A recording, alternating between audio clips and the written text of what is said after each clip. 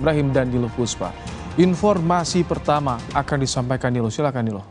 Terima kasih Mbak Im. Saudara, kita langsung ke informasi pertama di Kompas Petang. 2 ekor buaya yang muncul di kali di kawasan Pantai Indah Kapuk menjadi perhatian warga sekitar. Buaya guys, ada buaya. Ini merupakan visual kemunculan buaya Kali Cengkareng Drain dan kawasan Pantai Indah Kapuk, Jakarta Utara. Menurut warga, buaya ini muncul ketika permukaan air kali dalam keadaan jernih. Warga di sekitar kali menyatakan telah beberapa kali melihat kemunculan buaya ini.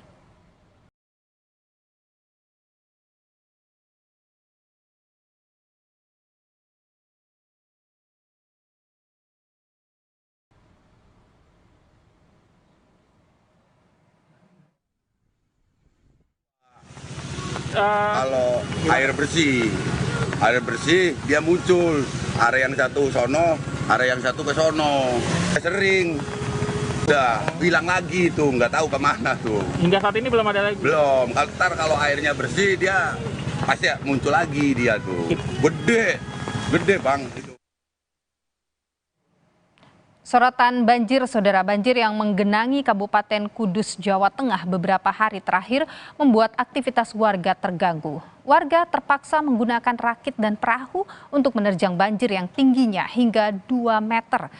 Ketinggian air di perkampungan sudah mencapai 1 hingga 2 meter. Akibatnya warga terpaksa menggunakan rakit dan perahu untuk menyeberangi genangan banjir. Banjir juga merendam sejumlah titik jalan raya di Kabupaten Kudus. Salah satunya di Jalan Lingkar Selatan yang terdapat genangan banjir setinggi 20 hingga 30 cm.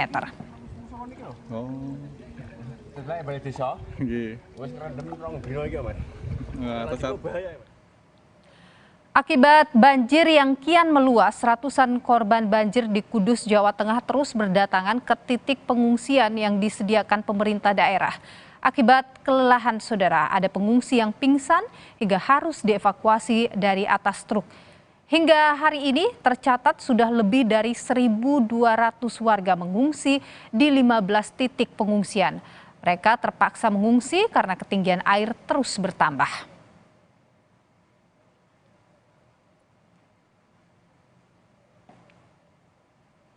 Di Grobogan, banjir mulai surut. Warga yang sejak 3 hari lalu tinggal di pengungsian kini mulai kembali ke rumah masing-masing. Meski masih banyak genangan, warga memilih kembali ke rumah untuk membersihkan rumah mereka dari lumpur genangan banjir.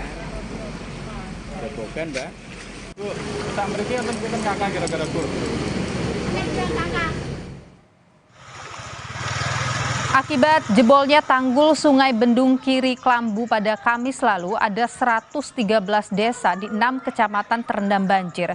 Banjir juga merendam 80 sekolah. Banjir di Kabupaten Grobogan disebabkan meluapnya air Sungai Lusi lantaran tak mampu menampung debit air hujan selama 3 hari. Keadaan ini kian parah setelah 2 tanggul Bendung Kiri Klambu jebol yang mengakibatkan banjir di permukiman warga meluas.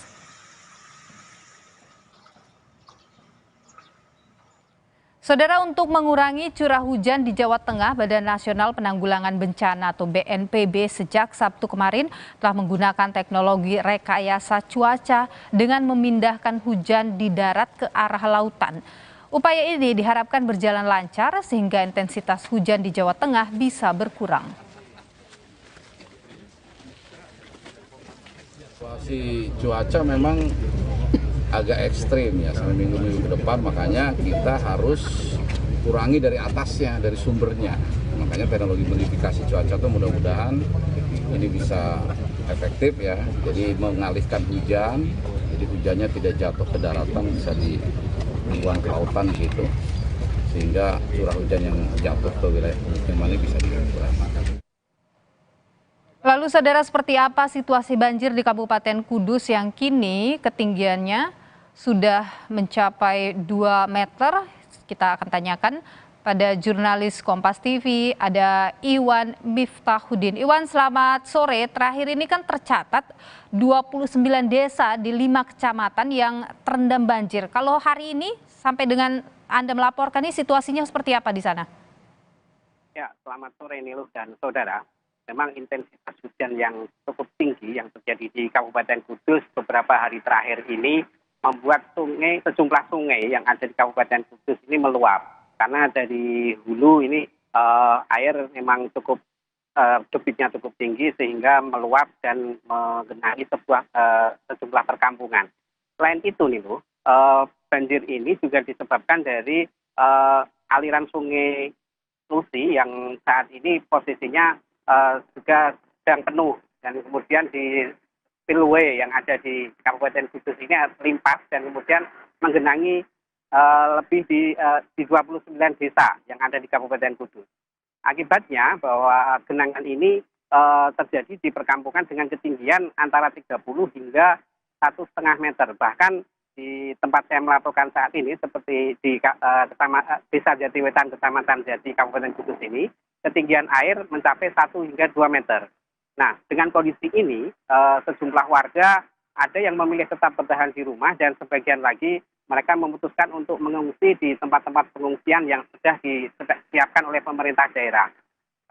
Sementara itu, untuk penanganan pengungsi saat ini bahwa lebih dari 15 titik pengungsian yang telah disiapkan oleh pemerintah daerah ini sudah disiapkan dan hampir dari kesemuanya itu sudah diisi lebih dari 100 pengungsi. Dan untuk memenuhi kebutuhan logistik para pengungsi, pemerintah juga sudah mendirikan sejumlah dapur umum yang nantinya akan menyiapkan kebutuhan logistik, dan kebetulan ini adalah di bulan Ramadan, jadi kebutuhan logistik ini akan diberikan pada waktu berbuka dan sahur, jadi sore dan pagi hari, seperti itu, Niluh. Ya, Iwan, terkait dengan pengungsi tadi, apakah ada yang terdata mengalami sakit? Bagaimana pemberian atau pelayanan untuk kesehatan mereka di pengungsian? Ya, dari pantauan kami di lapangan, memang ada beberapa pengungsi yang sudah lebih dari 2 hari berada di pengungsian. Mereka rata-rata sudah mulai merasa mual dan kemudian gatal-gatal muncul, dan dengan munculnya penyakit-penyakit ini, antisipasi dari petugas sudah menyiapkan posko pengobatan di tempat-tempat pengungsian. Dan memang untuk kebutuhan di pengungsian sendiri saat ini yang masih diperlukan adalah kebutuhan untuk air bersih, kemudian kebutuhan untuk anak-anak dan ibu-ibu, karena mereka tidak sempat membawa kebutuhan anak-anak untuk menuju ke pengungsian. Sementara itu untuk penanganan banjir, hingga saat ini pemerintah Kabupaten Kudus belum bisa berbuat banyak, mengingat genangan air yang menggenangi di 29 desa ini masih menunggu kondisi Sungai Lusi dan Sungai Wulan ini debitnya menurun.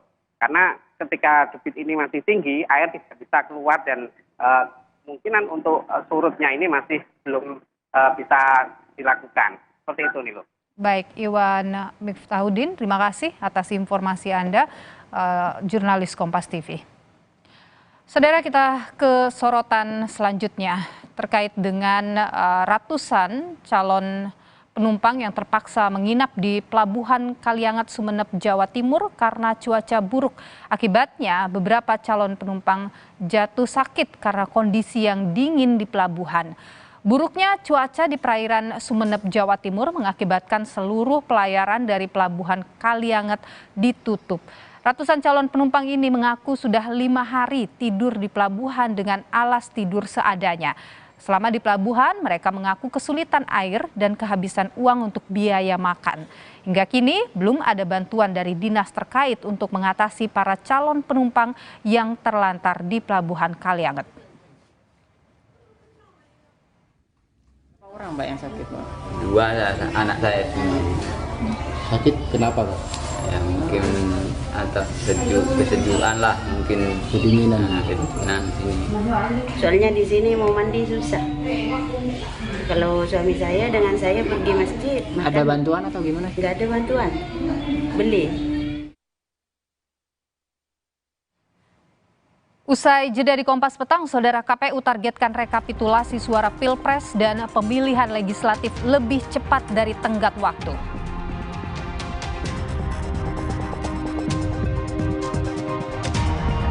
Anggota Komite Hak Asasi Manusia PBB dari Senegal, Barch Wali Diaye mempertanyakan netralitas Presiden Joko Widodo pada Pilpres 2024 terkait pencalonan Gibran Rakabuming Raka sebagai calon wakil presiden.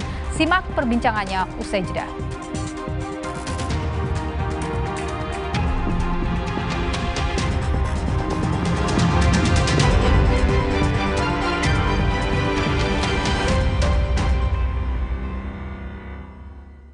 This is my way. Cobain deh. Hari-hari sibuk, itu pilihan. Tapi luwak white coffee selalu menemaniku. This is my way. Cobain deh.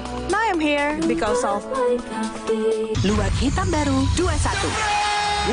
2 sendok kopi dan 1 sendok gula. 21. Bubuk kopi lebih kental. Kopi luwak hitam baru. Galon Le Mineral 100% bebas BPA. Aman untuk anak dan keluarga. Ciri galon bebas BPA, bening transparan, ditandai kode segitiga nomor 1. Galon Le Mineral, untuk sehatnya keluarga. Rumah lebih dari sekedar 4 dinding yang beratap. Rumah penuh dengan momen yang dilalui bersama. Lindungi momen-momen berharga itu bersama Dulux Weather Shield Powerflex dengan Triple Defense Technology. Mau simpan makanan sebanyak ini? Masih muat? Muat! Polytron Flex Up 5-in-1 Cooling System. Lebih banyak muatnya. Nitip muat nggak? Kenapa aku pilih Le Mineral? Soalnya cuma ini nih yang masih ada segelnya. Debu jadi nggak akan masuk di sela-sela tutup botolnya. Benar, Le Mineral disegel secara khusus sehingga terjamin kebersihannya. Le Mineral. Saat cahaya pertama menyapa, kita merasakan hangatnya dekapan keluarga. Di meja sahur, kita tidak hanya berbagi makanan, tapi juga cerita tentang mimpi dan harapan. Inilah momen kebersamaan yang membuat hati kita terasa hangat. Saatnya tidur. Waduh, sulit tidur nih. Sulit tidur? Minum Fulas 1 tablet menjelang tidur. Fulas mengandung formula dari bahan alam juga halal. Fulas membantu meringankan gangguan sulit tidur. Pas aku coba Le Mineral, seger banget, nggak bikin enak sama sekali. Benar, karena Le Mineral mengandung mineral esensial yang tercantum jelas di kemasannya. Inilah yang membuat rasa airnya lebih segar. Kayak ada manis-manisnya. Le Mineral.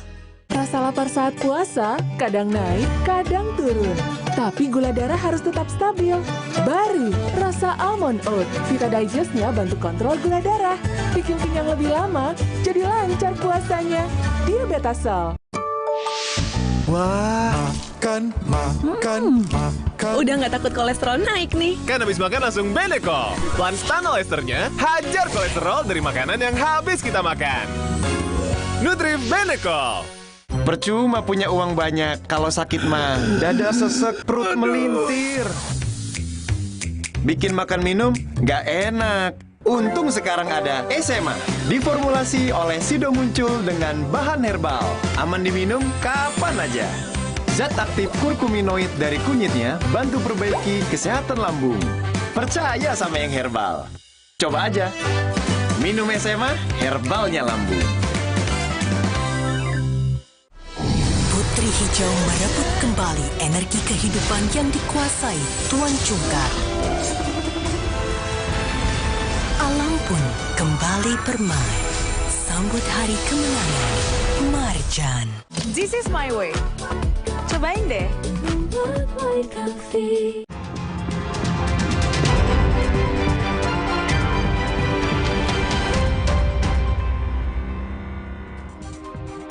Saudara, KPU telah mengesahkan hasil rekapitulasi suara nasional Pilpres dan Pileg sebanyak 32 provinsi dari total 38 provinsi. Dari keseluruhan provinsi yang melakukan rekapitulasi, pasangan Capres Prabowo Gibran unggul di 30 provinsi, sedangkan 2 provinsi lain unggul pasangan Anies Muhaimin.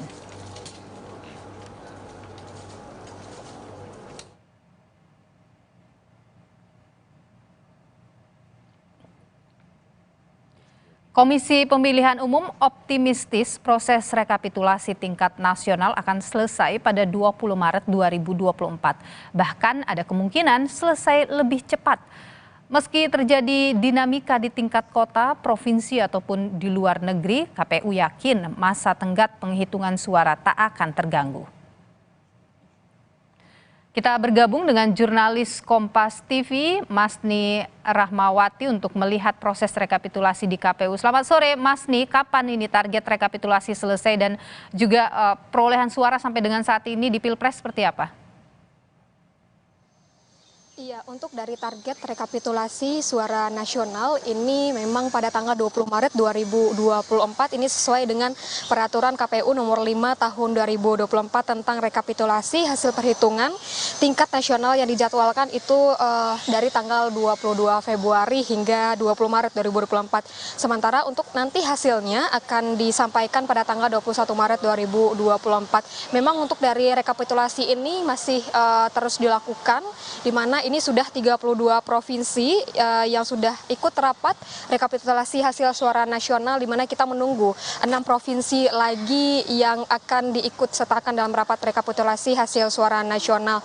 Untuk hari ini memang dijadwalkan akan dilaksanakannya rekapitulasi hasil suara nasional untuk Provinsi Papua Tengah, namun dari informasi sementara yang kami dapatkan belum dimulai sejak pagi tadi karena dari tim KPU RI ini masih menunggu dari tim KPU Papua Tengah untuk sampai di Jakarta, namun belum dipastikan kapan sampainya. Namun informasi terakhir yang kami dapatkan memang untuk dari tim KPU Papua Tengah ini dijadwalkan ini sampai di Jakarta sekitar sore ini, dan belum dipastikan juga kapan akan dimulai untuk rekapitulasi suara nasionalnya.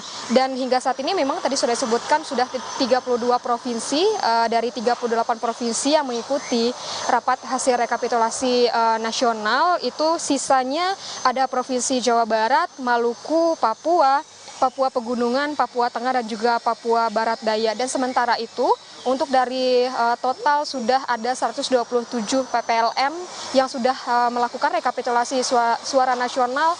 Ini ada sisa satu lagi yaitu PPLN Kuala Lumpur Malaysia, di mana sebelumnya dari PPLN Kuala Lumpur Malaysia ini melakukan pemungutan suara ulang. Dan hingga saat ini untuk dari hasil rekapitulasi untuk Pilpres 2024 itu untuk pasangan Anies Mohaimin ini unggul di 2 provinsi, sedangkan untuk Prabowo Gibran ini unggul di 30 provinsi, sedangkan untuk Ganjar Mahfud ini belum unggul di provinsi manapun. Dan memang untuk dari target rekapitulasi ini dijadwalkan itu sekiranya paling lambat pada tanggal 20 Maret 2024, namun dari KPU sendiri ini optimis targetnya itu sebelum 20 Maret ini sudah selesai seperti itu. Nah, Bawaslu pun meyakini untuk KPU bisa menargetkan atau selesai rekapitulasi hasil suara nasional ini sebelum 20 Maret 2024. Jika KPU gagal menyelesaikan rekapitulasi nasional ini sesuai dengan batas waktu, ini bisa menjadi adanya pelanggaran administrasi dan juga dapat menimbulkan ketidakpercayaan dan keraguan publik pada kredibilitas penyelenggaraan proses dan juga hasil pemilu 2024. Dan kita berharap KPU ini dapat menyelesaikan rekapitulasi nasional ini sesuai target ataupun lebih baiknya sebelum target 20 Maret 2024 nih. Baik, Mas Ni, untuk Pileg bagaimana? Singkat saja, kapan mungkin hasilnya bisa diketahui? Iya, untuk dari semua rekapitulasi hasil suara nasional memang 20 Maret 2024. Untuk saat ini memang sudah 32 provinsi yang sudah melaksanakan rekapitulasi, dan kita akan menunggu untuk baik itu Pilpres dan juga Pileg nantinya memang targetnya 20 Maret 2024 dan akan diumumkan pada 21 Maret 2024. Nilu. Baik, Mas Ni Rahmawati, jurnalis Kompas TV, terima kasih atas informasi Anda langsung dari Gedung KPU RI Jakarta. Saudara, kita ke sorotan selanjutnya. Kementerian Perhubungan memprediksi 71,7% penduduk Indonesia akan melakukan perjalanan mudik Lebaran 2024. Ini artinya jumlah pemudik tahun ini diprediksi akan lebih tinggi dari jumlah pemudik tahun lalu. Lebaran kali ini 193 juta orang akan melakukan perjalanan mudik. 28,4 juta diantaranya adalah penduduk Jabodetabek.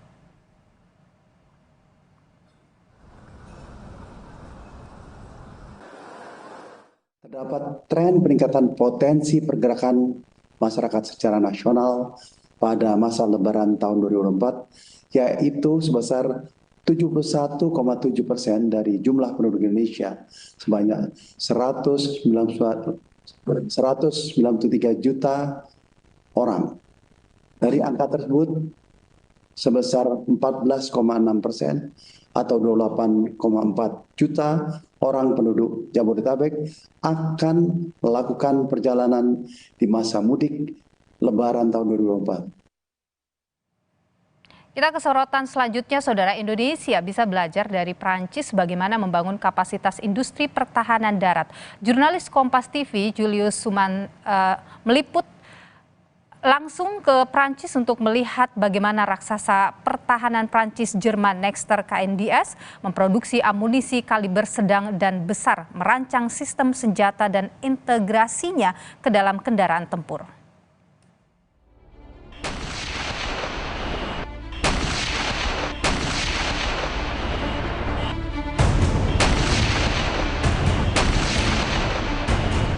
Beberapa waktu lalu, saya berkesempatan melawat ke Prancis melihat dapur salah satu raksasa industri pertahanan darat Eropa, Nexter KNDS. 3 lokasi fasilitas produksi kami kunjungi, pabrik amunisi di La Chapelle Saint-Arsang, pabrik gun atau weapon system di Bourges, dan pabrik kendaraan tempur di Rouen.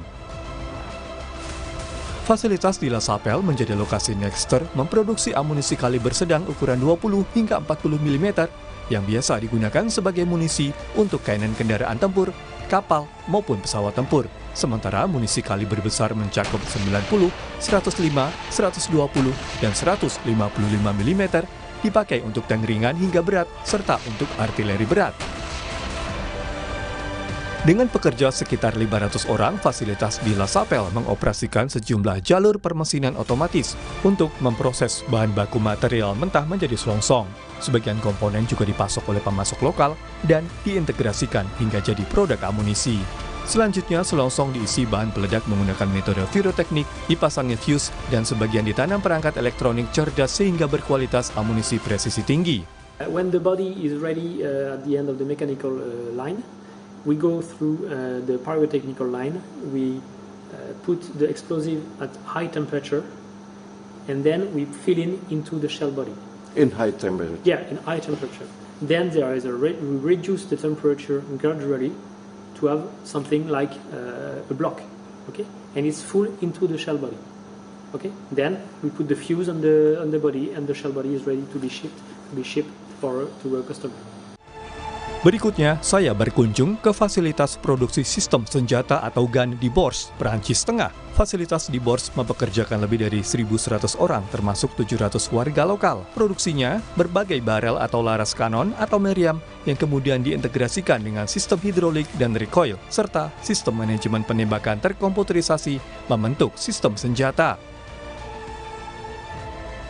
Sistem senjata yang dihasilkan di Bourges antara lain dipakai untuk artileri SUA gerak sesar, meriam untuk main battle tank Leclerc, beragam kanon rampur, kanon kapal laut, hingga kanon untuk pesawat tempur Dassault Rafale.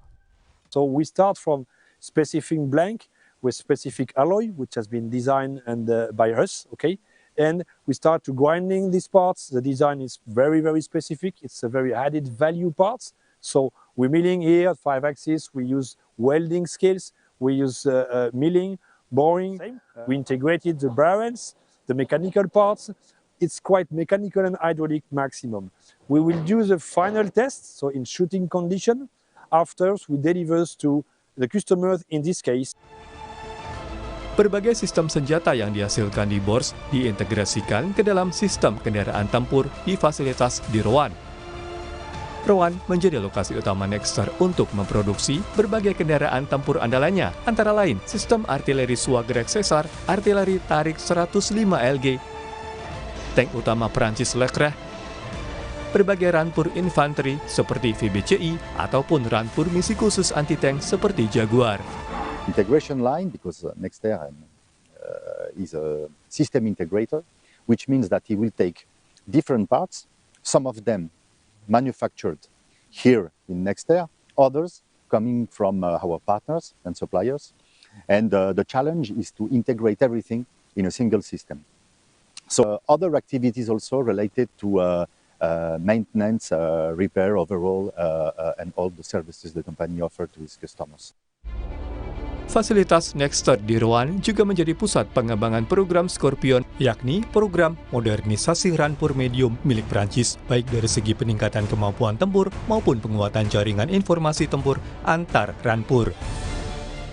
Untuk membangun industri pertahanan yang kuat, diperlukan sumber daya manusia yang berkualitas, teknologi yang tinggi dan inovatif, serta ekosistem yang mampu menjamin rantai pasok. Tentu saja juga diperlukan political will dari setiap pihak. Bagaimana dengan Indonesia? Si vis pacem para belum. Jika kau ingin damai, bersiaplah untuk perang. Julius Suman, Rouen, Prancis. Usai para sekjen bertemu bersama Partai Nasdem, PKS, dan PKB sepakat akan melanjutkan koalisi bersama di Pilkada Jakarta. Simak perbincangannya di Kompas Petang usai jeda berikut ini.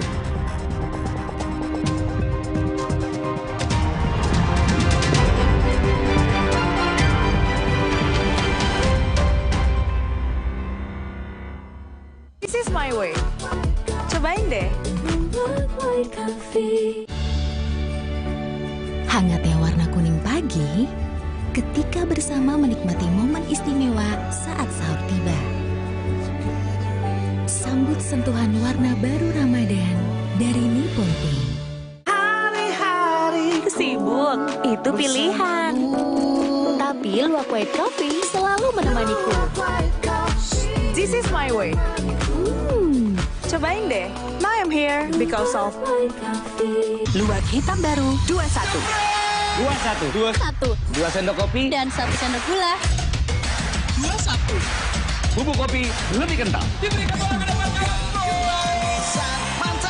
Kopi luwak hitam baru.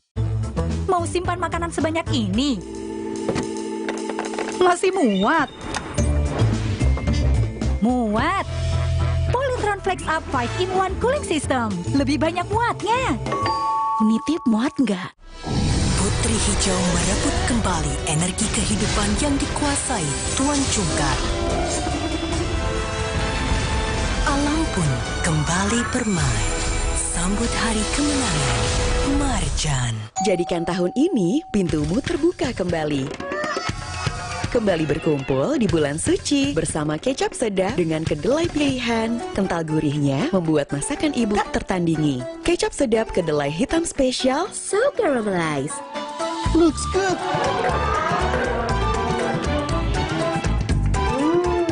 Tastes good. Dengan kecap sedap, berkah manis Ramadan lebih terasa. Yuk, buka kembali pintumu dengan kecap sedap dari Wings Food. Persiapan puasa harus pol, biar aktivitas gak kendor. Yah, jebol. Aduh, sakit mah nongol. Redakan cepat dengan Polisilen. Formula jempol, kembali gaspol. Polisilen, pertolongan pertama ketika sakit mah dan kembung. Obatnya orang Indonesia dari Faros. Manisnya warna mawar merah muda saat mendengar semua lantunan doa. Sambut sentuhan warna baru Ramadan dari Nippon Paint. Mau mengiklankan usaha kamu dengan harga terjangkau? Langsung aja ke pasangiklan.com. Pasang iklan segampang upload, bayar, tayang. Ada beragam paket yang bisa kamu pilih di pasangiklan.com. Mulai dari harga Rp50.000 sampai harga Rp1.000.000. Iklan kamu akan tayang di jaringan media milik Kompas Gramedia. Jadi, iklan kamu berpotensi dilihat oleh 270 juta pembaca. Di pasangiklan.com, kamu bisa memilih jenis iklan yang ingin ditayangkan. Kamu bisa memilih iklan untuk ditayangkan di website, Instagram, atau iklan baris di koran Kompas. Di pasangiklan.com, kamu nggak perlu khawatir, karena setelah iklan ditayangkan, kamu akan mendapatkan informasi mengenai perkembangan iklan berupa laporan performa untuk iklan digital dan Instagram, serta notifikasi penayangan untuk iklan baris di koran Kompas. Jadi, mau pasang iklan yang dilihat banyak orang dengan harga terjangkau? Segampang upload, bayar, lalu tayang? Tunggu apa lagi? Langsung aja ke pasangiklan.com. Percuma punya uang banyak, kalau sakit mah dada sesek, perut melintir. Bikin makan minum nggak enak. Untung sekarang ada SMA, diformulasi oleh Sido Muncul dengan bahan herbal. Aman diminum kapan aja. Zat aktif kurkuminoid dari kunyitnya bantu perbaiki kesehatan lambung. Percaya sama yang herbal. Coba aja. Minum SMA, herbalnya lambung. Supaya badan kuat selama puasa, gimana ya? Minum susu steril 7 kurma. Betul, karena kurma kaya antioksidan. Plus susu steril double khasiat. Enak. Badan segar. Susu steril 7 kurma double khasiatnya. This is my way. Cobain deh.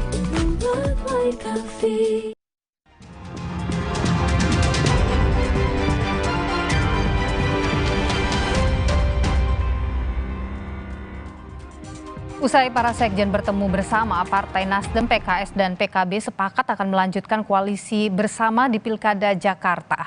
Sekjen Partai Nasdem bilang pertemuan Jumat malam meneguhkan kesungguhan koalisi Nasdem, PKS, dan PKB di pemilihan Gubernur Jakarta meski belum menentukan siapa yang akan maju menjadi calon gubernur dan calon wakil gubernur.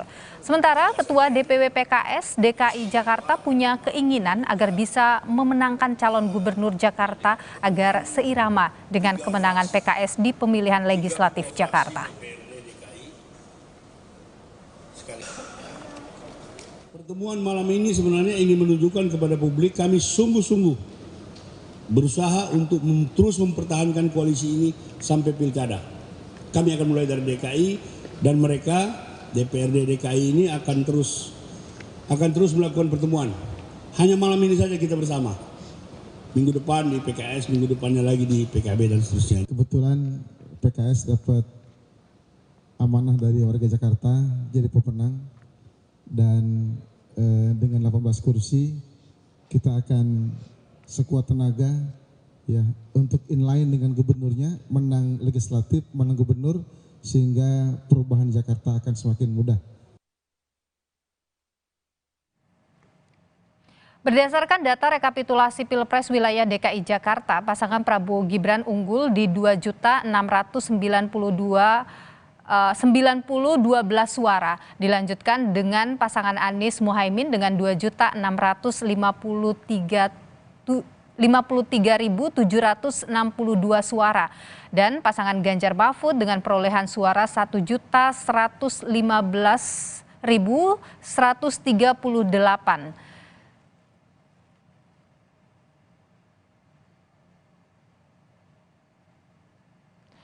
Sementara itu, Sekjen PKS Abu Bakar Al-Habsyi bicara soal sikap partainya akan bergabung dalam pemerintahan mendatang atau memilih menjadi oposisi.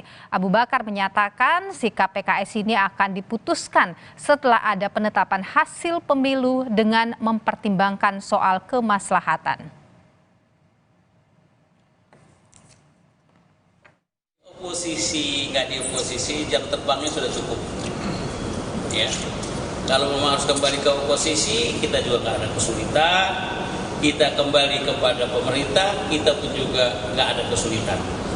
Tinggal permasalahannya adalah kita lihat dari hasil besok, baru kalau watak dan karakter PKS selalu keputusan itu di Majelis Syuro.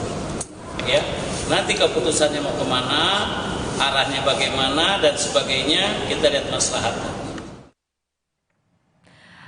Hasil rekapitulasi penghitungan suara Pilpres belum diumumkan KPU. 3 partai koalisi pendukung Anies Baswedan, Nasdem, PKS, dan PKB justru sudah ancang-ancang akan melanjutkan koalisi bersama di Pilkada Jakarta. Sementara calon Presiden Anies Baswedan menganggap pertanyaan soal apakah dirinya maju di Pilkada Jakarta setelah Pilpres 2024 ini merupakan upaya untuk menggeser percakapan Pilpres. Kita akan bahas sore hari ini, saudara, bersama kami di Kompas Petang sudah hadir melalui sambungan Zoom ada Sekjen Partai Nasdem Hermawi Taslim dan juga ada Burhanuddin Mutadi, Direktur Eksekutif Indikator Politik Indonesia. Selamat sore Bapak-bapak, sehat selalu. Selamat sore. Sore. Ya, sebelum kita lanjutkan perbincangan ini, saya mau mengajak dulu untuk mendengarkan bersama pernyataan dari calon Presiden Anies Baswedan yang menganggap bahwa pertanyaan soal apakah dirinya maju di Pilkada Jakarta setelah Pilpres 2024 ini merupakan upaya untuk menggeser percakapan Pilpres. Kita dengarkan bersama ya, setelah KPU ini mengumumkan hasil rekapitulasi penghitungan suara pada 20 Maret 2024, baru nanti katanya Anies ini akan memikirkan langkah selanjutnya. Kita dengarkan bersama. Pak sendiri akan maju Pilgub lagi atau gimana Pak? Di DKI Pak? Tidak. Jadi karena itu saya bilang ini pembicaraan tentang pilkada itu upaya menggeser tanpa sadar percakapan pilpres ini mau digeser jadi percakapan pilkada.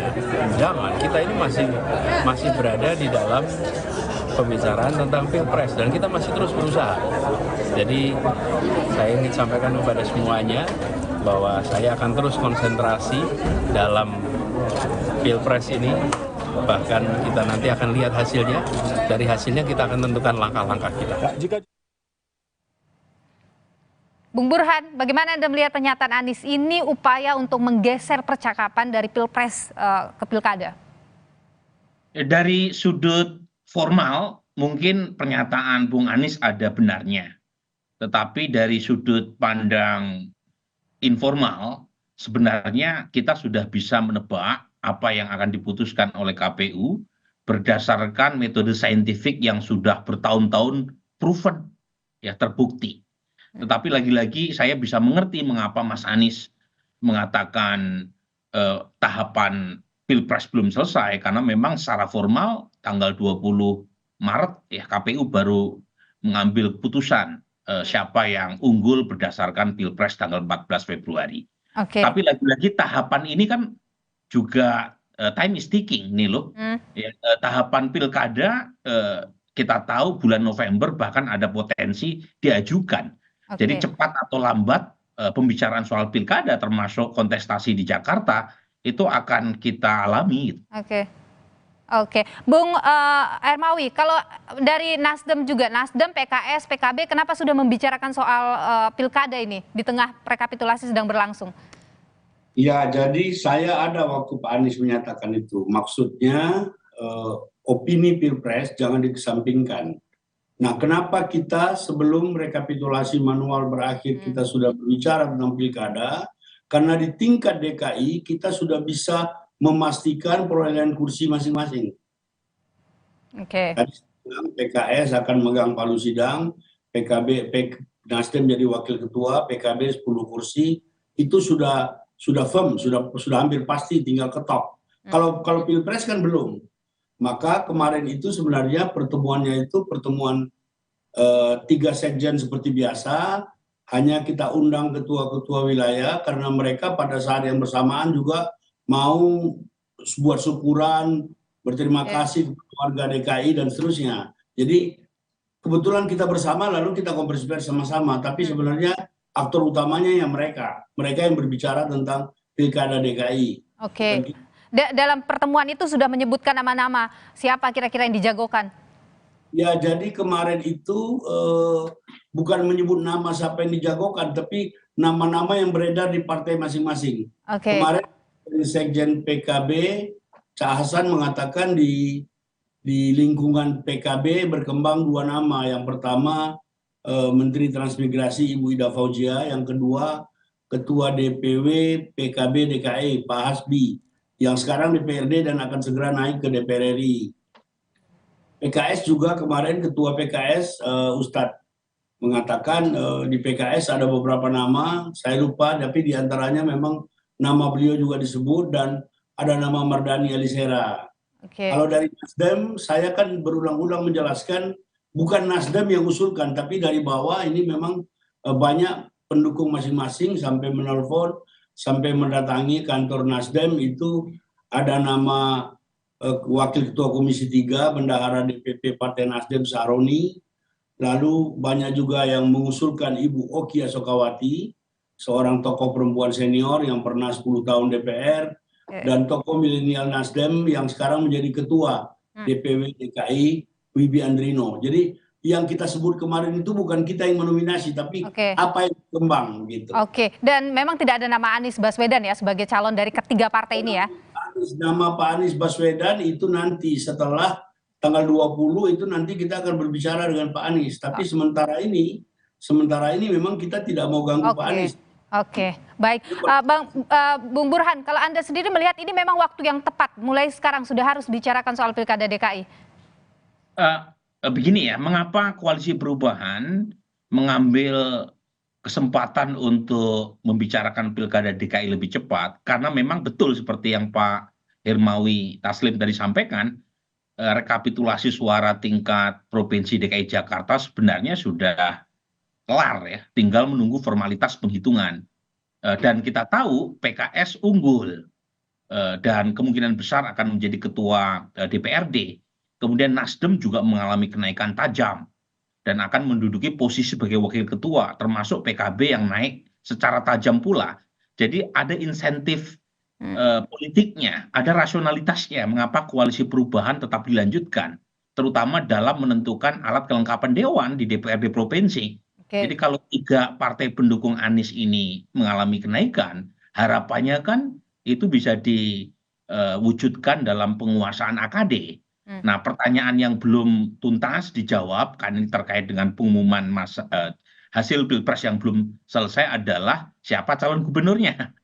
Nah, kalau sudah disebutkan sejumlah nama ya. Iya, sejumlah nama, tetapi kan pertanyaannya nih loh, kalau misalnya Mas Anies diputuskan kalah dalam Pilpres dan kemudian jalur politik maupun jalur hukum juga mentok, pertanyaannya apakah Mas Anies akan tanda kutip nganggur 5 tahun ke depan kalau tidak maju di Pilkada DKI kan belum tentu juga.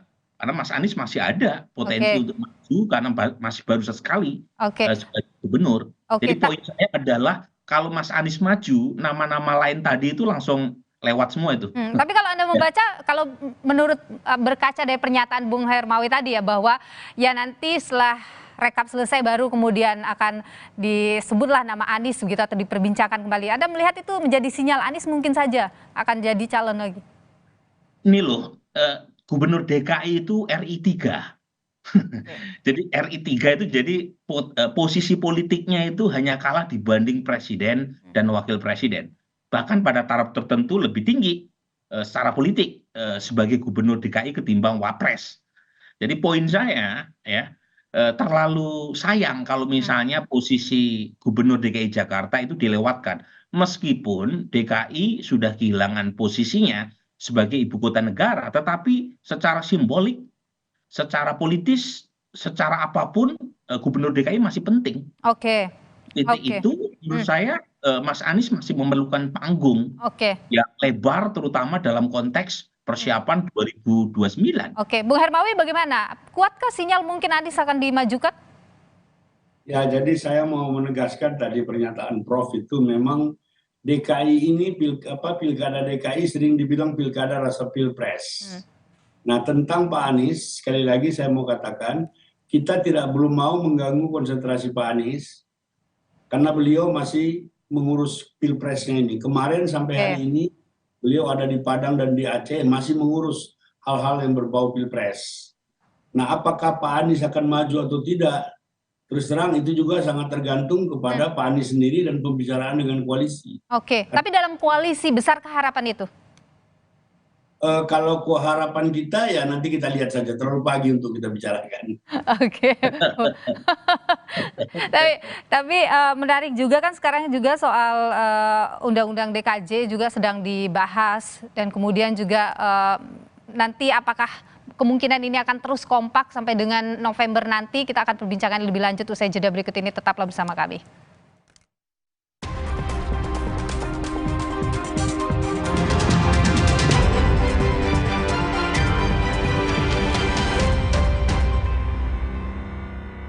This is my way. Cobain deh. Galon Le Mineral 100% bebas BPA. Aman untuk anak dan keluarga. Ciri galon bebas BPA, bening transparan, ditandai kode segitiga nomor 1. Galon Le Mineral, untuk sehatnya keluarga. Rasa lapar saat puasa, kadang naik, kadang turun.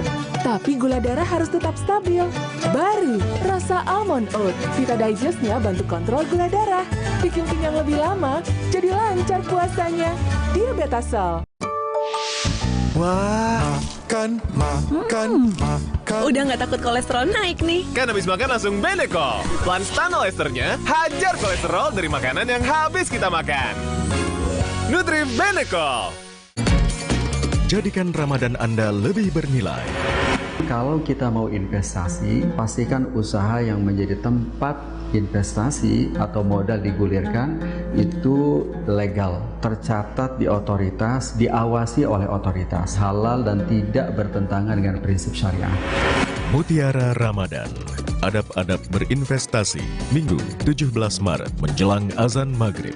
Bersama teman Ramadan, Kompas TV. Optimalkan kemajuan 50% tumbuh nyata si kecil dengan nutrisi tepat dan perhatian terbaik. Pediasure dipercaya lebih dari 25 tahun dukung pertumbuhan nyata. Persiapan puasa harus pol, biar aktivitas gak kendor. Yah, jebol. Aduh, sakit mah nongol. Redakan cepat dengan Polisilen. Formula jempol, kembali gaspol. Polisilen, pertolongan pertama ketika sakit mah dan kembung. Obatnya orang Indonesia dari Faros. Putri Hijau merebut kembali energi kehidupan yang dikuasai Tuan Cungkar. Alam pun kembali bermain. Sambut hari kemenangan, Marjan. Hijabers, ini shampoo yang match buat kita karena ada serumnya. Baru, Cerasoft Serum Shampoo Hijab 3-in-1. Rambut jadi 3 kali lebih lembut, gak lepek dan gak ketombean. Cerasoft Serum Shampoo Hijab 3-in-1. Try and feel the difference. Sumber energi kehidupan kini tampak berbahaya. Tuan Cungkar berubah. Kekuatan yang ia rebut tak bisa dikendalikan. Putri Hijau memutus kekuatan Tuan Cungkar. Mengembalikan alam permai untuk semua. Sambut hari kemenangan, Marjan. Warna coklat hangat yang ramah, siap menyambut senyum keluarga dengan rasa bersyukur di bulan penuh berkah. Sambut sentuhan warna baru Ramadan dari Nippon Paint. Dear kamu, kami tahu setiap kamu punya beragam cara jalani hari di bulan suci. Ada kamu yang sukanya ngabuburit bareng keluarga, atau kamu yang selalu ingin melalui setiap waktu dengan lebih seru. Demi kamu, kami akan terus jadi teman setia. Mengisi Ramadan penuh makna dan keceriaan. Mendukung setiap aktivitas dengan internet lebih kencang, lebih bebas. Ramadan ini demi kamu. Hari-hari sibuk, itu pilihan. Tapi luwak white coffee selalu menemaniku. This is my way. Cobain deh. Now I'm here because of Luwak hitam baru 21. 2 sendok kopi Dan 1 sendok gula. 21. Bubuk kopi lebih kental. Kopi luwak hitam baru. This is my way. Cobain deh.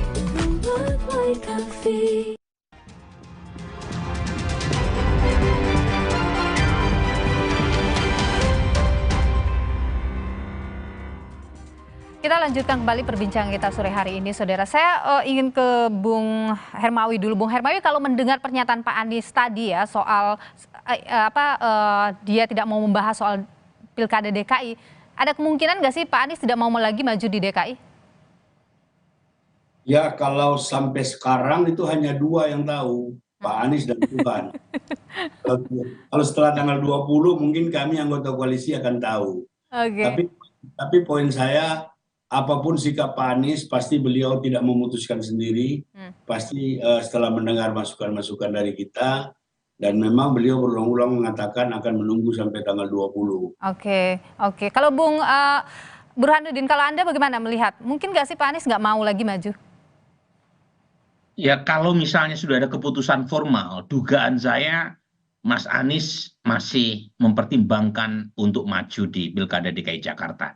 Alasannya seperti yang tadi saya bilang, bagaimanapun perlu panggung politik yang lebar dan luas dan sekaligus sepadan buat Mas Anies untuk bisa muncul sebagai calon presiden di kontestasi elektoral berikutnya. Dan kalau misalnya beliau tidak memiliki panggung yang luas dan sepadan, saya khawatir popularitas Mas Anies akan berkurang. Dan menjadi gubernur DKI Jakarta itu sangat worth it buat beliau untuk diteruskan. Oke, Bung Burhan, kalau Anda melihat ini kan sekarang Undang-Undang DKJ sedang dibahas. Ini ada kemungkinan di DKI ini akan di bawah Wapres, kemudian dikembangkan menjadi daerah atau wilayah aglomerasi. Anda melihat daya tarik Jakarta akan bagaimana kalau misalnya Undang-Undang DKJ itu disahkan? Begini ya, sampai sekarang kita harus lihat konteksnya nih loh. RUU DKJ diputuskan tahun lalu itu sebelum terjadi tanda kutip perpecahan di antara partai pendukung pemerintah. Pada saat itu terjadi semacam party collusion, sehingga jangankan soal aglomerasi, bahkan pada saat itu gubernur dan wakil gubernur DKI itu diputuskan secara bersamaan kecuali PKS agar ditunjuk oleh presiden. Nah, mengapa kemudian muncul draft yang diusulkan oleh Balik secara kontroversial semacam itu? Karena saat itu partai-partai pemerintah masih satu kata dengan presiden. Tetapi kan muncul Pilpres yang membuat party collusion tadi terpaksa berantakan. Dan akhirnya masing-masing punya kepentingan. Dan ketika masing-masing punya kepentingan, saya tidak yakin pasal-pasal yang kontroversial tadi itu masih berjalan. Jadi udah hampir pasti pemilihan akan tetap secara langsung untuk pemilihan gubernur DKI Jakarta. Dan saya juga tidak yakin ya gubernur DKI nanti akan di bawah Wapres, karena sudah pasti PDI Perjuangan termasuk juga mungkin Nasdem, PKB, partai-partai pemerintah tidak setuju dengan asumsi Mas Gibran yang nanti akan terpilih sebagai Wapres. Jadi konteks politik sudah berubah. Mungkin soal aglomerasi tetap akan dibicarakan, tetapi tidak akan mengganggu hak rakyat terkait dengan mandat yang harusnya dipilih atau ditentukan oleh publik. Oke, aglomerasi ini kan nanti wacananya itu Wapres yang jadi ketua Dewan Aglomerasinya. Nah itu bagaimana tuh kira-kira kalau Anda lihat misalnya nanti Anies yang menjadi Gubernur DKI Jakarta, kira-kira pengaruhnya akan bagaimana tuh? Dan jangan lupa juga nih loh, pertanyaan berikutnya adalah apakah Pak Prabowo kalau misalnya beliau menang akan ikhlas memberikan semacam kewenangan buat Wapres untuk mengelola aglomerasi. Ini jadi kontestasinya bukan soal Anies sama Pak Hermawi Taslim saja. Ini juga antara Pak Jokowi dengan Pak Prabowo. Jadi maksud saya terlalu dini kita untuk membicarakan soal aglomerasi di bawah kewenangan Wapres. Karena bagaimanapun ya presiden pasti pengen menjadi matahari tunggal. Dan kalau kemudian dibagi-bagi dengan Wapresnya, itu akan menimbulkan pertanyaan, terutama terkait siapa yang punya hak prerogatif terkait dengan kewenangan mengelola negara. Gitu. Oke, Bung Hermawi, kalau Anda sendiri melihat bagaimana wacana itu? Aglomerasi ini kan masih dalam proses pembahasan. Belum ada kata akhir dari fraksi-fraksi. Jadi seperti kata Pak Burhan tadi, peta sudah berubah, banyak aspek-aspek lain yang perlu dipertimbangkan, tetapi yang pasti Gubernur DKI itu tetap menarik. Jakarta sampai 10 tahun ke depan, meskipun kita ibu kota sudah pindah di IKN, dia akan tetap menjadi primadona Jakarta. Karena itu, maka kami sedini mungkin juga merapatkan barisan, berusaha sekuat tenaga, memastikan setidak-tidaknya koalisi 01 ini awet menghadapi pilkada DKI. Syukur-syukur pilkada yang lain. Kalau ada yang mau ikut yang lain, kita welcome. Tetapi tadi kemarin Ustaz Khairuddin menarik sekali, dia mengatakan kita mau ada sinergisitas yang utuh antara eksekutif dan legislatif di DKI. Legislatif kita sudah pegang, ada 2 pimpinan di situ. 1 PKS, 1 Nasdem, dan kita inginkan supaya eksekutifnya juga kita pegang. Dan itu kalimat kunci dari pertemuan kemarin, saya kira. Bung Hermawi, tapi kalau misalnya soal wacana tadi Wapres jadi ketua Dewan Aglomerasi, apakah Nasdem ini sepakat dengan hal itu? Karena ini juga lagi digodok kan? Ya itu lagi digodok di fraksi. Sekarang masih dalam proses pembahasan. Kita belum sampai kata akhir. Posisinya Nasdem bagaimana atas wacana itu? Posisi Nasdem kalau wacana silakan saja masing-masing anggota bisa berbicara. Tapi kata akhir fraksi nanti akan ditentukan dan mereka biasanya kalau hal-hal yang krusial seperti itu akan berkonsultasi dengan DPP, dengan Ketua Umum dan Sekjen. Karena itu kami menunggu mereka. Sampai dengan sekarang belum ada pembahasan itu berarti kepada Sekjen? Belum sampai ke DPP. Belum sampai di BPP. Bung Burhan, tadi Bung Hermawi sempat menyebut soal 3 partai ini akan solid, berharap bahkan mungkin tidak hanya di DKI koalisinya ke daerah lain juga. Anda meyakini bahwa ini akan jadi koalisi yang solid di pilkada nanti? Biasanya kalau kita merujuk pada pengalaman sebelumnya, koalisi di tingkat pilpres itu tidak serta-merta berlanjut di tingkat pilkada. Jadi driver utama koalisi di tingkat pilkada adalah calon yang akan diusung punya potensi menang, dan karenanya popularitas dan elektabilitas itu seringkali menjadi glue atau perekat mengapa muncul koalisi yang mendukung calon tertentu. Jadi untuk konteks DKI Jakarta lagi-lagi itu konteksnya ada rasionalitas politiknya juga. Karena 3 partai pendukung Mas Anies mengalami kenaikan. Dan PKB mengalami kenaikan telak. Dan kemungkinan PKS memegang posisi sebagai ketua DPRD. Nah, kalau misalnya di pilkada lain itu koalisi partai pendukung 01 tidak memiliki keuntungan elektoral seperti di DKI Jakarta, kemungkinan besar juga tidak akan berlanjut di tempat lain. Dan itu juga terjadi dengan koalisi pendukung 02 atau 03. Kalau misalnya mereka lemah di suatu daerah, ya mereka akan berkoalisi dengan partai-partai yang mendukung 01 atau 03. Saya ingin ke Bung Hermawi, ketika bicara soal bahwa ini akan kuat dan kemudian akan bersama-sama, apakah tanda bahwa Nasdem akan jadi oposisi nih? Nah, itu juga pertanyaan itu nanti setelah kita hitung-hitungan kita dapat kursi berapa. Kemarin waktu berbicara 3 sekjen itu, PKS mengatakan diperkirakan mereka akan mendapat 52 kursi DPR RI, sekjen PKB mengatakan akan dapat 68, kami sampai sekarang tentatif masih 66, tapi sangat tergantung kepada siapa yang masuk di parlemen. Ini kan ada beberapa partai yang masih ada di daerah pinggiran. Nah, kita tunggu saja sampai tanggal 20, nanti akan ada penjelasan lebih lanjut. Kalau dari Bung Burhan melihatnya bagaimana? Mungkin tidak ini, oposisi? Mungkin terlalu dini ya, it's too early to tell kalau membicarakan soal sekarang.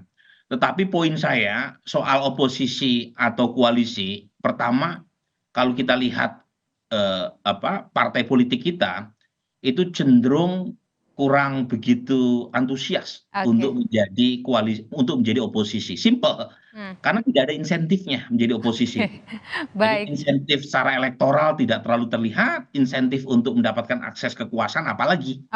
Nanti tentu kita akan lihat lagi. Nanti yang akan menentukan. Baik, kalkulasi politik sedang dilakukan sekarang, tentu nanti akan kita nantikan bersama. Terima kasih Bung Hermawi Taslim, Sekjen Partai Nasdem, dan juga Bung Burhanuddin Muhtadi sudah berbagi pandangan di Kompas Petang. Sehat selalu Bapak-Bapak. Makasih semuanya. Saudara, kami masih akan hadirkan sejumlah informasi penting di Kompas Petang, akan dipandu oleh rekan saya Rahmat Ibrahim. Ibrahim, silakan. Baik, terima kasih Nil. Saudara, anggota Komisi 3 DPR fraksi Gerindra Habibur Rahman tanggapi soal netralitas Jokowi di Pilpres yang dipertanyakan pada sidang Komite HAM PBB.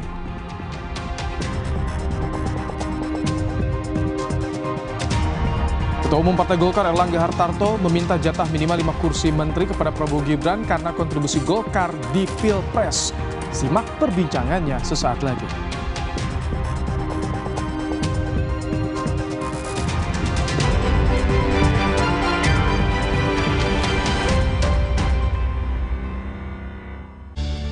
Damainya warna biru bahari yang mengiringi senyum saat berpelukan di momen indahnya tali silaturahmi.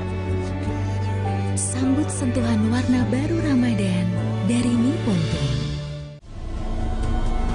Sumber energi kehidupan kini tampak berbahaya. Tuan Jungkat berubah. Kekuatan yang ia rebut tak bisa dikendalikan. Putri Hijau memutus kekuatan Tuan Jungkat. Mengembalikan alam permai untuk semua.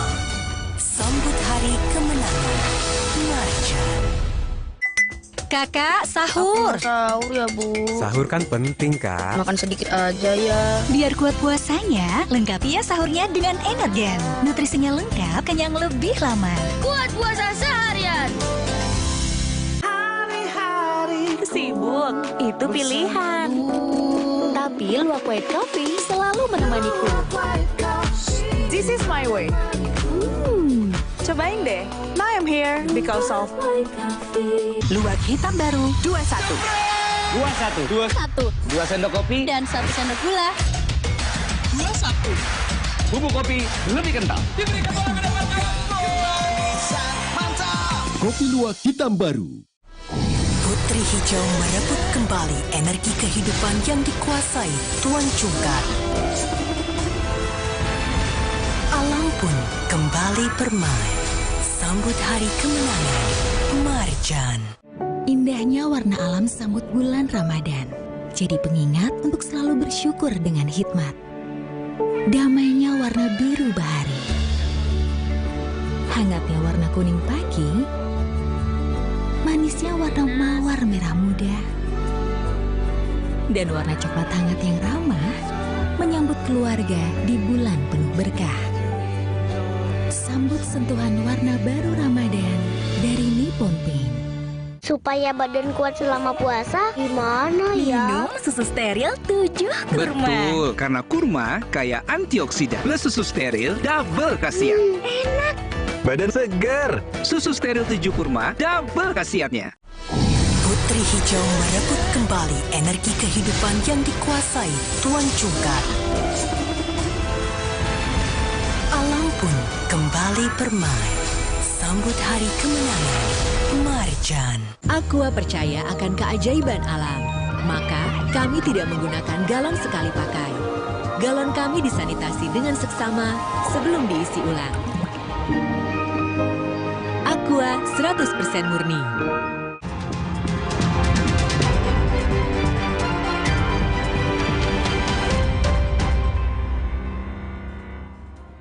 Saudara anggota Komisi 3 DPR, fraksi Gerindra yang juga tim kampanye nasional TKN Prabowo Gibran Habibur Rahman menanggapi pernyataan anggota Komite HAM PBB di Jenewa, Swiss yang menyinggung soal netralitas Jokowi di Pilpres. Terkait pernyataan anggota Komite HAM PBB, Habibur Rahman berpendapat pernyataan yang disampaikan menyinggung netralitas Presiden Joko Widodo dan pencalonan Gibran dalam Pilpres 2024 merupakan pertanyaan kritis. Habibur Rahman juga menyinggung mengenai legitimasi pemilu di Indonesia. Ia mengatakan beberapa negara demokrasi seperti Amerika Serikat, Inggris, dan Australia telah mengucapkan selamat karena pemilu telah selesai dilaksanakan. Kami anggota Komisi HAM PBB tersebut tidak menyampaikan pernyataan yang bersifat judgement.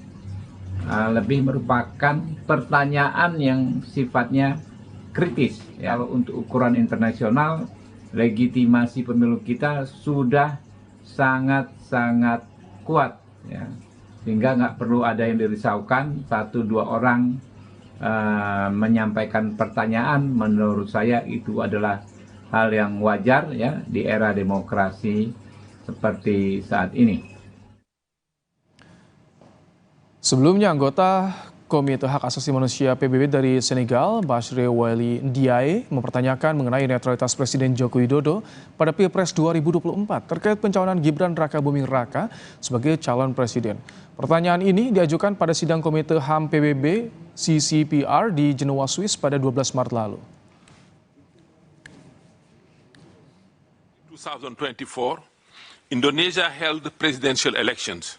Campaigning took place in the aftermath of a last-minute court ruling that changed eligibility criteria, allowing the president's son to join the ticket of the front-runners in the election.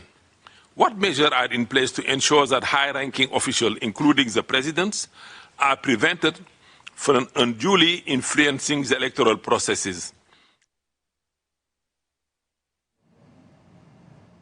Kita ke sorotan berikutnya, Saudara. Ketua Umum Partai Golkar Erlangga Hartarto meminta jatah minimal 5 kursi menteri kepada Prabowo Gibran karena kontribusi Golkar di Pilpres.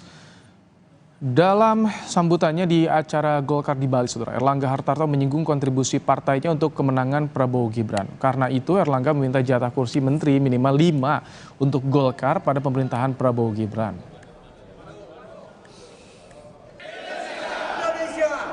Saya sampaikan ke Pak Prabowo, kontribusi Golkar ke Pak Prabowo, karena kita 15 dari 58%, maka kita kontribusi 25% Pak Prabowo. Jadi kalau 25%, kalau bagi-bagi ya banyak-banyak sedikit boleh lah. Kalau yang kita sebut 5 itu minimalis. Tapi kalau dihitung proporsinya 25%, room masih banyak. Untuk membahas pernyataan Erlangga mengenai jatah 5 kursi Menteri Golkar di Kabinet Capres Prabowo Subianto sudah bergabung bersama kami Wakil Ketua Umum Partai Golkar Ahmad Doli Kurnia dan pengamat politik Unpad Kunto Adi Wibowo. Selamat petang Bang Doli, Mas Kunto. Petang, Assalamualaikum warahmatullahi wabarakatuh. Waalaikumsalam warahmatullahi wabarakatuh. Bang Doli, jadi bagaimana tadi yang disampaikan Erlangga Hartarto minta jatah 5 kursi Menteri untuk Golkar? Bagaimana sih ini? Apakah ini serius atau hanya kelakar seorang ketua umum di depan kadernya, Bang Doli? Enggak, saya kira harus kita luruskan, ini bukan soal minta dan tidak minta ya. Nah, pertama, kita harus memahami di dalam sistem presidensial yang kita gunakan di Indonesia ini, untuk menyusun kabinet itu sepenuhnya kan hak prerogatifnya presiden ya. Nah, dalam hal ini mudah-mudahan kita tunggu sampai hari Rabu kelihatan kecenderungannya baik quick count maupun real count yang terpilih presiden itu Pak Prabowo. Nah, Golkar sebagai salah satu pengusung utama ya dalam koalisi Indonesia Maju yang mencalonkan Pak Prabowo dan Mas Gibran ini kan tentu ikut terlibat nanti di dalam pembicaraan-pembicaraan itu. Nah, seperti biasa yang sudah kita alami dan kita kenal ya di dalam penyusunan kabinet itu kan itu nanti tentu memang betul sepenuhnya hak prerogatif presiden, tapi kan juga pasti akan memperhatikan ya aspirasi dari partai-partai politik yang memberikan dukungan atau yang mengusung calon presiden atau calon wakil presiden itu. Nah, saya yakin Pak Erlangga sebetulnya juga mungkin sudah pernah bicara dengan Pak Prabowo. Nah, yang isi pembicaranya itu ya cuman Pak Erlangga dan Pak Prabowo yang tahu, atau kalau ada orang yang kalau ada yang berikutnya yang tahu adalah Allah Subhanahu wa taala gitu. Nah, jadi saya kira apa yang disampaikan Pak Erlangga itu mungkin ya dugaan saya sudah pernah ada pembicaraan antara ketua umum kami Pak Erlangga dengan Pak Prabowo. Oke. Mas Kunto, ada dalam tanda petik mungkin minta atau negosiasi yang disampaikan Erlangga Hartarto kepada Prabowo di depan kadernya nih. Bagaimana Anda membacanya? Apakah ini memang karena daya tawar Golkar yang begitu kuat terhadap nomor 2 ini, atau juga ada pengaruh dari isu Jokowi yang akan bergabung nih ke Golkar, Mas Kunto? Iya, kalau menurut saya ada beberapa hal yang bisa kita ambil. Yang pertama adalah soal ya kemungkinan struktur atau komposisi kabinet menteri-menteri itu tidak jauh berbeda dengan kabinet di Indonesia Maju di periode keduanya Pak Jokowi gitu kan. Ada sekitar 18-an sampai 20 kursi menteri yang mungkin bisa diisi dari partai politik, dan itu 5 itu kan seperti tadi Pak Erlangga bilang 25% ya gitu kan.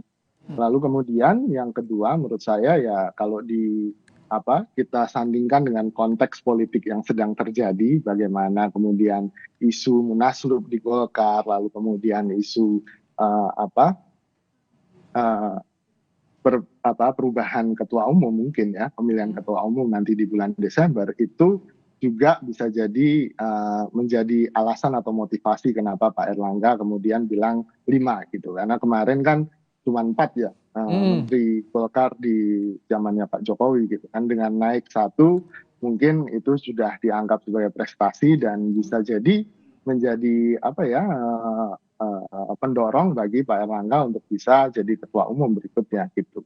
Jadi menurut saya memang ada beragam konteks ini Mas gitu kan. Konteks yang lain juga bisa diartikan bahwa Pak Erlangga ini sedang berusaha mengalihkan pembicaraan dari soal ketua umum Golkar ke jatah menteri di kabinetnya Pak Prabowo Gibran. Tapi kan kita tahu semua pasti akan masih menunggu tanggal 20 ini gitu kan. Dan sekali lagi saya setuju dengan Bang Doli, itu hak prerogatifnya presiden, sehingga ya kita tunggu saja nanti apakah benar bisa 5 kursi atau bahkan lebih, karena menurut saya Golkar pantas untuk dapat lebih Oke, dari. kalau dengan kondisi Golkar di pemenangan Prabowo Gibran, bagaimana Bang Doli Anda membaca pernyataan Erlangga ini? Apakah betul tadi ada isu untuk mengalihkan dari pergantian ketua umum menjadi apresiasi ini soal 5 kursi jatah nanti, atau bagaimana kader membacanya, Bang Doli?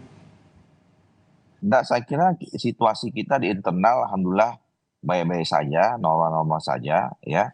Tentu semua kader berharap setelah kita lihat hasil pemilu, yang pertama Golkar mendapatkan perolehan kursi yang suara yang cukup signifikan ya, tapi naik kalau dari total suara sekarang diperkirakan naik sekitar 2-3% itu dari perolehan 2019 dan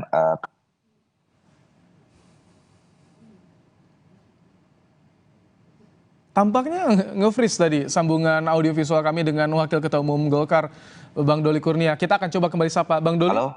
Nah, Ya. tadi sempat terganggu Bang Doli. Silakan lanjutkan Ya. Bang Doli. Dan kami sudah menghitung ya hasil konsolidasi kami di Pilpres ya. Jadi kami ini sekarang sudah menghitung bahwa konstituen yang dimiliki oleh Golkar 75-80%-nya itu adalah memilih pasangan 02. Ini prestasi tersendiri, ini presentasi yang tertinggi selama kami mengikuti Pilpres mengusung kader yang bukan kader Partai Golkar. Oke. Jadi kayak kemarin misalnya waktu 2019 kami mendukung Pak Jokowi itu hanya cuma sekitar 63%, nah sekarang 75-80%. Nah jadi artinya wajar saja kalau kemudian warga Partai Golkar itu berharap di dalam pemerintahannya Pak Prabowo Gibran, insya Allah nanti kalau memang sudah disahkan terpilih, yaitu banyak mengambil peran yang penting membantu jalannya pemerintahan ini, termasuk di kabinet. Oke. Mas Kunto, ketika soal jatah kursi ini langsung disinggung, padahal di KPU masih berproses, ini kira-kira bakal mengganggu soliditas yang ada di koalisi tidak? Langsung pada siap-siap nih, oke saya punya peran segini, sudah langsung mulai menghitung, atau bagaimana menurut Anda Mas Kunto? Ya menurut saya hitung-hitungan itu sudah terjadi seperti tadi Bang Doli bilang bahwa Pak Erlangga sudah ketemu Pak Prabowo gitu kan. Dan pasti mungkin ada, bukan pasti ya, mungkin ada obrolan tentang tadi kursi kabinet dari Golkar gitu kan. Dan mungkin ketua umum partai yang lain di koalisinya 02 juga sudah mulai bertemu dengan Pak Prabowo. Itu bukan sesuatu yang haram diperbincangkan Mas kalau menurut saya gitu. Dan menurut saya ini bagian dari transisi kekuasaan yang lebih smooth, yang demokratis gitu kan, sehingga sudah jauh-jauh hari direncanakan. Jadi menurut saya tidak ada hal yang kemudian menjadi sangat haram, kemudian dilarang, kemudian menjadi sesuatu yang memalukan. Kalau menurut saya itu bagian dari hitung-hitungan politik ya, seberapa kemudian kontribusi terhadap kemenangan dikonversi dalam bentuk kursi-kursi kabinet gitu kan, dan itu sangat wajar dalam politik. Tadi kalau soal menilai, bicara soal wajar Bang Doli, apakah termasuk juga karena Golkar yang pertama kali mencetuskan nama Gibran yang mendampingi Prabowo di Pilpres? Nah sebenarnya kan itu disampaikan kemarin secara internal ya. Saya juga tadi agak kaget kemudian diulang oleh Kompas TV. Padahal waktu itu kalau tidak salah Pak Erlangga bilang ini internal ya, off the record gitu. Nah jadi sebenarnya kemarin kan kita melaksanakan acara konsolidasi internal, Oke. ya, sambil silaturahim, buka puasa bersama, dan kemudian mengucapkan terima kasih sebetulnya DPP kepada jajaran DPD Partai Jadi kami juga Golkar, mengundang ya. Anda untuk klarifikasi ya Bang Doli ya? Kenapa? Ya mengundang Bang Doli juga untuk klarifikasi, untuk meluruskan nih. Enggak perlu diklarifikasi. Oke, silakan. Maksudnya dijelaskan apa adanya aja bahwa Baik, kemarin silakan. maksudnya forum internal ya, forum internal yang memang kita mau mengucapkan terima kasih atas prestasi yang selama ini kita sudah lakukan, dan itu hasil kerja bersama semua jajaran kader gitu. Nah wajar saja kalau kemudian ada pembicaraan post election ya, itu kan pembicaraan apa sebetulnya yang peran kita berikutnya setelah selesai pemilu gitu. Itu sebetulnya konteksnya kemarin. Baik, jadi masih dalam pembahasan, tentu ini akan melibatkan baik yang terpilihnya dan juga partai koalisinya. Kita akan tunggu bagaimana nanti formulasinya. Terima kasih Bang Doli dan juga Mas Kunto. Terima kasih telah bergabung dalam program Kompas Petang sore hari ini. Usai jeda saudara, pembahasan rancangan Undang-Undang Daerah Khusus Jakarta menjadi sorotan. Jika nanti RUU ini disahkan, maka akan ada sinkronisasi penataan wilayah yang dilakukan bersama antara Jakarta dan daerah penyangga. Simak catatan Kompas TV sesaat lagi.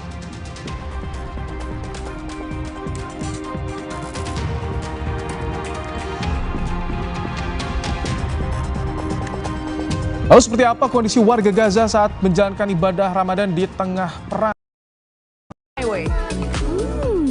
Cobain deh. Now I'm here because of Luwak hitam baru 21. 2 sendok kopi Dan 1 sendok gula. 21. Bubuk kopi lebih kental. Kopi luwak hitam baru. Sumber energi kehidupan kini tampak berbahaya. Tuan Jungkat berubah. Kekuatan yang ia rebut tak bisa dikendalikan. Putri Hijau memutus kekuatan Tuan Jungkat. Mengembalikan alam permai untuk semua. Sambut hari kemenangan. Marjan. Kakak, sahur. sahur ya, Bu. Sahur kan penting, Kak. Makan sedikit aja ya. Biar kuat puasanya, lengkapi ya sahurnya dengan Energen. Nutrisinya lengkap, kenyang lebih lama. Kuat puasa seharian. Putri Hijau merebut kembali energi kehidupan yang dikuasai Tuan Jungkat.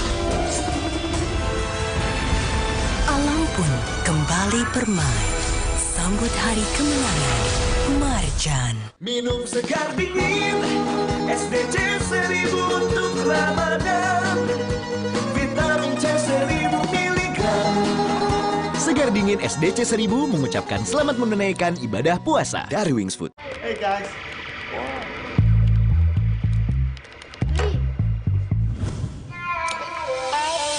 Hey, lihat aku putar celup jadi seru. Hey, lihat aku. Aqua percaya akan keajaiban alam, maka kami tidak menggunakan galon sekali pakai. Galon kami disanitasi dengan seksama sebelum diisi ulang. Aqua 100% murni. Putri Hijau merebut kembali energi kehidupan yang dikuasai Tuan Jungkat. Alam pun kembali bermain. Sambut hari kemenangan. Marjan. Setelah kerja seharian, ibadah harus terus disempurnakan. Cepat minum Bodrek. Dapat diminum sebelum makan. Siap menjalani aktivitas sepenuh hati. Bodrek terus menangkan harimu. Hey guys.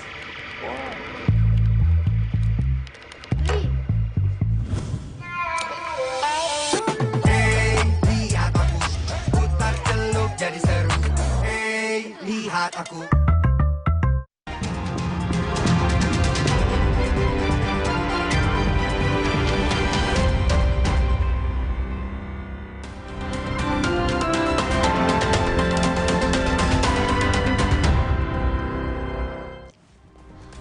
Saudara, rancangan Undang-Undang Daerah Khusus Jakarta masih dalam pembahasan di DPR.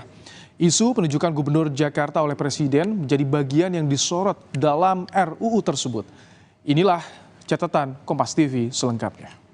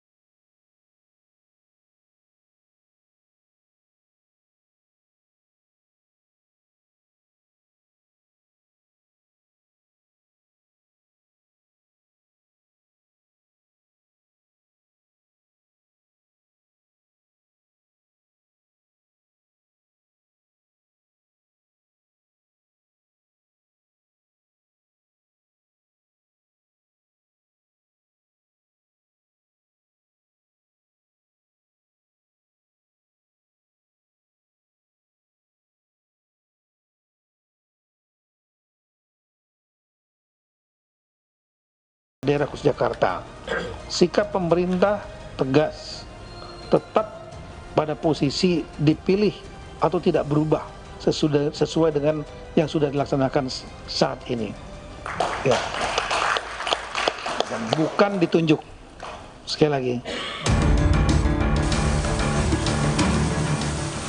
Sementara sorotan lain yang juga dibahas dalam rancangan Undang-Undang Daerah Khusus Jakarta adalah soal wacana Wapres yang akan memimpin Ketua Dewan Kawasan Aglomerasi Jakarta.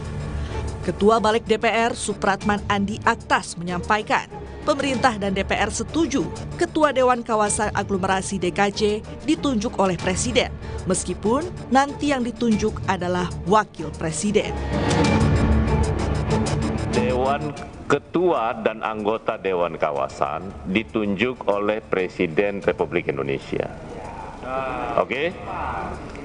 Kemudian ketentuan lebih lanjut mengenai penunjukan itu diatur dalam peraturan Presiden jadi ditunjuk lewat keputusan Presiden. Ya artinya kan dia mau kasih ke Wapresnya, mau kasih ke siapa, sudah enggak. Kita problem ketatanegaraan kita menjadi selesai. Menteri Dalam Negeri menyebut pembahasan rancangan Undang-Undang Daerah Khusus Jakarta tidak membutuhkan waktu lama lagi karena banyak isu yang sudah disepakati antara DPR dan pemerintah. Ditargetkan pada bulan April 2024, RUU DKJ bisa disahkan menjadi undang-undang dan bisa mengatur Jakarta usai tak lagi jadi ibu kota negara setelah adanya Undang-Undang IKN.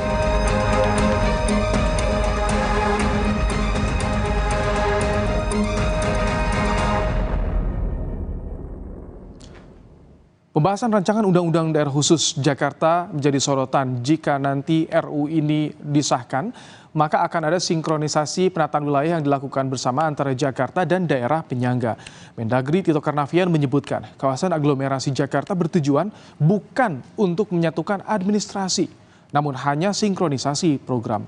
Tito bilang, jika Undang-Undang DKJ disahkan, proses pemindahan ibu kota tetap menunggu Kepres.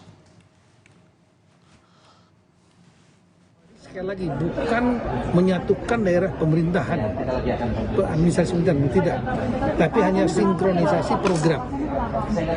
Dan itu diserahkan pada Presiden untuk membentuk mekanisme strukturnya seperti apa. Daerah khusus Jakarta ini, kalaupun misalnya di masa sidang ini diketok, ya, dan menjadi undang-undang, tapi kan ada klausul bahwa pemindahan ibu kota dari Jakarta ke IKN itu akan ditentukan dengan keputusan Presiden. Saudara, ada beberapa daerah yang diatur dalam RUU Daerah Khusus Jakarta dan masuk dalam kawasan aglomerasi, saudara. Di antaranya ini dia, ada Provinsi Jakarta, ada Kabupaten Bekasi, Kota Tangerang, Kabupaten Tangerang, Kota Bekasi, Kota Tangerang Selatan, Kabupaten Bogor, Kota Depok, dan Kabupaten Cianjur. Dengan adanya sinkronisasi Jakarta dengan wilayah penyangga dalam hal tata kota diharapkan mampu menyelesaikan problem yang selama ini terjadi di Jakarta. Namun tak semestinya konsep perbaikan tata kelola wilayah ini justru memangkas hak demokrasi warganya untuk memilih kepala daerah. Konsistensi sikap pemerintah yang mendukung Pilkada Jakarta tetap berlangsung harus bisa dikawal agar iklim demokrasi bisa terjaga. Demikian catatan Kompas TV pekan ini.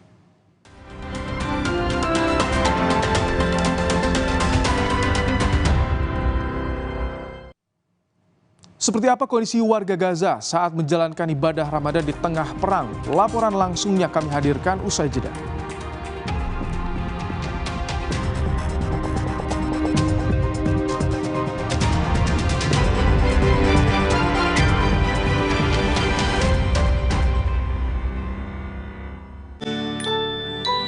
Nggak sampai. Apa nutrisinya kurang? Nutrisi berperan penting dalam pertumbuhan. Bantu optimalkan 50% tumbuh nyata. Pediasure dengan triple protein. Yeay, sampai. Dukung pertumbuhan nyata. Sumber energi kehidupan kini tampak berbahaya. Tuan Jungkat berubah. Kekuatan yang ia rebut tak bisa dikendalikan. Putri Hijau memutus kekuatan Tuan Jungkat, mengembalikan alam permai untuk semua. Sambut hari kemenangan, Marjan. Selamat datang, silakan. Hah? Emangnya ada waktu buat sakit kepala? Panadol Extra, cepat redakan sakit kepala dan nyeri yang mengganggu. Panadol Extra, cepat redakan sakit kepala, dapat diminum sebelum makan. Putri Hijau merebut kembali energi kehidupan yang dikuasai Tuan Jungkat. Alam pun kembali bermain. Sambut hari kemenangan, Marjan. Si Bogwarawiri, tahu-tahu beduk udah bunyi. Aqua dulu. Bangun anak-anak, ayo bangun cepet sahur. Bangun sahur? Nyawa belum ngumpul. Aqua dulu. Datang dari 19 gunung terpilih, disaring lapisan bebatuan, kaya akan mineral alami. Aqua, 100% murni di bulan yang suci. Putri Hijau merebut kembali energi kehidupan yang dikuasai Tuan Jungkat. Alam pun kembali bermain. Sambut hari kemenangan, Marjan. Keluar-keluar mulu, biar hijabnya rapi, pakai ciput. Yah, rontok. Biar rambutnya kuat, pakai Emerald Hijab Shampoo Anti Hair Fall. Dengan ekstrak zaitun dan emosi perfume. Lawan rontok dan bau apek. Emerald Hijab Shampoo, ngerti rambut berhijab kita. Saat cahaya pertama menyapa, kita merasakan hangatnya dekapan keluarga. Di meja sahur, kita tidak hanya berbagi makanan, tapi juga cerita tentang mimpi dan harapan. Inilah momen kebersamaan yang membuat hati kita terasa hangat. Putri Hijau merebut kembali energi kehidupan yang dikuasai Tuan Jungkat. Alam pun kembali bermain. Sambut hari kemenangan, Marjan.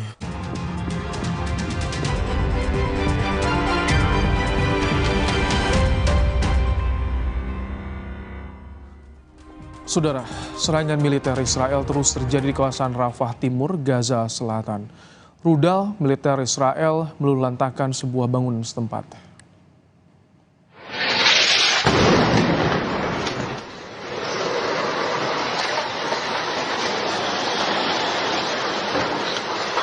Pasca diumumkan militer Israel akan evakuasi besar-besaran pada 1,4 juta pengungsi Palestina di Rafah Timur, Gaza Selatan, serangan rudal masih terjadi. Sebuah bangunan rusak diserang rudal militer Israel. Pemindahan warga Palestina tersebut adalah bagian utama dari persiapan tentara untuk menghadapi invasi ke Rafah. Israel menyebut bahwa Hamas memiliki 4 batalion di Rafah yang akan mereka hancurkan.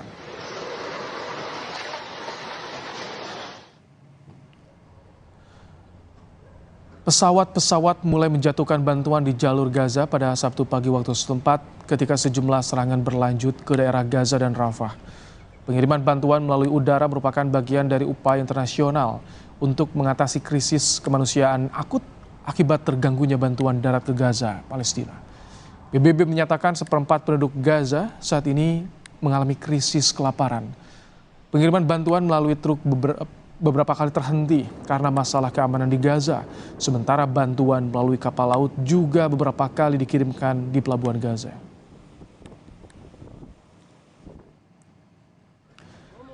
Warga Palestina yang mengungsi dampak perang Israel-Hamas mengalami krisis kelaparan.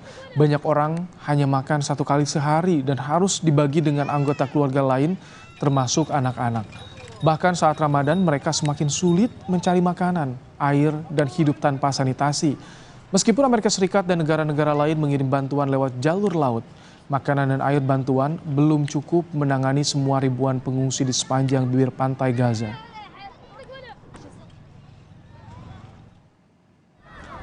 Warga Rafah kini harus berbuka puasa bersama di antara reruntuhan bangunan. Namun di tengah kondisi sulit, sejumlah orang berinisiatif memberikan makanan untuk berbuka mulai dari hari pertama hingga hari terakhir bulan Ramadan. Suasana yang penuh kekurangan akibat dampak perang tak menyurutkan niat baik warga Palestina untuk berbagi terhadap sesama di bulan Ramadan.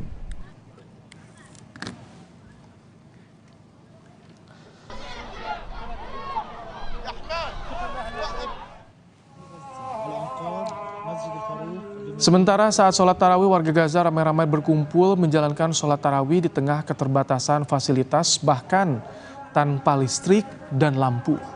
Pengungsi sholat tarawih di antara puing-puing reruntuhan Masjid Al-Faruq di Rafah, Selatan Gaza. Ramadan kali ini dirasakan penuh keprihatinan, mengingat berlangsung di tengah serangan Israel yang telah merenggut banyak hal dari warga Palestina khususnya Gaza. Meski sulit, warga Palestina tetap tekun ibadah Ramadan. Seperti apa saudara-saudara kita di Gaza saat ini sedang menjalankan Ramadan di tengah perang? Kita terhubung dengan relawan Mercy Fikri Rafiul Haq dari kota Han Yunis, Gaza Selatan, Palestina. Assalamualaikum, selamat petang Mas Fikri. Waalaikumsalam warahmatullahi wabarakatuh. Selamat siang waktu Gaza, Mas Ibrahim. Baik, Mas Fikri, bagaimana keadaan Ramadan di sana? Bagaimana warga Palestina mendapatkan makanan, air untuk berbuka dan sahur di tengah situasi yang sulit saat ini?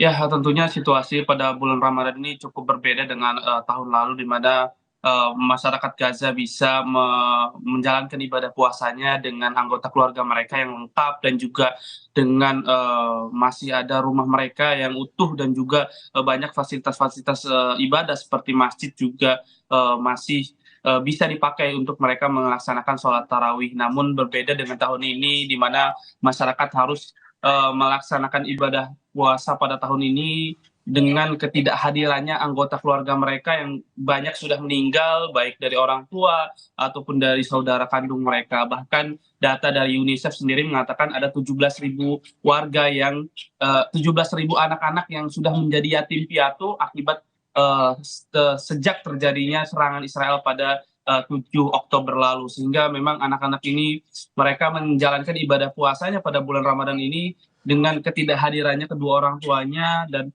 tentunya mereka sangat merindukan sekali kehadiran seorang ibu tentunya, di mana biasanya menyiapkan menu buka puasa ataupun menu untuk sahur, namun mereka harus menyiapkan sendiri ataupun dengan anggota keluarga mereka yang lainnya. Dan juga banyak rumah mereka juga yang sudah hancur. Data yang kami terima ada 70.000 rumah yang sudah hancur secara total, serta 290.000 rumah yang mengalami kerusakan sehingga tidak bisa lagi ditinggali oleh masyarakat, sehingga mereka terpaksa harus tinggal di tenda-tenda pengungsian. Dan kita tahu bahwa paling banyak pengungsian itu yang ada di kota Rafah di jalur Gaza bagian selatan. Terdapat 1,4 juta warga yang mengungsi di Gaza Selatan, dan saat ini juga masjid juga ada 1.200 masjid yang ada di jalur Gaza, namun 1.000 masjid sudah mengalami kerusakan ataupun tidak layak pakai, sehingga masyarakat hanya menggunakan lapangan sekolah maupun halaman-halaman masjid yang kita tahu di sampingnya terdapat masjid yang sudah runtuh, sudah hancur, sehingga mereka juga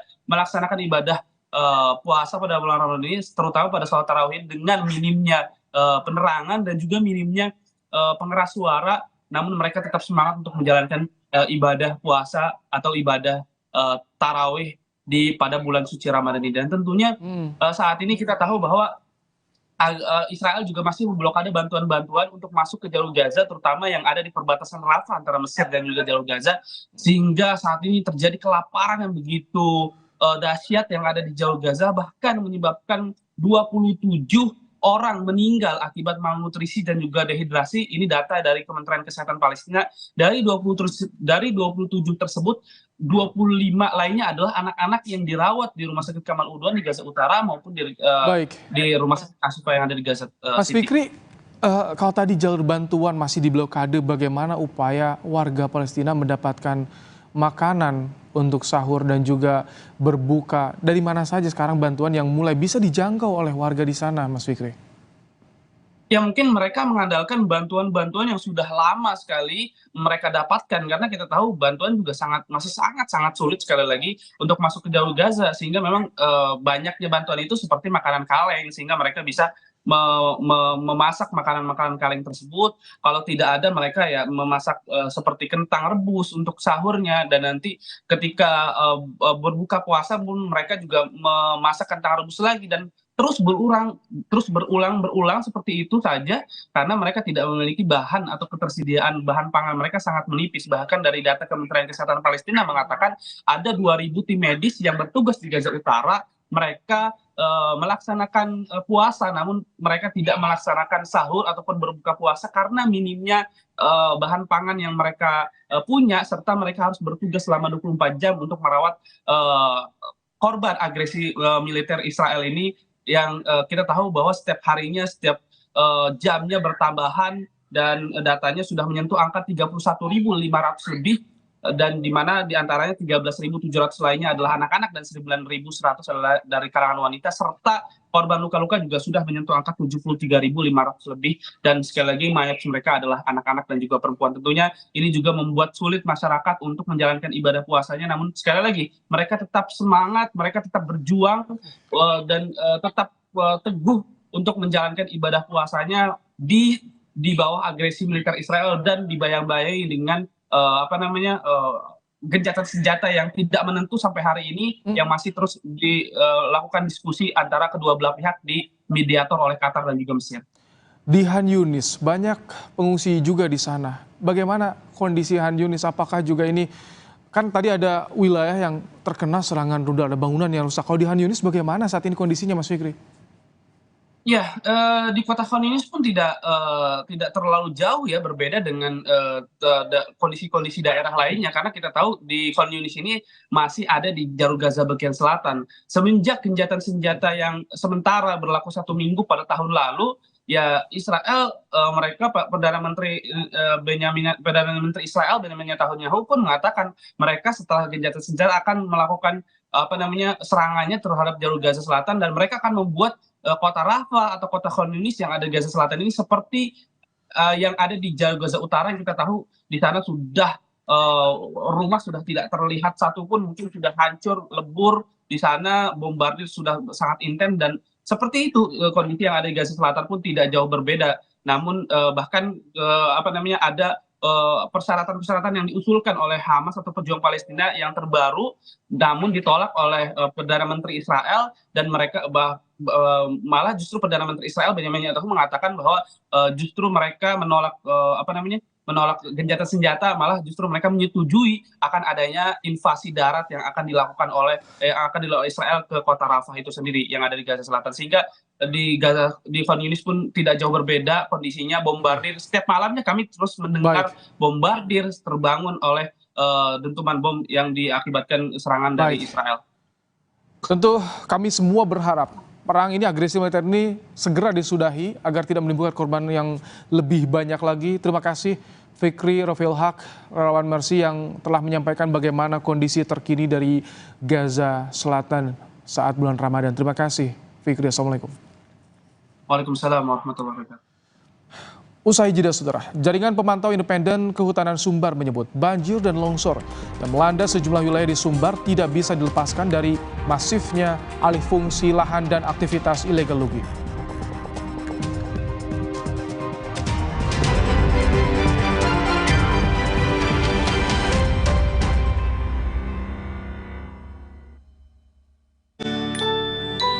Nggak sampai. Apa nutrisinya kurang?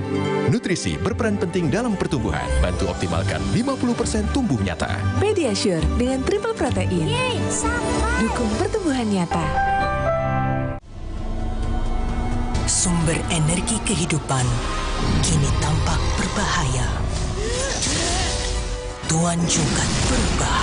Kekuatan yang ia rebut tak bisa dikendalikan. Putri Hijau memutus kekuatan Tuan Jungkat, mengembalikan alam permai untuk semua. Sambut hari kemenangan, Marjan. Selamat datang, silakan. Hah? Emangnya ada waktu buat sakit kepala?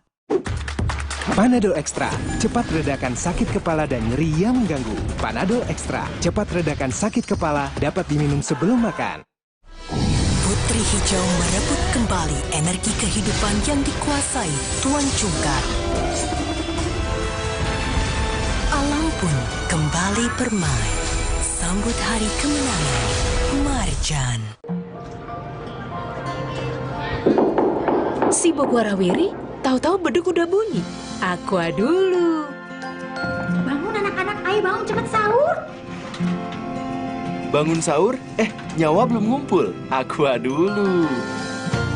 Datang dari 19 gunung terpilih, disaring lapisan bebatuan, kaya akan mineral alami. Aqua, 100% murni di bulan yang suci. Putri Hijau merebut kembali energi kehidupan yang dikuasai Tuan Cungkar. Alam pun kembali bermain. Sambut hari kemenangan Marjan. Jadikan Ramadan Anda lebih bernilai bersama program-program istimewa Kompas TV. Kompas Sahur, Series of Faith, Suci Barbar Show, Kalam Hati Spesial Ramadan, Cooking is Fun, Mutiara Ramadan, Kurma Kuliah Ramadan. Pastikan Ramadan Anda lebih bermakna bersama teman Ramadan, Kompas TV. Putri Hijau merebut kembali energi kehidupan yang dikuasai Tuan Cungkar. Alam pun kembali bermain. Sambut hari kemenangan Marjan.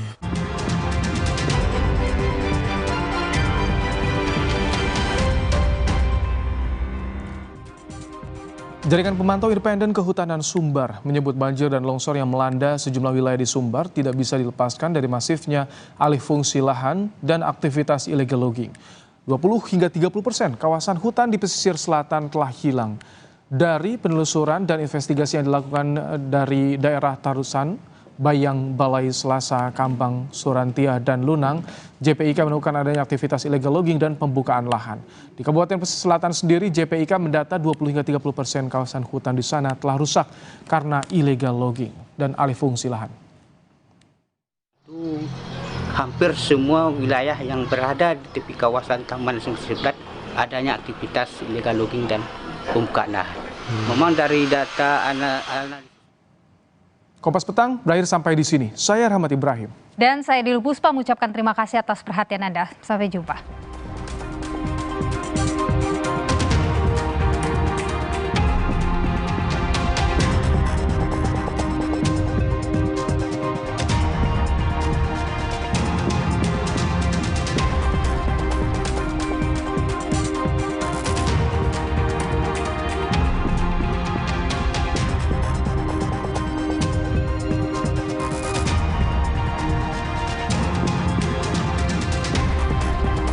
Terima kasih Anda telah menyaksikan Kompas Petang. Didukung oleh This is my way. Cobain deh.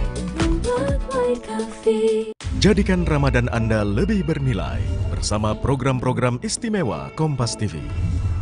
Kompas Sahur, Series of Faith, Suci Barbar Show, Kalam Hati Spesial Ramadan, Cooking is Fun, Mutiara Ramadan, Kurma Kuliah Ramadan. Pastikan Ramadan Anda lebih bermakna bersama teman Ramadan, Kompas TV. Semenjak ini kabupaten berdiri sampai dari sebelum ada SPBU sampai dengan SPBU ada pun itu masalah belum terselesaikan.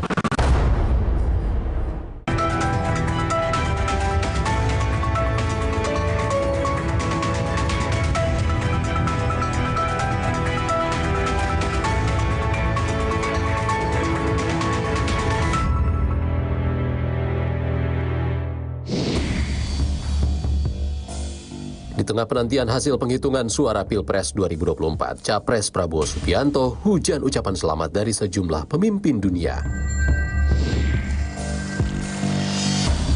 Keberadaan Princess of Wales, calon Ratu Inggris Kate Middleton, jadi sorotan dunia internasional setelah foto sang putri bersama anak-anaknya diduga hasil rekayasa. Kebijakan BBM subsidi satu harga untuk seluruh rakyat, khususnya di daerah tertinggal, terdepan, dan terluar Indonesia, rawan kebocoran dan tak tepat sasaran. Ikuti penelusuran khusus jurnalis Kompas TV dari sejumlah daerah. Halo saudara, selamat datang di 60 Menit Special Report, membuka mata, mengungkap fenomena. Bersama saya, Ihsan Sitorus, kita langsung ke sorotan pertama. Hasil penghitungan suara Pilpres 2024 di KPU menunjukkan pasangan nomor urut 2, Prabowo Gibran, unggul sementara di lebih dari 20 provinsi di Indonesia. Di tengah hujan ucapan selamat dari pemimpin dunia kepada Prabowo Subianto, wacana hak angket dugaan kecurangan pemilu terus bergulir. Meski menurut pengamat, maju mundur.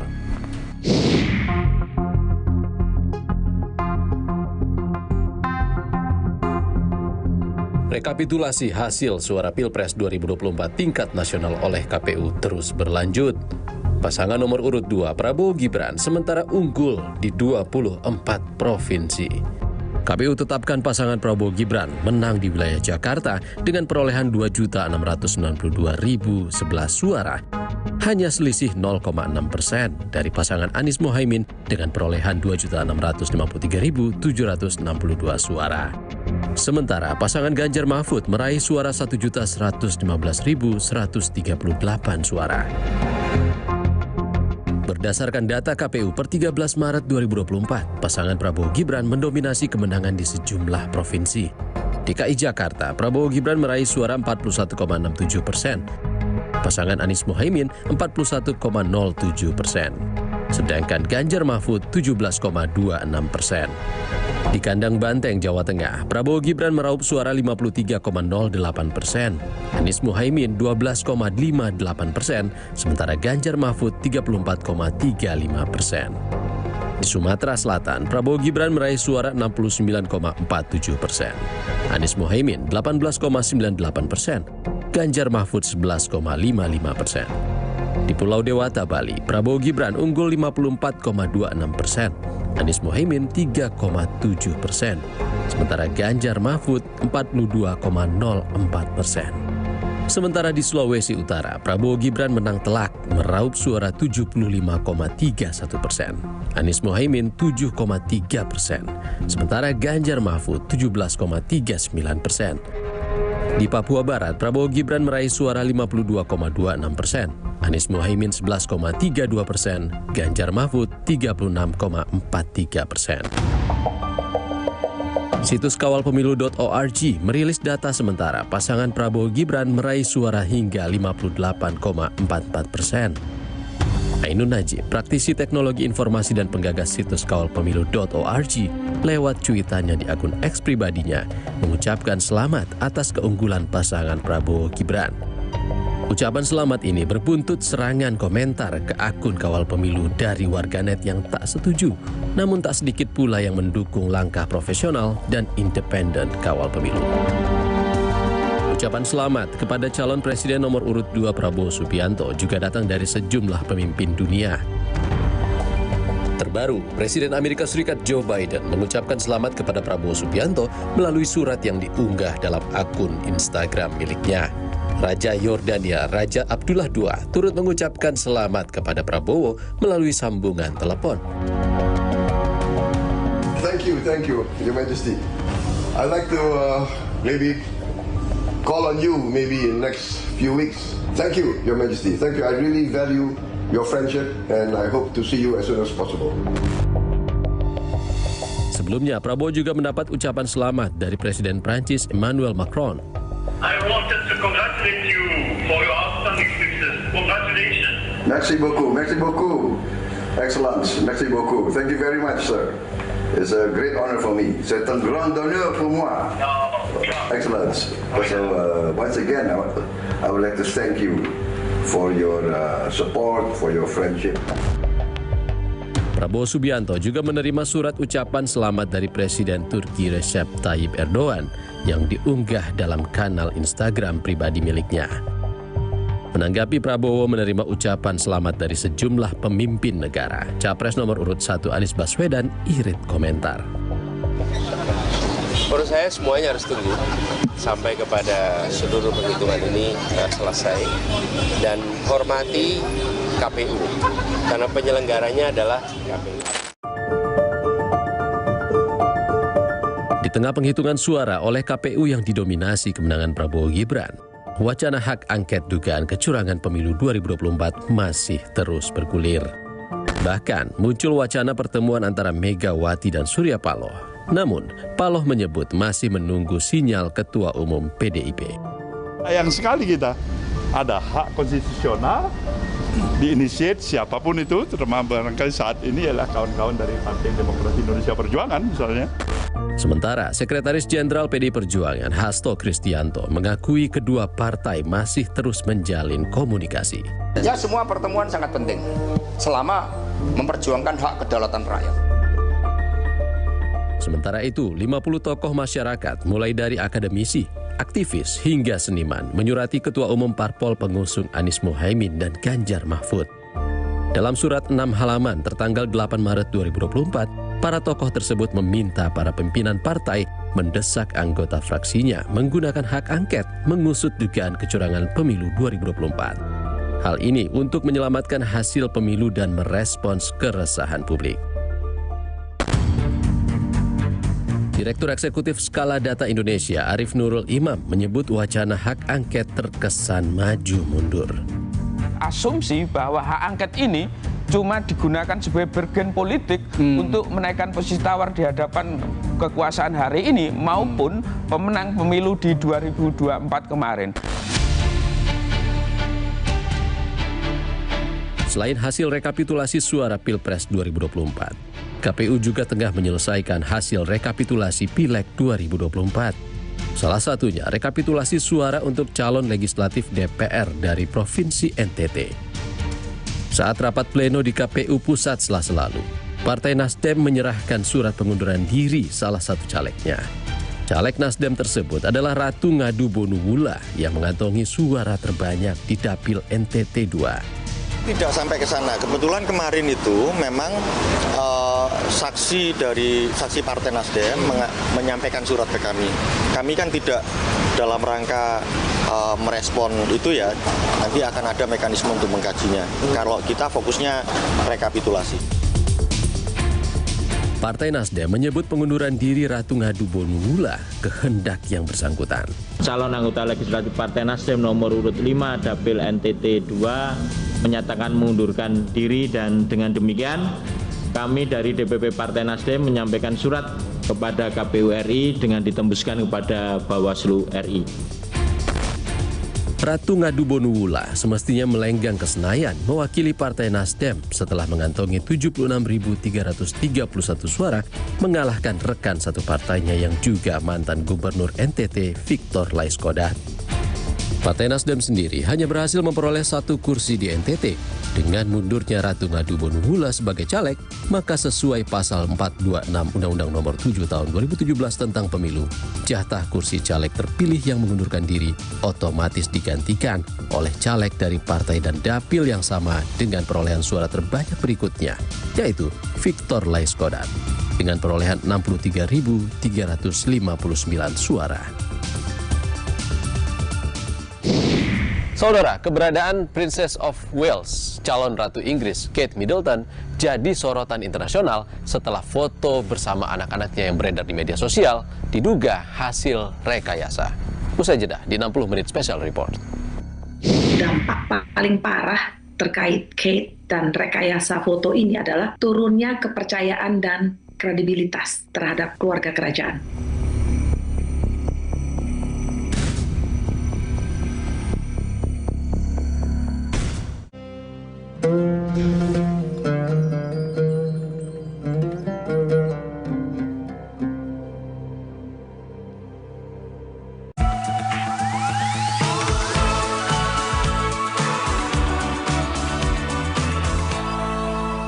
Hai pemirsa.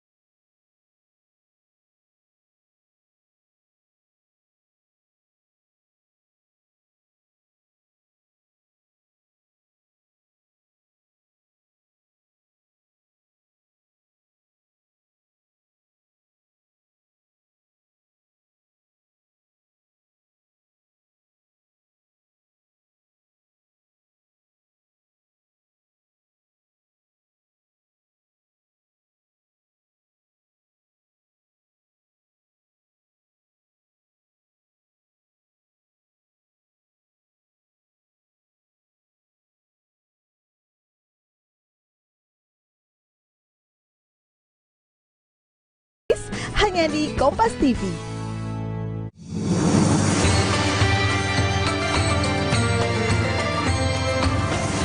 Assalamualaikum warahmatullahi wabarakatuh.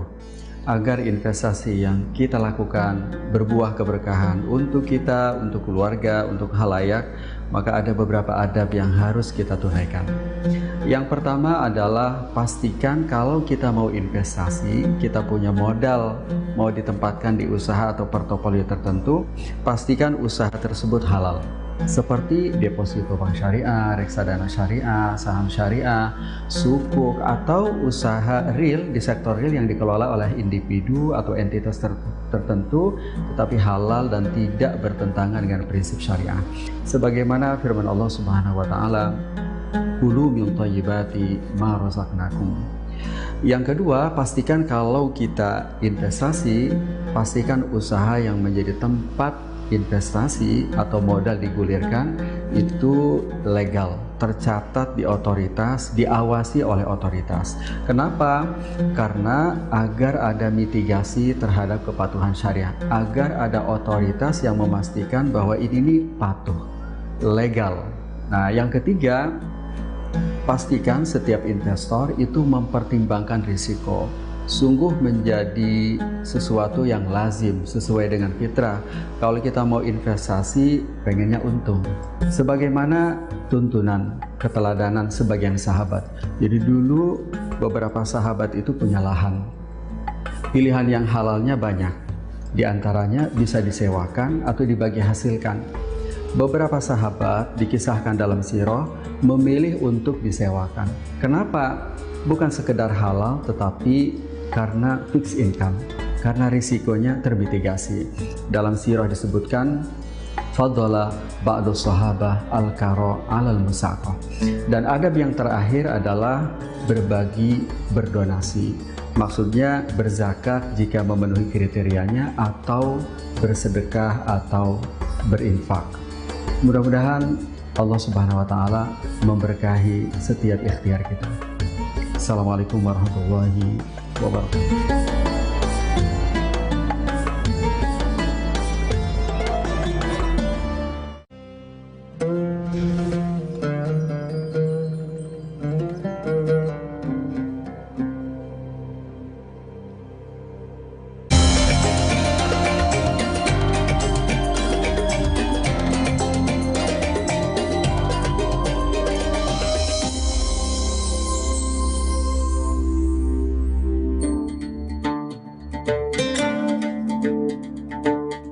Assalamualaikum warahmatullahi wabarakatuh. Bismillahirrahmanirrahim. Alhamdulillahirabbil alamin.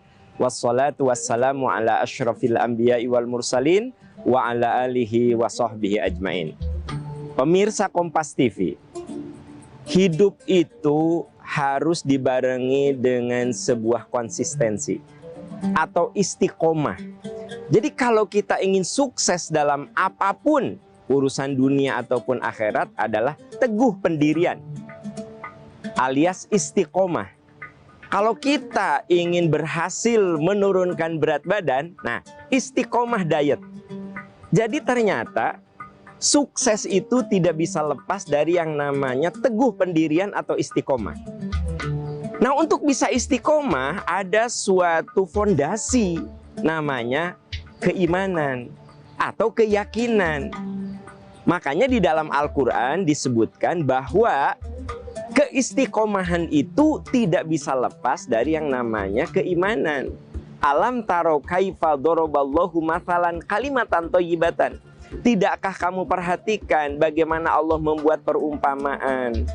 Iman yang kokoh itu seperti pohon, akarnya menghunjam ke bumi, daun rantingnya menjulang ke langit, memberikan keteduhan, dan tu'ti ukulaha kullahin. Dia bisa memberikan buah setiap saat. Apa buah dari keyakinan? Keistiqomahan, konsistensi. Nah, jadi kalau kita ingin konsisten dalam ibadah, iman harus dirawat. Kalau kita ingin konsisten sehat, maka keyakinan kita bahwa sehat itu aset, investasi, harus dijaga. Nah, Jadi yang pertama, untuk istiqomah itu butuh keyakinan yang dirawat, yang dijaga. Maka iman itu harus dirawat dengan ibadah. Iman itu harus dirawat dengan doa. Iman itu harus dirawat dengan meninggalkan dosa. Lalu yang kedua, kita harus yakin bahwa keyakinan atau keimanan itu fluktuatif. Ada saat naik, ada saat turun. Inna likulli syirratin fatroh, kata Nabi. Sesungguhnya iman itu ada saat naik, ada saat turun.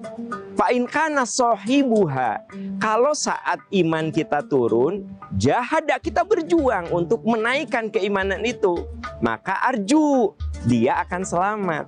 Dalam hal apapun, pemirsa, memang keistiqomahan dan keyakinan itu harus ada perawatan dan harus yakin bahwa dia itu naik turun. Makanya selalu kita antisipasi. Nah, mengantisipasinya adalah dengan cara kita selalu juga melakukan introspeksi atau muhasabah. Karena dengan muhasabah itu, dengan introspeksi itu, kita jadi tahu apakah keimanan kita turun, apakah keimanan kita naik, apakah buah dari keimanan yaitu konsistensi itu masih kita pegang atau menurun.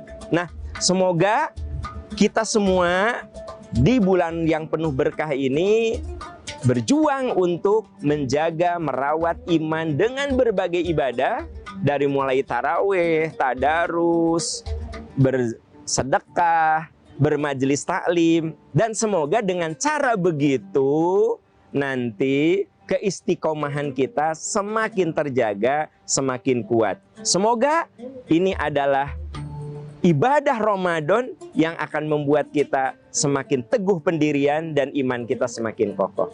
Amin ya robbal alamin. Walhamdulillahirabbil alamin. Assalamualaikum warahmatullahi wabarakatuh.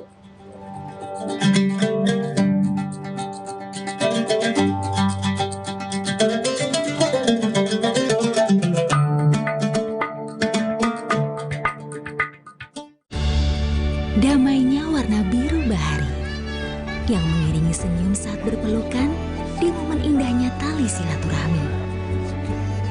Sambut sentuhan warna baru Ramadan dari Nippon Paint.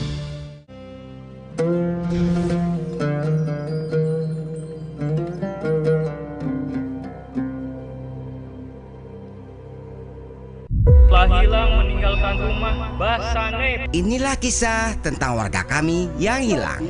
Saya duduk di sini ngeliatin jamu ekor ayam. Saya tinggal sebentar, tahu hilang. Satu orang kehilangan, semua akan merasa kehilangan. Makan kebuli, jangan dicampur jamu. Kalau peduli, cari Basane. Sampai ketemu.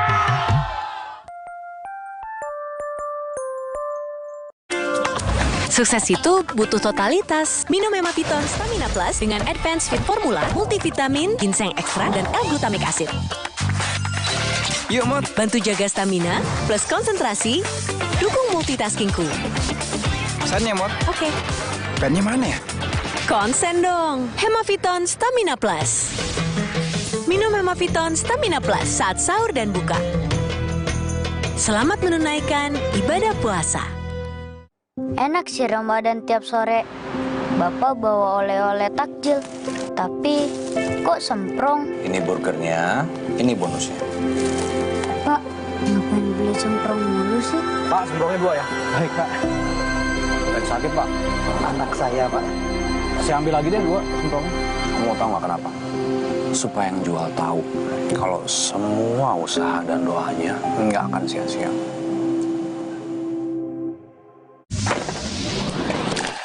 Wah, gokil. Panas gini gaya lu masih keren, cuy. Kan minumnya Just Juice Cincau. Ademnya bikin seru. Baru Just Juice rasa cincau. Butiran granulanya langsung larut. Manis rasa cincaunya, lembut di tenggorokan. Seger, ademnya gokil. Rasain adem cincaunya.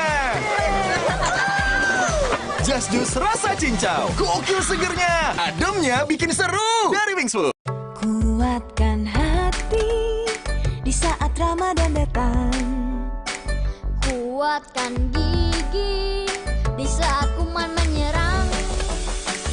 Ciptaden Herbal, bersihkan gigi, jauhkan kuman. Ciptaden Herbal, perlindungan alami gigi dan gusi. Selamat menunaikan ibadah puasa. Layu. Namanya juga manusia, ada aja tingkahnya. Tapi ada energi istimewa yang menggerakkan kebaikan buat sesama tanpa mengenal batasan. Itulah indahnya energi kebersamaan. Pertamina, energizing you.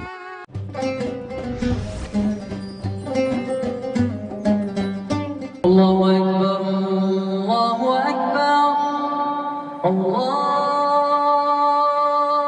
Akbar,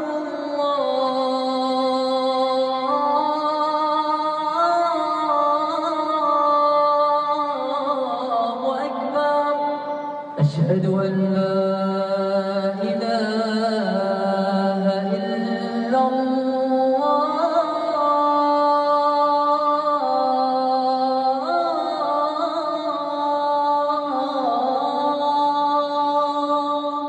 أشهد أن لا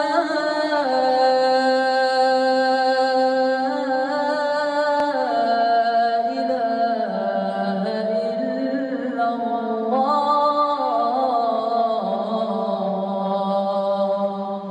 أشهد أن محمدا رسول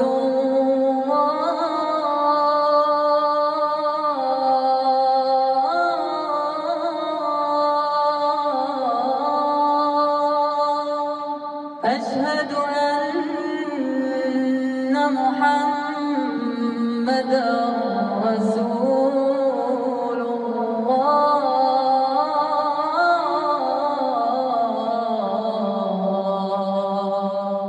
حي على الصلاة.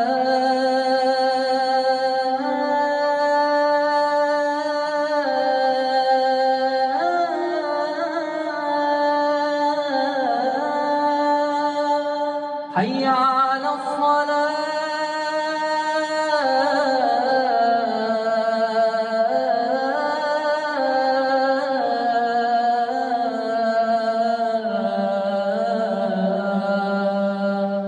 حي على الفلاح.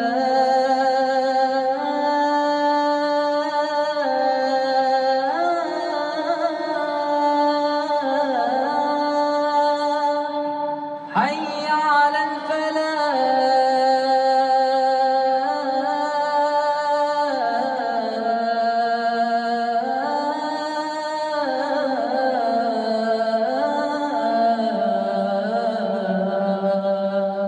الله أكبر،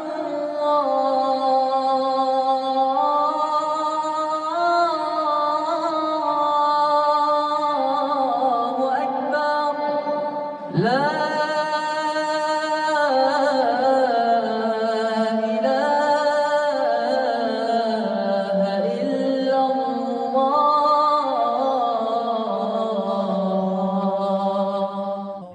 Asik, indahnya perjalanan penuh pemandangan cantik. Nikmatin kuliner lokal yang rasanya fantastik dan nostalgia bareng teman baik. Tapi sayang, situasi berbanding terbalik. Tumpukan kerjaan mencekik dan si bos selalu berisik. Apa lebaran kali ini masih bisa mudik? Bisa dong, karena mudik dan liburan terbaik hanya di Indonesia aja.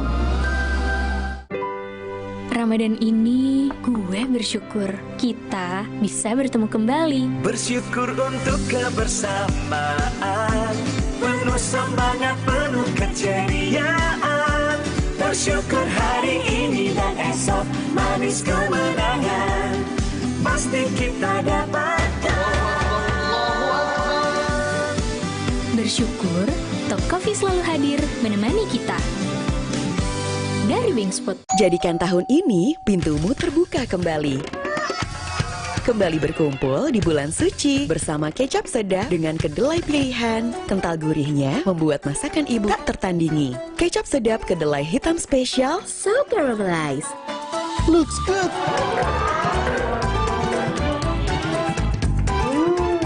Taste good. Dengan kecap sedap, berkah manis Ramadan lebih terasa. Yuk, buka kembali pintumu dengan kecap sedap dari Wings Food.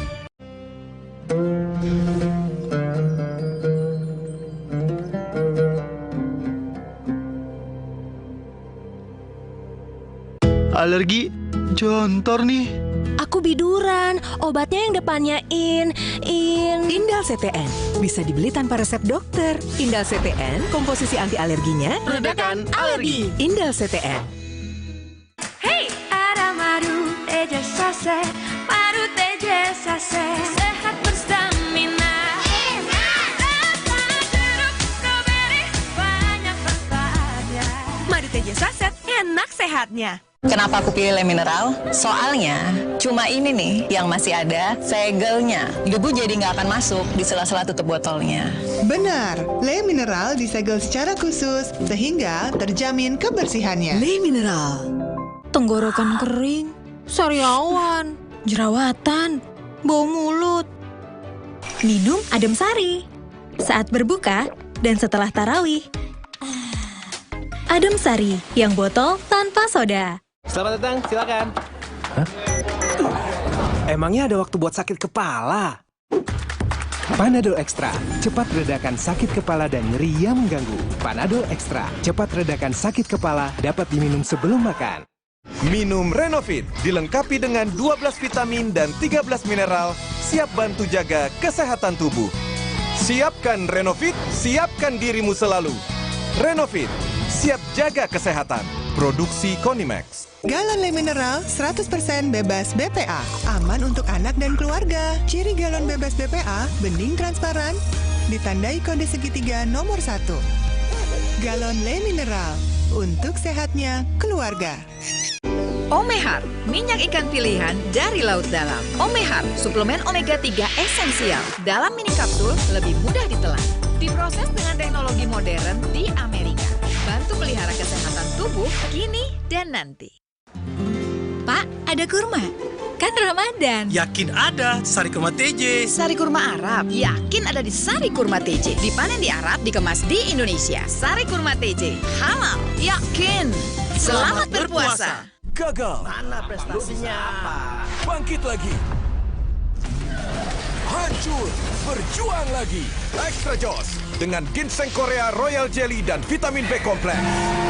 Laki, buktikan Extra Joss. Minum Renovit, dilengkapi dengan 12 vitamin dan 13 mineral, siap bantu jaga kesehatan tubuh. Siapkan Renovit, siapkan dirimu selalu. Renovit, siap jaga kesehatan. Produksi Konimax. Kenapa aku pilih Le Mineral? Soalnya cuma ini nih yang masih ada segelnya. Debu jadi nggak akan masuk di sela-sela tutup botolnya. Benar, Le Mineral disegel secara khusus sehingga terjamin kebersihannya. Le Mineral.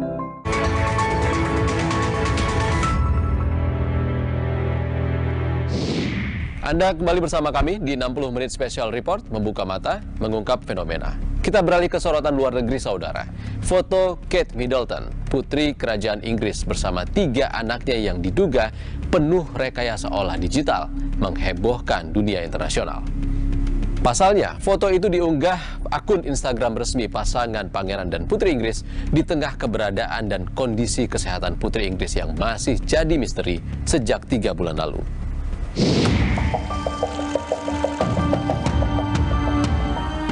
Keberadaan Princess of Wales, Catherine atau yang akrab disapa Kate Middleton, calon Ratu Inggris, tengah jadi sorotan dunia internasional setelah foto sang putri bersama anak-anaknya diduga merupakan hasil rekayasa. Dalam foto yang dirilis Istana Kensington, tempat kediaman sang putri dan suaminya Pangeran William, Kate Middleton tampak berfoto bersama 3 anaknya, George, Charlotte, dan Louis. Namun, jika dilihat dengan cermat, terlihat beberapa kejanggalan, di antaranya bagian lengan baju hangat kardigan Putri Charlotte tidak sejajar, sehingga sepertinya ada bagian lengannya yang hilang. Ada juga bagian resleting jaket Kate yang tidak sejajar dan lutut Charlotte yang seperti terhapus dan sejumlah kejanggalan lain. Sejumlah kantor berita di berbagai negara seperti Getty, Reuters, Associated Press, AFP, dan Press Association pun menarik foto Kate Middleton dari peredaran. Alasannya, foto tersebut tak memenuhi standar editorial mereka dan foto tersebut diragukan keotentikannya.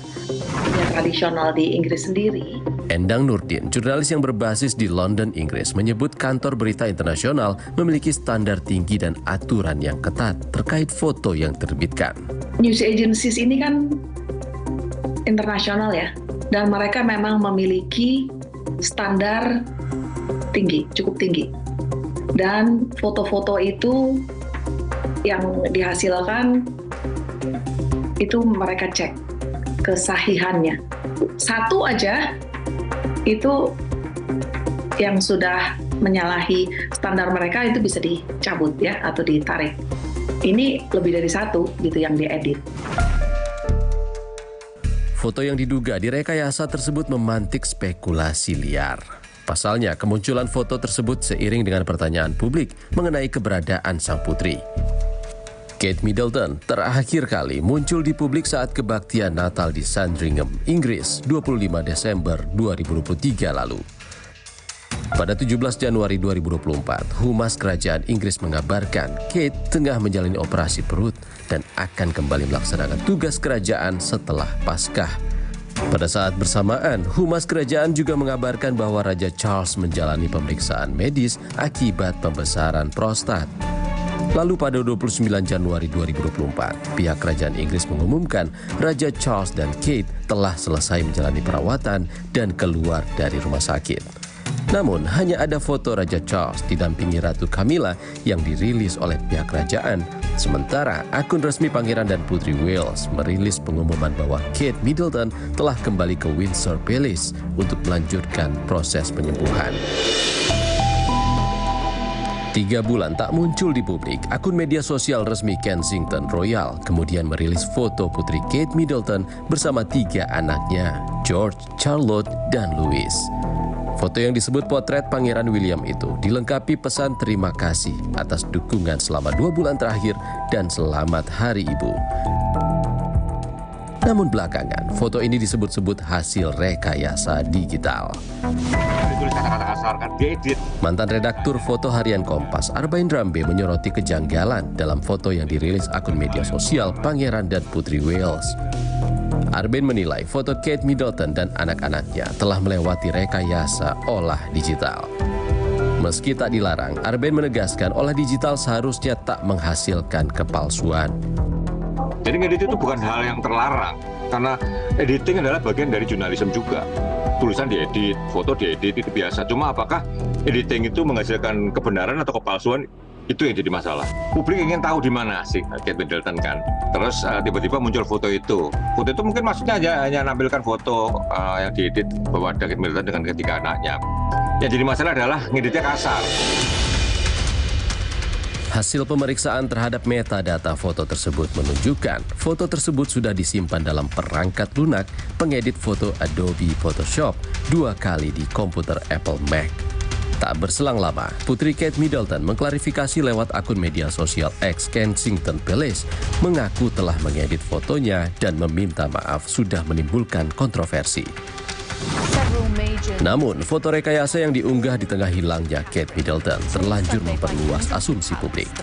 Sejumlah media internasional, salah satunya CNN, bahkan membuat desk khusus untuk mengevaluasi semua foto yang pernah disebarluaskan oleh Istana Kensington.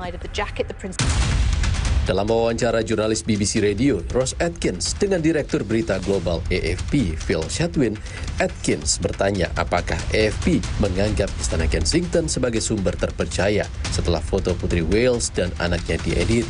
Phil Chatwin menjawab, tidak sama sekali. Mantan koresponden kerajaan dari BBC London, Peter Hunt, di akun media sosialnya menilai foto editan Putri Kate Middleton justru membuat publik ragu jaminan kerajaan Inggris atas kesehatan dan proses pemulihan Putri Kate Middleton. Kerajaan Inggris memang tengah jadi sorotan. Tak hanya soal Putri Kate Middleton yang tak kunjung muncul di publik. Sang Raja Charles III didiagnosa mengidap kanker meski pihak kerajaan tak mengungkap secara rinci apa jenis kankernya. Lewat situs resminya, 5 Februari lalu, Istana Buckingham mengumumkan selama perawatan pembesaran prostat jinak yang dilakukan Raja di rumah sakit baru-baru ini, ada masalah terpisah yang menjadi perhatian. Tes diagnostik selanjutnya telah mengidentifikasi suatu bentuk kanker. Informasi terkait penyakit Raja Charles III. Foto kontroversial di tengah hilangnya Kate Middleton usai operasi perut jadi spekulasi yang terus berkembang terkait kondisi keluarga kerajaan Inggris. Berita rekayasa foto oleh Jurnalis di London, Endang Nurdin menjelaskan, menurut para pakar, segala asumsi yang mengarah pada keluarga kerajaan Inggris dinilai sangat berdampak pada kepercayaan publik yang menurun drastis. Dosen sosiologi di City University misalnya ya, di London, namanya Stephanie Baker, dia menyebut dampak paling parah terkait Kate dan rekayasa foto ini adalah turunnya kepercayaan dan kredibilitas terhadap keluarga kerajaan. Walaupun ada tekanan ini, sekalipun ya, walaupun dari media, dari masyarakat, dari sosial media maksudnya, itu pihak istana mengatakan mereka tidak akan menerbitkan foto asli yang belum diedit. Meski telah ada klarifikasi dari akun resmi media sosial Pangeran dan Putri Wales, namun tampaknya belum bisa menghentikan rumor liar yang terlanjur bergulir. Misteri keberadaan sang putri baru akan terjawab jika sudah ada bukti otentik yang tak terbantahkan atau saat sang putri muncul kembali ke publik dalam keadaan sehat tak kurang suatu apapun.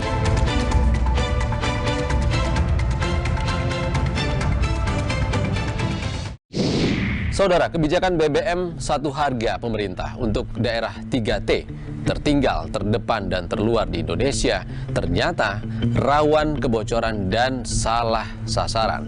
Ikuti penelusuran jurnalis Kompas TV usai jeda di 60 menit Special Report. Semenjak ini kabupaten berdiri sampai dari sebelum ada SPBU sampai dengan SPBU ada pun itu masalah belum terselesaikan.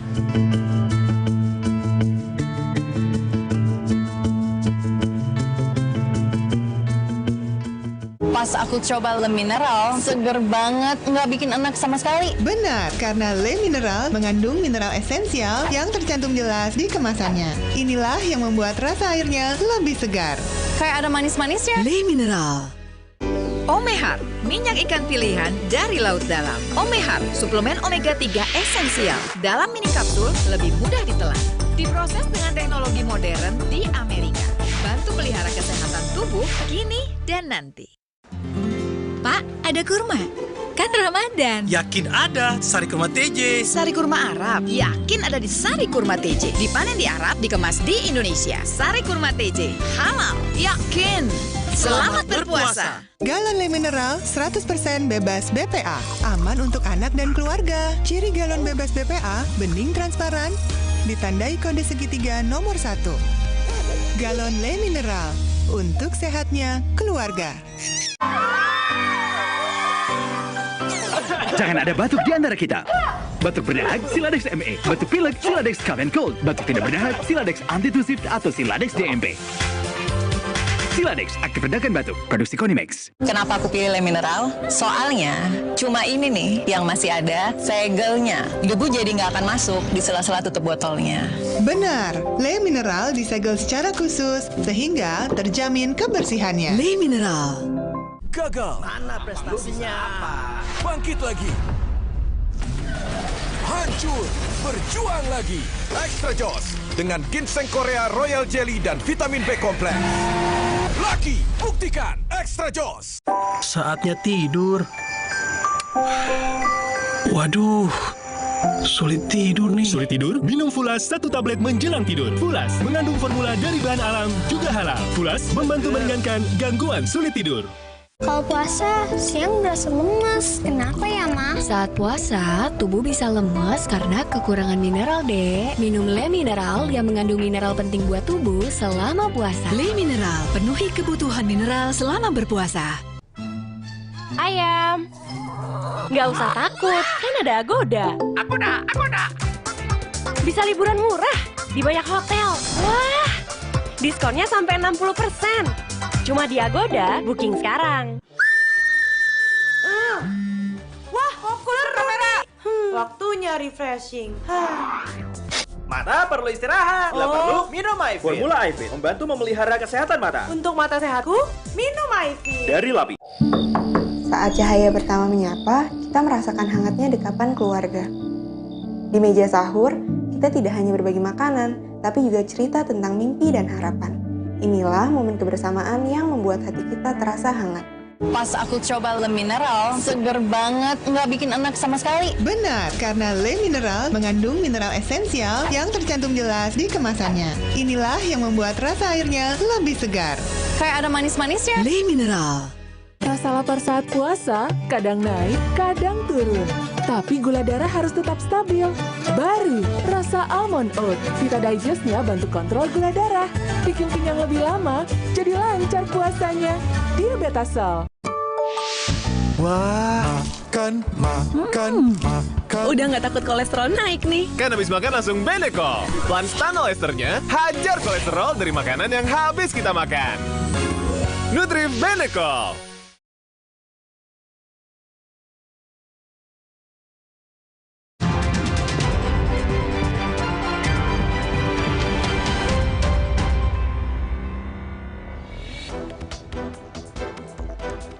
Banjir yang menggenangi Kabupaten Kudus, Jawa Tengah beberapa hari terakhir membuat aktivitas warga terganggu. Warga terpaksa menggunakan rakit dan perahu untuk menyeberangi genangan banjir. Akibat banjir, warga terdampak terus berdatangan ke titik pengungsian yang disediakan pemerintah daerah. Hingga hari ini tercatat lebih dari 1.200 warga mengungsi di 15 titik pengungsian. Mereka terpaksa mengungsi karena ketinggian air terus bertambah. 10 rumah warga Dusun Brau, Kota Batu mengalami retak pada tembok dan lantai. Keretakan tembok rumah warga diduga akibat tanah gerak yang terjadi setiap tahun. Salah seorang warga menjelaskan, keretakan terjadi sejak seminggu lalu dan itu terjadi secara bertahap hingga tembok yang retak semakin besar. Selain rumah warga, keretakan juga terjadi di sekolah SD SMP 1 Atap, Gunung Sari. 2 ekor buaya berukuran besar muncul di Kali Cengkareng Drain, Pantai Indah Kapuk, Jakarta Utara. Kemunculan 2 buaya yang sempat diabadikan melalui telepon genggam ini pun tak hanya menggegerkan, tapi juga meresahkan warga sekitar. Diperkirakan buaya yang berukuran hingga 3 meter ini muncul dari arah laut yang berbatasan dengan Kali Cengkareng. Warga berharap pihak terkait bisa menangkap buaya tersebut.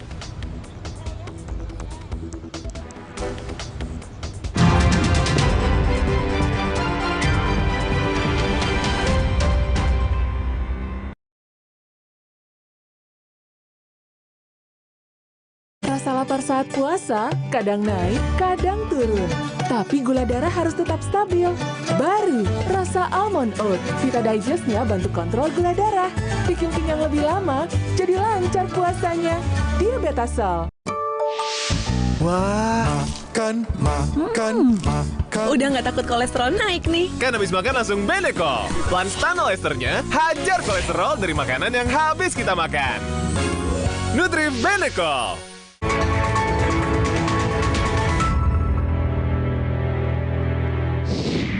Anda kembali bersama kami di 60 Menit Special Report, membuka mata, mengungkap fenomena. Saudara, kebijakan BBM 1 harga untuk seluruh warga Indonesia, khususnya warga daerah 3T, tertinggal, terdepan, dan terluar Indonesia, ternyata tak tepat sasaran dan rawan kebocoran.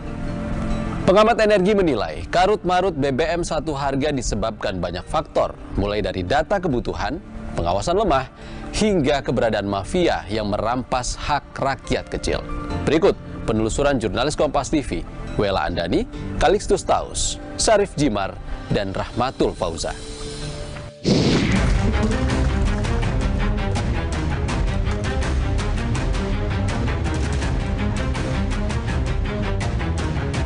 Harus itu dilakukan, karena apapun daerah yang terpencil, daerah terdepan, daerah terluar itu adalah masuk dalam negara kesatuan Republik Indonesia, harus diurus. Bukan hanya mudah, kita ingin masyarakat mudah mendapatkan, tetapi juga harganya sama seperti daerah lain, terutama di Jawa.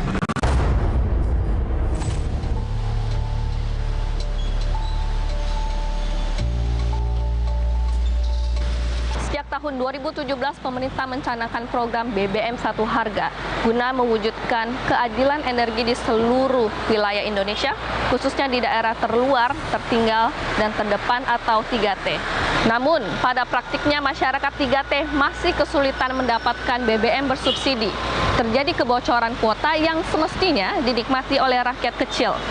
Sebetulnya, apa yang membuat masalah ini terus berlarut dan apa pangkal masalahnya?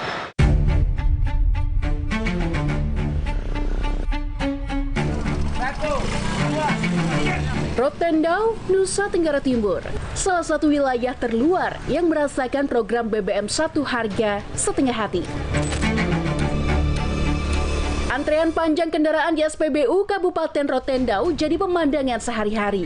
Warga harus berjibaku datang lebih awal berebut Pertalite atau solar bersubsidi. Tak jarang, BBM subsidi ludes hanya 2 hingga 3 jam setelah SPBU dibuka. Bagaimana Bapak untuk mendapatkan bensin Pertalite di Pertamina di Rotes ini Pak? Agak setengah mati Pak, soalnya kendaraan banyak jadi antre. Ini separuh belum datang, kalau semua datang ini di pintu ini kita bersesak. Sudah sejak kapan Bapak? Ya. Sudah sejak kapan? Dari bulan Januari. Antrian ini sudah sejak beberapa bulan yang lalu mulai antri, mungkin dari tahun kemarin. Bisa lebih panjang ini? Iya, kadang lebih panjang sekali. Antri kadang-kadang sampai berjam-jam. Kesulitan dapat BBM subsidi atau bagaimana? Iya, seperti itu. Malam hari, SPBU boleh saja tutup. Namun, antrean kendaraan terus berjalan. Tampak berjajar belasan kendaraan tanpa penumpang yang bermalam demi tangki terisi penuh. Tak hanya pengendara, sulitnya mendapatkan BBM subsidi juga dirasakan pelaku UMKM. Jian Frieli misalnya, acap kali tak mendapati BBM subsidi di SPBU, mobil operasional toko kelontong miliknya terpaksa minum bensin eceran dengan harga 2 kali lipat lebih mahal. Padahal, sebagai pelaku UMKM, Jian termasuk penerima BBM subsidi. Untuk kendaraan yang operasional yang pick up tadi, itu hampir sering belinya di pengecer juga. Karena kalau di posisi di Pertaminanya kosong dan kendaraan ini pas posisi lagi jalan keluar, pasti belinya di pengecer. Penyakit BBM ini sepertinya penyakit menahun ini. Semenjak ini kabupaten berdiri sampai dari sebelum ada SPBU sampai dengan SPBU ada pun itu masalah belum terselesaikan.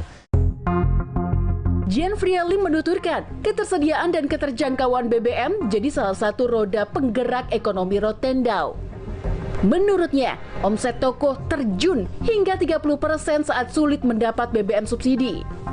Intinya kalau sudah sulit BBM itu omset toko itu bisa turun sampai 30%.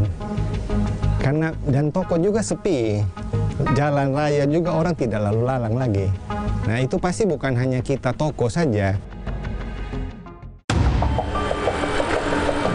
Semrawut tata niaga BBM yang dibiarkan malah membuka celah pengecer BBM subsidi dengan harga selangit.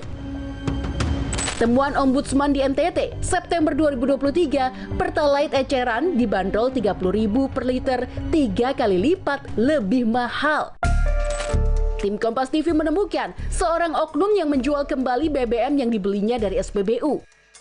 Bensin yang ditampung di tangki motor pelaku disedot ke dalam jerigen untuk kios pengecer. Wakil Ketua 2 DPRD Kabupaten Rotendao, Paulus Henduk menduga program BBM Satu Harga dimanfaatkan oleh oknum karena lemahnya peran Pemda dan penegakan hukum di Rotendao. BBM subsidi juga saya pastikan pasti ada mafianya. Sayang sekali sampai hari ini tidak ada penegakan hukum. Rote itu kecil.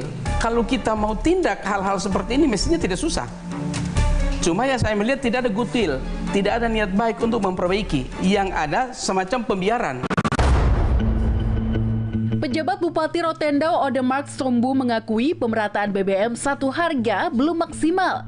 Surat edaran pelarangan penjualan BBM eceran di atas harga yang ditetapkan pemerintah pun telah dikeluarkan Februari lalu. Menjadi keanehan kami bahwa di tempat-tempat penjualan eceran-eceran itu masih banyak minyak yang ada. Tapi di tempat pengisian BBM dalam arti pom bensin itu sudah kehabisan. Karena itu kami mengeluarkan surat edaran 164/2024 itu untuk bagaimana mereka bisa mematuhi aturan-aturan yang sudah berlaku, yaitu BBM yang sudah disubsidi jangan dijual kembali di tempat-tempat yang tidak resmi dengan harga yang lebih tinggi. Antrian kendaraan demi BBM subsidi juga terjadi di Kota Merauke, Papua Selatan. Paskalis, supir truk angkutan pelabuhan mengaku tak jarang antrian BBM berlanjut hingga esok harinya. Sudah lama memang, sudah hampir mau 15 tahunan atau 14 tahun. Paling lama antri berapa lama? Lama Pak, ini sudah dari jam 8:30 tadi, sekarang mungkin sudah jam 10. Paling lama pernah Pak, sampai satu hari antri kita tidak dapat. Sudah antri tapi tidak dapat? Tidak dapat. Jadi pulang? Tidak, terpaksa kita ada macam begini, parkir begini ya, parkir lepas terus mobil begini. Nanti malam baru datang jaga lagi. Jika terdesak, Paskalis terpaksa membeli ke pengecer yang berjualan di sekitar SPBU di Merauke. Anomali kerap terjadi saat SPBU kehabisan stok, kios pengecer di sekitar SPBU malah berlimpah stok dengan harga fantastis. Manajer Communication Relation NCSR Pertamina Patra Niaga Regional Papua Maluku, Edi Mangun menyebut ada indikasi penyelewengan BBM subsidi di Merauke. Menurutnya, SPBU menerima tekanan dari oknum yang menyalahgunakan BBM subsidi. Penyalahgunaan. Ya, tapi tentunya kalau kita bicara penyalahgunaan sesuai dengan apa yang diamanatkan Undang-Undang Migas itu menjadi ranah teman-teman aparat penegak hukum. Bahwa mungkin sekali-sekali teman-teman wartawan perlu mewawancarai operator SPBU. Kenapa sudah ada aturan kali? Karena mereka juga kan dalam posisi, ya kalau bahasanya saya bilang bahwa banyak mereka yang diintimidasi. Pengamat energi Alpha Research Database Ferdi Hasiman menyebut, carut-marut BBM satu harga disebabkan banyak faktor, mulai dari data kebutuhan, pengawasan lemah, hingga keberadaan mafia yang merampas hak masyarakat kecil.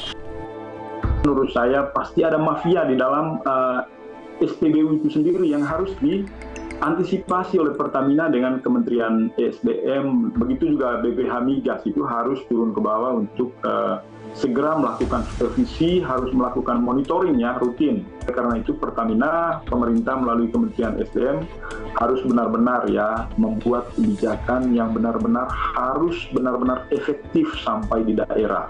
Monitoring juga harus benar-benar dilakukan karena kami melihat selama ini kebijakan-kebijakan yang dibuat di Jakarta itu agak kontraproduktif, kontradiktif ketika diterapkan di daerah-daerah. Lalu pemahaman pemerintah daerah, bupati-bupati kita yang ada di daerah terhadap distribusi BBM bersubsidi itu masih sangat lemah. Sementara Direktur Pemasaran Regional PT Pertamina Patra Niaga Mars Ega Legowo Putro menyatakan antrean panjang terjadi karena pertumbuhan ekonomi di daerah yang menikmati BBM satu harga. Namun di sisi lain, kapasitas pasokan BBM di daerah 3T memang masih perlu dikaji dan dicari solusi. Sebelumnya di suatu wilayah tersebut bahkan bukan antri lagi, tidak ada sama sekali BBM di lokasi tersebut. Nah, kami hadir. Begitu kami hadir, awal-awal ini membantu. Tetapi seiring dengan pertumbuhan ekonomi, kebutuhan meningkat di wilayah tersebut. Sehingga mungkin terus menjadilah antrian atau volumenya tidak cukupi. Ketika kami ingin meningkatkan kapasiti, ini kan juga harus diperhatikan sisi supply chain-nya. Tentu di wilayah-wilayah yang tahun 2017 itu dibangun BBM satu harga, pertumbuhan ekonomi wilayah tersebut sudah sangat meningkat pesat. Nah, disinilah mungkin kita sekarang melihat beberapa problem-problem tadi yang disampaikan Pak Wira bahwa itu kok antriannya ada muncul, itu kok antriannya ada muncul seperti itu. Kalau kita lihat flashback ya mungkin itu salah satu solusi, tetapi sekarang muncul masalah baru yang harus kita solusikan. Saudara, BBM satu harga, satu Indonesia. Jargon program subsidi BBM yang digaungkan Presiden Jokowi sejak 2017 lalu masih jadi PR pemerintah. Usai jeda di 60 menit special report. Kami kewalahannya juga di BBM, akhirnya kan kami beli BBM di pengecer-pengecer.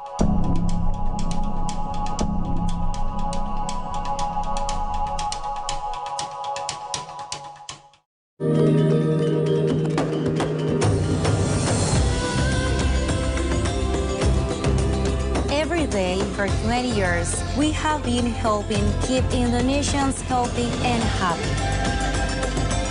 Helping Indonesians for a prosperous Indonesia to help strengthen your immune system. Drink UC 1000 vitamin with 1000 milligrams of vitamin C. Healthy inside, fresh outside. Saatnya tidur. Waduh, sulit tidur nih. Sulit tidur? Minum Fulas 1 tablet menjelang tidur. Fulas mengandung formula dari bahan alam juga halal. Fulas membantu meringankan gangguan sulit tidur. Indahnya warna alam sambut bulan Ramadan. Jadi pengingat untuk selalu bersyukur dengan hikmat. Damainya warna biru bahari. Hangatnya warna kuning pagi. Manisnya warna mawar merah muda. Dan warna coklat hangat yang ramah menyambut keluarga di bulan penuh berkah. Sambut sentuhan warna baru Ramadan dari Nippon Paint. Gagal. Mana prestasinya? Bangkit lagi. Hancur. Berjuang lagi. Extra Joss dengan ginseng Korea Royal Jelly dan vitamin B kompleks. Laki, buktikan Extra Joss. Ayam, nggak usah takut, kan ada Agoda. Agoda. Bisa liburan murah di banyak hotel. Wah, diskonnya sampai 60%. Cuma di Agoda, booking sekarang. Manisnya warna mawar merah muda saat mendengar semua lantunan doa. Sambut sentuhan warna baru Ramadan dari Nippon Paint. Wah, cooler kamera. Waktunya refreshing. Mata perlu istirahat. Bila perlu, minum MyFit. Formula iFit membantu memelihara kesehatan mata. Untuk mata sehatku, minum MyFit. Dari Lapi. Kenapa aku pilih Le Mineral? Soalnya cuma ini nih yang masih ada segelnya. Debu jadi nggak akan masuk di sela-sela tutup botolnya. Benar, Le Mineral disegel secara khusus sehingga terjamin kebersihannya. Le Mineral.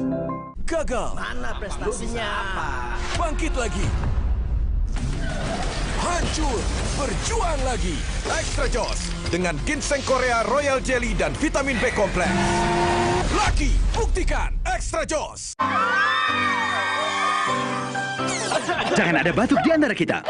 Batuk berdahak, Siladex ME. Batuk pilek, Siladex Cough and Cold. Batuk tidak berdahak, Siladex Antitusif atau Siladex DMP. Siladex, aktif redakan batuk. Produksi Konimex. Minum Renovit dilengkapi dengan 12 vitamin dan 13 mineral, siap bantu jaga kesehatan tubuh. Siapkan Renovit, siapkan dirimu selalu. Renovit, siap jaga kesehatan. Produksi Konimex. Warna coklat hangat yang ramah, siap menyambut senyum keluarga dengan rasa bersyukur di bulan penuh berkah. Sambut sentuhan warna baru Ramadan dari Nippon Paint.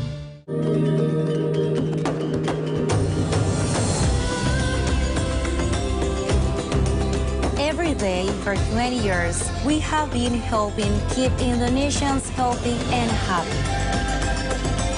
Helping Indonesians for a prosperous Indonesia to help strengthen your immune system. Drink UC 1000 vitamin with 1000 milligrams of vitamin C. Healthy inside, fresh outside. Kalau puasa, siang berasa lemes. Kenapa ya, Ma? Saat puasa, tubuh bisa lemes karena kekurangan mineral, Dek. Minum Le Mineral yang mengandung mineral penting buat tubuh selama puasa. Le Mineral, penuhi kebutuhan mineral selama berpuasa.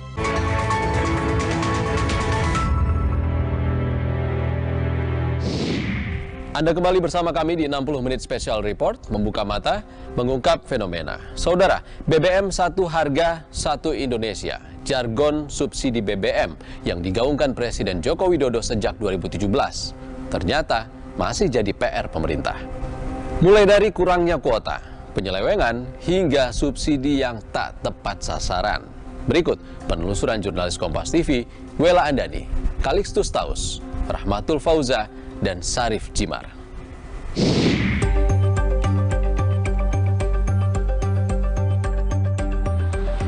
Kebijakan yang jelas dan peran pemerintah daerah menjadi ujung tombak keberhasilan program BBM bersubsidi di tengah kesemrawutan kebijakan BBM satu harga yang sering salah sasaran. Inovasi, pengawasan, dan permintaan kuota yang sesuai kebutuhan masyarakat menjadi bentuk nyata kehadiran Pemda. Lalu apa sih solusi mewujudkan keadilan energi? BBM satu harga, satu Indonesia. Jargon program subsidi bahan bakar minyak yang digaungkan Presiden Jokowi sejak tahun 2017 ini masih jadi PR besar pemerintah. Pasalnya, kebijakan BBM satu harga yang dinilai mampu menciptakan keadilan energi, dalam praktiknya selama 8 tahun perlu dibenahi. Kebijakan pemerataan yang dipicu perbedaan harga BBM hingga 10 kali lipat di wilayah terluar Indonesia malah menimbulkan persoalan baru. Mulai dari kurangnya kuota, penyelewengan, hingga subsidi BBM salah sasaran. Di Merauke, Papua Selatan, nelayan dan petani hingga kini masih mengeluhkan sulitnya dapat BBM bersubsidi. Tajuddin, nelayan perantau asal Sulawesi Selatan ini menuturkan, selain cuaca, ketersediaan BBM subsidi jadi penentu dirinya turun melaut. Ayah 3 anak ini menyebut stok kerap habis di akhir bulan dan nelayan harus menunggu hingga sekitar tanggal 5 bulan berikutnya. Macam kemarin ini kan baru masuk lagi stokamnya. Jadi kalau tanggal 26, 25 sudah habis stokamnya. Sudah habis. Jadi kalau macam kita nelayan lokal begini kan modalnya kan pas-pasan. Nanti ada harga ikan baru kita beli. Di sela menunggu stok BBM, uang Tajuddin terlanjur habis. Ia terpaksa harus berutang dengan pemborong untuk modal selanjutnya. Sekali melaut, ia harus menyiapkan bahan bakar minimal 200 liter. Pernah tidak Pak, kalau misalnya untuk BBM ini Bapak misalnya pinjam modal untuk beli BBM? Biasa juga Pak. Biasa juga. Biasa. Kita ambil yang tukang ambil kita punya ikan kan? Oh, ambil di luar begitu? Ya, ambil di luar. Pemborong begitu kan. BBM satu harga juga belum dirasakan petani kampung Sidomulyo, distrik Semangga, Merauke, Papua Selatan. Ketua Gabungan Kelompok Tani Muhammad Yunus menyebut petani tak dapat jatah di SPBU setempat karena hanya melayani pengisian BBM untuk kendaraan saja. Petani terpaksa harus membeli solar eceran dengan harga Rp10 hingga Rp12.000 per liter. Jauh dari harga di SPBU Rp6.800 per liter. Yunus telah berulang kali mengeluhkan persoalan BBM di berbagai forum diskusi. Namun sayang, hingga kini belum ada titik terang akses BBM satu harga bagi petani. Ia berharap segera dibangun pom bensin khusus petani di desanya. Ketika nelayan itu punya BBM, tempat pom yang khusus untuk nelayan, kami mohon supaya untuk petani juga kiranya bisa dibuatkan pom bensin subsidi khusus untuk para petani. Karena kenapa? Pengolahan saat ini sudah bagus, alat-alat itu sudah canggih-canggih. Ada komben, ada jonder, tetapi kita tidak memikirkan bahan bakarnya. Kami kewalahannya juga di BBM, akhirnya kan kami beli BBM di pengecer-pengecer. Pengamat energi Ferdi Hasiman menyebut terhambatnya distribusi BBM subsidi berdampak signifikan terhadap ekonomi daerah. Ia pun mendorong pemerintah untuk mengkaji kebijakan BBM satu harga yang masih salah sasaran. Itu mereka nggak bisa bergerak ya Mbak ya. Kalau mereka nggak bisa bergerak ya kasihan dong mata pencariannya gitu loh. Bisa hancur, lalu perekonomian daerah pasti nggak akan tumbuh kalau begitu. Oleh karena itu saya berharap ya Ini salah satu variabel penting dalam memompa pembangunan ekonomi daerah. Oleh karena itu Pertamina, pemerintah melalui Kementerian SDM harus benar-benar ya membuat kebijakan yang benar-benar harus benar-benar efektif sampai di daerah. Monitoring juga harus benar-benar dilakukan karena kami melihat selama ini kebijakan-kebijakan yang dibuat Jakarta itu agak kontraproduktif, kontradiktif ketika diterapkan di daerah-daerah. Pemerintah berambisi mewujudkan BBM satu harga merambah minimal 100 lokasi baru di tahun 2024. Berdasarkan data BPH Migas, per tahun 2023, 512 lembaga penyalur BBM satu harga telah tersebar di beberapa kepulauan terpencil di Indonesia. Kepulauan dengan jumlah lembaga penyalur terbanyak adalah Maluku dan Papua dengan 175 lembaga penyalur, disusul oleh daerah di Kepulauan Kalimantan dengan 108 lembaga penyalur dan Kepulauan Nusa Tenggara dengan 94 lembaga penyalur. BPH Migas meminta Pemda berperan aktif dalam hal perizinan, lokasi, dan mitra yang memiliki kemampuan membangun penyalur BBM satu harga. Kantor Staf Kepresidenan mengakui hingga kini jumlah subpenyalur di daerah 3T belum terpenuhi karena mitra swasta enggan berinvestasi. Alhasil, nelayan dan petani sulit mendapat kuota BBM subsidi. Salah satu upaya dilakukan dengan percepat pembangunan SPBU di daerah terluar lewat program lintas kementerian. Kuota yang disediakan oleh pemerintah dalam hal ini BPH Migas mendapat tantangan yang sangat serius karena banyak sekali daerah-daerah yang belum ada BBM SPBU nelayan. Membuat nelayan itu harus ambil di SPBU umum dan kadang-kadang kalau datang ada Citingken itu pasti ditangkap gitu. Berbagai permasalahan yang kita temui seperti efektivitas, tepat guna. Nah, oleh sebab itu kita kerjakan bersama-sama dengan Kementerian Kelautan maupun dengan pemerintah daerah, dalam hal ini juga dengan Kementerian Dalam Negeri melakukan MOU, sehingga data-data nelayan itu berbasis katukusuka oleh Kementerian Kelautan, sehingga nelayan yang datang itu dia sesuai dengan kuotanya, sesuai dengan profesinya, dan dia mendapatkan perlindungan dari pemerintah khususnya terhadap penyediaan BBM subsidi. Sejak 2017, pemerintah telah mengucurkan ratusan triliun rupiah untuk kesetaraan harga bahan bakar minyak di seluruh wilayah Indonesia. 8 tahun berjalan, namun program BBM satu harga tak merata. Masih terjadi kebocoran kuota BBM di berbagai daerah.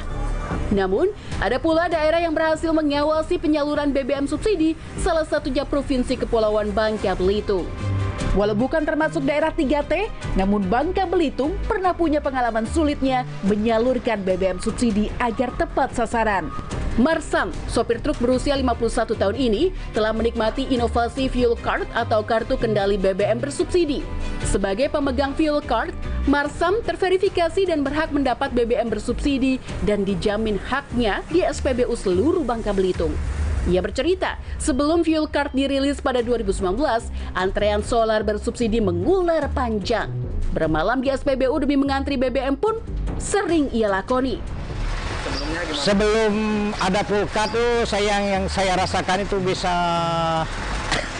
sehari semalam, Pak, sampai 2 hari kita tidur di pinggir jalan, begitu. Oke, setelah menggunakannya, Pak? Setelah menggunakannya, syukur alhamdulillah paling tidak kita kalau memang BBM ini sangat susah, kita mendatangi setelah jam 4 pagi, itu kurang lebih sekitar jam 10, kita sudah dapat solar begitu. Selain fuel card, Pemprov Kepulauan Bangka Belitung juga memblokir kendaraan yang tak taat pajak dan akan merilis teknologi GPS guna maksimalkan pengawasan BBM bersubsidi. Tak hanya mampu menertibkan truk nakal yang mengambil BBM bersubsidi, pengetatan aturan juga menghasilkan pendapatan daerah 8 miliar rupiah lewat penagihan pajak kendaraan tertunggak. Sejak dari dulu lah, waktu masih SMA saya sering lihat antrian panjang dan panjang di setiap SPBU karena setiap daerah pertambangan masalahnya sama, BBM bersubsidi digunakan oleh yang tidak tepat sasaran, padahal untuk daerah pertambangan itu, untuk tambang-tambang itu kan harus menggunakan BBM non subsidi. Nah, ini dikarenakan adanya disparitas harga ya, yang tinggi antara yang subsidi dan non-subsidi. Yang subsidi kan 6.500 kalau nggak salah, yang non-subsidi itu 15.000, 16.000 harganya. Itu yang dimanfaatkan para pengarit untuk dijual kembali. Informasinya mereka jual bisa 12.000, 13.000. Dengan keuntungan itu, satu kali ngisi di SPBU mereka sudah untung ratusan ribu. Nah itu yang membuat daya tarik mereka melakukan pengeritan atau penyalahgunaan pendistribusian itu. Meningkatkan akses masyarakat untuk mendapatkan energi yang terjangkau dan berkualitas adalah wujud kehadiran negara. Bahkan hingga pulau terluar. Jangan sampai keadilan energi yang selama ini digadang-gadang hanya dapat dirasakan sebagian warga, sementara yang lainnya terlupakan. Kami tutup 60 menit special report edisi kali ini, saudara. Saya Ihsan Sitorus undur diri. Kawal terus hasil pemilu 2024. Terima kasih. Sampai jumpa.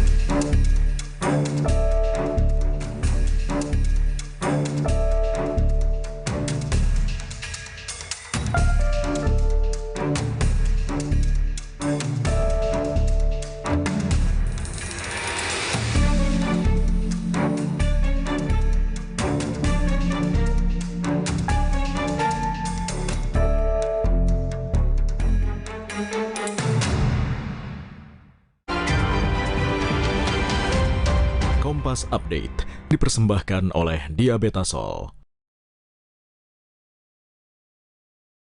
Selamat malam saudara, Anda menyaksikan Kompas Update pukul 19 waktu Indonesia Barat. Sungai Kehiran meluap, puluhan rumah di Sentani Kabupaten Jayapura terendam banjir dengan ketinggian 25 hingga 70 cm.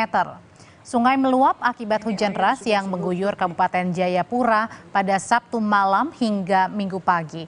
Menurut warga, banjir terjadi akibat pendangkalan sungai serta selokan akibat sampah. Polsek Sentani Kota mengerahkan 1 alat berat untuk membersihkan selokan yang berada di samping perumahan.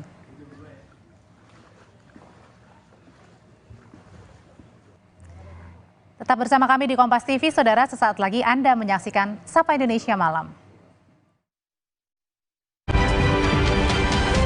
Kompas Update dipersembahkan oleh Habis makan langsung Beneko. Rasa lapar saat puasa kadang naik, kadang turun. Tapi gula darah harus tetap stabil. Baru rasa almond oat. Vita Digest-nya bantu kontrol gula darah. Bikin kenyang lebih lama, jadi lancar puasanya. Diabetasol. Wah, makan. Udah nggak takut kolesterol naik nih. Kan habis makan langsung Beneko. Plan Stanol Esternya hajar kolesterol dari makanan yang habis kita makan. Nutri Beneko.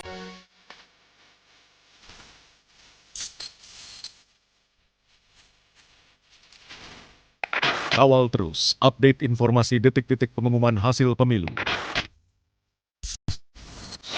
Langsung dari gedung KPU.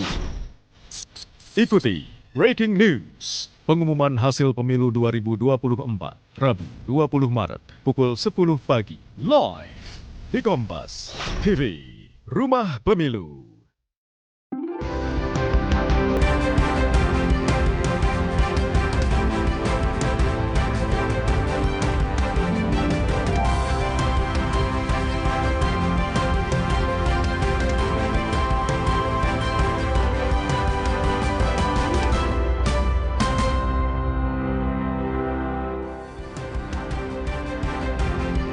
Selamat malam saudara, Indonesia dipastikan mengakhiri puasa gelar juara selama 3 dekade di tunggal putra All England. Terakhir gelar juara diraih pebulu tangkis Haryanto Arbi pada tahun 1994. Lalu bagaimana kenangan Haryanto Arbi saat menjadi juara? Sorotan lainnya malam hari ini di Sapa Indonesia Malam, kami juga akan hadirkan soal perjuangan siswa di Muaro Jambi saudara yang harus naik perahu demi sekolah karena sudah 4 bulan. Banjir tidak kunjung surut.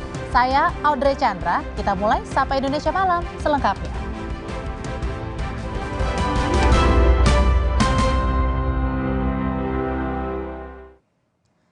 Calon Presiden Pemilu 2024 Anies Baswedan, saudara, membantah akan maju sebagai calon gubernur Jakarta dalam pilkada mendatang. Menurut Anies, ada upaya membesar-besarkan pembicaraan soal pilkada untuk menggeser Pilpres 2024. Anies tegaskan tetap fokus menunggu hasil pemilu presiden. Anies bilang juga tak ingin soal pilkada menggeser pembicaraan tentang sengkarutnya pelaksanaan Pilpres 2024. Anies menyebut tak akan maju sebagai calon gubernur di Pilkada Jakarta mendatang. Akan maju pilgub nanti atau gimana Pak? Tidak, DKI, Pak? tidak. Jadi karena itu saya bilang ini pembicaraan tentang pilkada itu upaya menggeser tanpa sadar percakapan pilpresnya mau digeser jadi percakapan pilkada. Jangan, kita ini masih berada di dalam pembicaraan tentang pilpres dan kita masih terus berusaha. Jadi saya ingin sampaikan kepada semuanya bahwa saya akan terus konsentrasi dalam pilpres ini. Bahkan kita nanti akan lihat hasilnya, dari hasilnya kita akan tentukan langkah-langkah kita. Ketua Umum Partai Golkar Erlangga Hartarto meminta jatah minimal 5 kursi menteri kepada Prabowo Gibran karena kontribusi Golkar di Pilpres. Erlangga menyinggung kontribusi partainya untuk kemenangan Prabowo Gibran.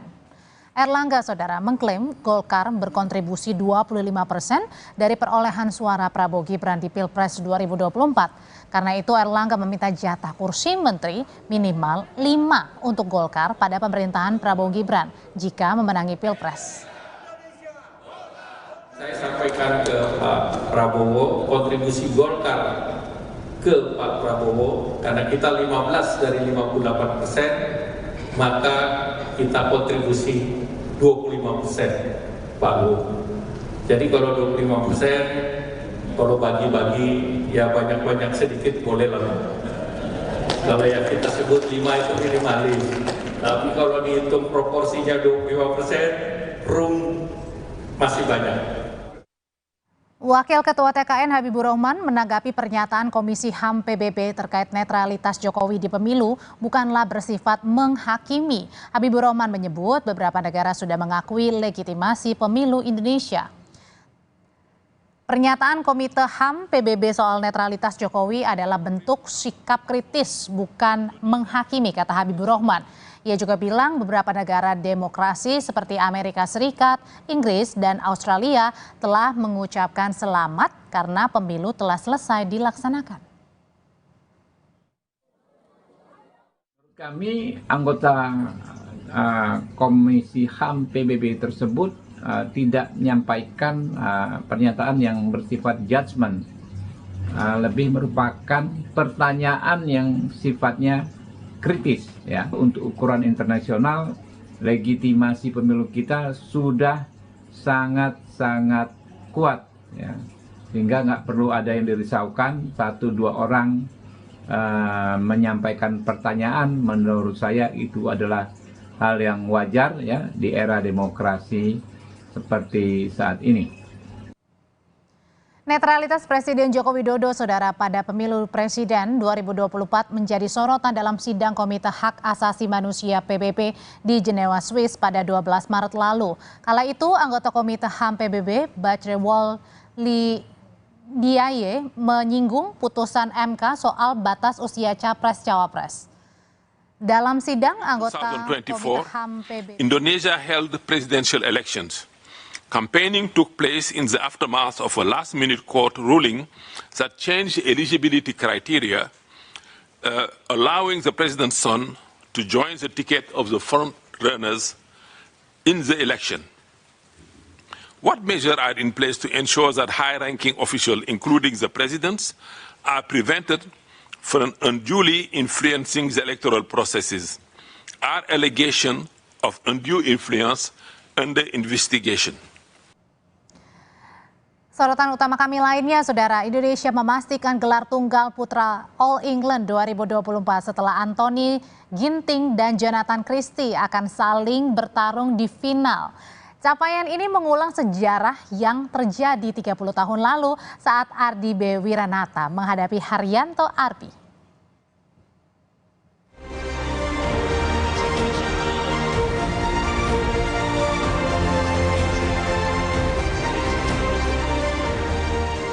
Sejarah kembali tercipta di gelaran All England 2024. Untuk pertama kalinya sejak 22 tahun silam, tunggal putra Indonesia berhasil menembus final.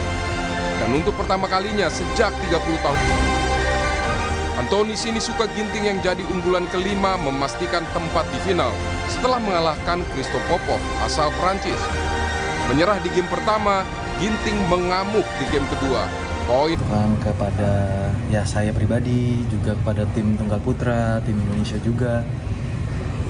Kita mungkin nggak akan ada yang mengira dengan beberapa hasil turnamen belakangan yang kita bisa bilang naik turun.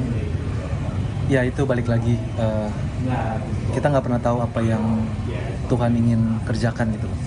Kita selalu terus berusaha, bukan hanya saya aja, kita semua tim tunggal putra, kita terus berusaha semaksimal mungkin, kita terus kekurangan apa kita tambah lagi, kita diskusiin lagi, kita obrolin lagi, kita bangun chemistry-nya lagi.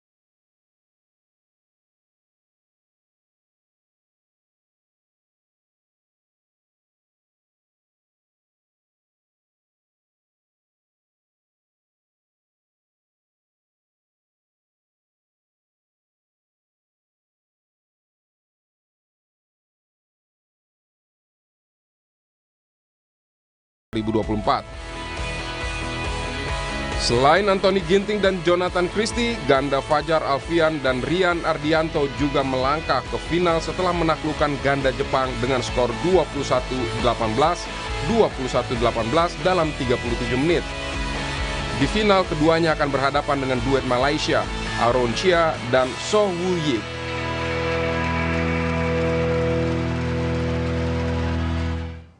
Malam hari ini Anthony Ginting dan Jonathan Christie, saudara, akan saling berhadapan memperebutkan gelar juara All England. Siapa yang akan unggul malam hari ini? Sudah bergabung malam hari ini dengan peraih 2 gelar juara tunggal putra All England tahun 1993 dan 1994, Haryanto Arbi. Malam Mas Arbi. Malam Mbak Afri. Ya Mas Arbi, ini kan final sesama Indonesia kembali terjadi setelah 30 tahun ya. Gimana nih melihat malam hari ini nanti pertandingannya? Pertandingannya akan seru sekali. Kita nonton juga bisa santai sekarang karena dua-duanya dari Indonesia. Kalau lihat permainannya Ginting dengan eksplosifnya dan Jonathan dengan tipe yang berbeda, defense balik serang, saya rasa nanti pertandingan akan seru sekali ya. Kalau melihat keunggulan dari Jojo dan juga Ginting gimana Mas? Ya kalau kita lihat memang sekarang petanya kan apalagi di tunggal kan memang merata semua ya. Jadi saya juga ikut bangga Jonathan dan Ginting bisa memecahkan rekor setelah 30 tahun ya. Jadi bisa final dua-duanya. Kita lihatlah hasilnya nanti siapa yang akan membuat sejarah karena pertandingannya akan seru pastinya. Jadi tapi siapapun yang menang, yang penting kita sudah lega ya, udah pasti Indonesia akan menang ya, berkibar itu bendera Indonesia malam hari ini. Nah kemudian juga Mas Arbi, kalau kita boleh flashback gitu ya, pada terakhir Mas Arbi juga juara All England tahun 1994. Waktu itu gimana Mas, menghadapi kalau sesama Indonesia tuh sebenarnya gimana? Sebenarnya deg-degan juga nggak sih, atau gimana ya udah lepas aja, toh kita sama-sama menang. Ya pertama kan pasti ini ya sama-sama Indonesia kan udah istilahnya udah bangga dulu lah, siapapun yang menang Indonesia kan yang dapat hasilnya. Biasa kalau banyak ngomong, mungkin kalau satu kamar kan banyak ngomong, biasa pas final itu biasanya agak diem-dieman itu. Oh, kenapa tuh? Karena memang tegang juga dua-duanya. Iya pastilah, pasti menyimpan tegang. Ini strategi masing-masing juga. Enggak, kalau strategi kan sama-sama sudah tahu ya, mungkin agak tegang aja biasanya. Oke, tapi kalau melihat keduanya malam hari ini rasanya akan bermain lepas kah? Biasanya sih kalau udah ini ya tinggal siapa yang siap aja, karena latihan kan sama-sama sudah tahu, sama-sama sering latihan bareng, biasanya sudah tahu semua. Oke, selain tadi diam-diaman itu, Mas Arbi, kira-kira nih kalau misalnya malam hari ini Jojo dan Ginting menghadapi final, ini kira-kira ada tantangan tersendiri nggak yang justru mereka hadapi nih? Ginting lebih banyak nyerang, kalau Jojo kan defend balik serang ya. Kalau melihat dari suasananya ini kejuaraan All England, sebenarnya waktu itu kalau Mas Arbi boleh cerita, beda nggak sih dengan menghadapi kejuaraan-kejuaraan lainnya, Mas? Bedanya cuma memang kalau di All England kan sejarahnya yang panjang, dari semua dulu waktu kita main juga pengennya kan pada juara All England.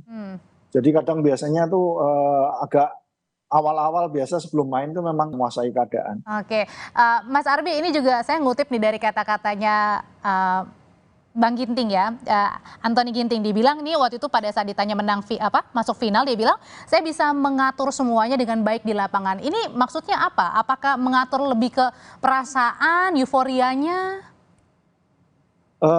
Ya biasanya ini ya sih faktor mental atau persiapannya ya. Mungkin dia sudah planning dari awal cara mainnya kayak mau gimana. Kalau kalah nanti set pertama gimana, set kedua gimana, set ketiga gimana, dia mungkin ngatur itunya lebih pas dan lebih masuk gitu loh. Bisa merencanakan seperti apa yang dimauin, semuanya bisa terlaksana. Oke, Mas Arbi, kalau melihat dari keduanya masih muda, kemudian pasti mengejar juga ya prestasi paling baik untuk saat ini. Mungkin sih ini ya, kalau biasa kan kalau sama-sama sudah tahu ya tinggal ngelakuin strateginya apa yang akan diterapkan. Biasanya ada strateginya mau main apa, nanti kalau nggak jalan dia apa yang mesti dirubah di lapangannya waktu main ya. Jadi menyesuaikan strateginya dari awal sudah di planning, saya mau main kayak gini, tapi nanti kalau sampai gagal mesti cepat merubahnya waktu di lapangan. Kalau kisi-kisi, bukan kisi-kisi ya, perkiraan aja Mas, kira-kira 2 set, 3 set? Mungkin 3 set sih. 3 set, oke. Kan ini balik lagi nih butuh waktu puluhan tahun, kurang lebih selama 30 tahun ya Mas ya, untuk bisa melihat tunggal putra kita kembali berada di final All England gitu. Nah ini sebenarnya menjadi faktornya apa nih? Apakah mungkin lawan yang kali ini bermainnya yang kurang kuat, atau memang pebulu tangkis kita saat ini yang lagi bermain prima banget? Ya dua-duanya Mbak, ya memang karena persaingannya di tunggal putra ketat sekali sekarang ya. Jadi pas ini persiapannya bagus, strateginya juga dari pelatih juga bagus, mungkin ya pas semua, jadi kondisinya juga lagi bagus. Kalau ini kan sama-sama Ginting dan juga Jojo kan pelatihnya sama ya Mas ya? Ya. Nah itu gimana tuh membaginya? Ya kan kalau maksudnya membagi gimana nih Mbak? Biasanya kan sih kalau udah sama-sama final sih pelatihnya sudah nonton dengan santai di luar lapangan. Ya maksudnya mungkin nggak ada yang dalam tanda kutip anak emas begitu ya, lebih ke Ginting atau ke Jojo gitu? Nggak ada. Oke, tapi kalau dilihatnya kira-kira siapa yang lebih unggul Mas? Jojo atau Ginting? Ini termasuk juga ya, stamina juga termasuk ya Mas ya, dua-duanya lagi oke ya. Nah selain tunggal putra kan ganda putra juga tampil nih di final, ini peluangnya gimana Mas? Sama sih peluangnya ya, 50-50 kalau karena Fajar Rian sama ganda Malaysia ini kan sudah saling mengalahkan ya. Jadi nanti lihat siapa yang lebih siap di lapangan, saya rasa yang akan menang. Oke, setelah All England kan nanti kita juga akan menghadapi Olimpiade Paris. Nah, kira-kira apa sih yang menjadi catatan yang harus dilakukan oleh pemain bulu tangkis kita agar tetap membuka peluang terus ini? Ya ini karena awal yang bagus ya, udah mendekati Olimpik, awal yang bagus buat Jonathan dan Ginting. Mudah-mudahan dengan finalnya di All England ini menambah kepercayaannya lagi untuk lebih bersiap di Olimpiade. Kan kalau saat ini yang paling unggul untuk minimal untuk yang tunggal ya, tunggal itu misalnya adalah tadi Jojo dan juga Ginting. Gimana kalau peluang dengan adik-adik angkatnya, Mas Arbi? Ya mungkin masih ini ya perlu jam terbang ya Mbak. Kan dari sekarang sudah disiapkan. Karena kalau lihat peta kekuatan di Tunggal Putra, terutama ini negara-negara lain juga di adik-adiknya di bawah juga mulai banyak yang sudah dinaikkan di pentas pentas internasional ya. Jadi mungkin yang di bawah-bawah juga perlu banyak diberi kesempatan untuk tampil di pertandingan internasional. Terakhir dong Mas Arbi, singkat aja, kalau misalnya keluarga Jojo, keluarga Ginting, bahkan seluruh Indonesia nih malam hari ini menyaksikan Sapa Indonesia Malam, nungguin final All England malam hari ini, apa yang ingin disampaikan buat Jojo sama Ginting, Mas Arbi? Ya main sebaik-baiknya. Saya juga ucapkan selamat buat Jojo, Ginting, juga pelatihnya yang sudah memberi pertandingan yang terbaik sampai akhirnya bisa All Indonesia Final. Haryanto Arbi, peraih 2 gelar juara Tunggal Putra All England tahun 1993 dan 1994. Terima kasih sudah berbagi di Sapa Indonesia Malam, Mas Arbi. Sehat selalu. Makasih Mbak Lutfi, selamat malam. Usai jeda, saudara, tetaplah di Sapa Indonesia Malam. 4 bulan banjir tak kunjung surut, siswa SDN di Muaro Jambi bersekolah menggunakan sampan.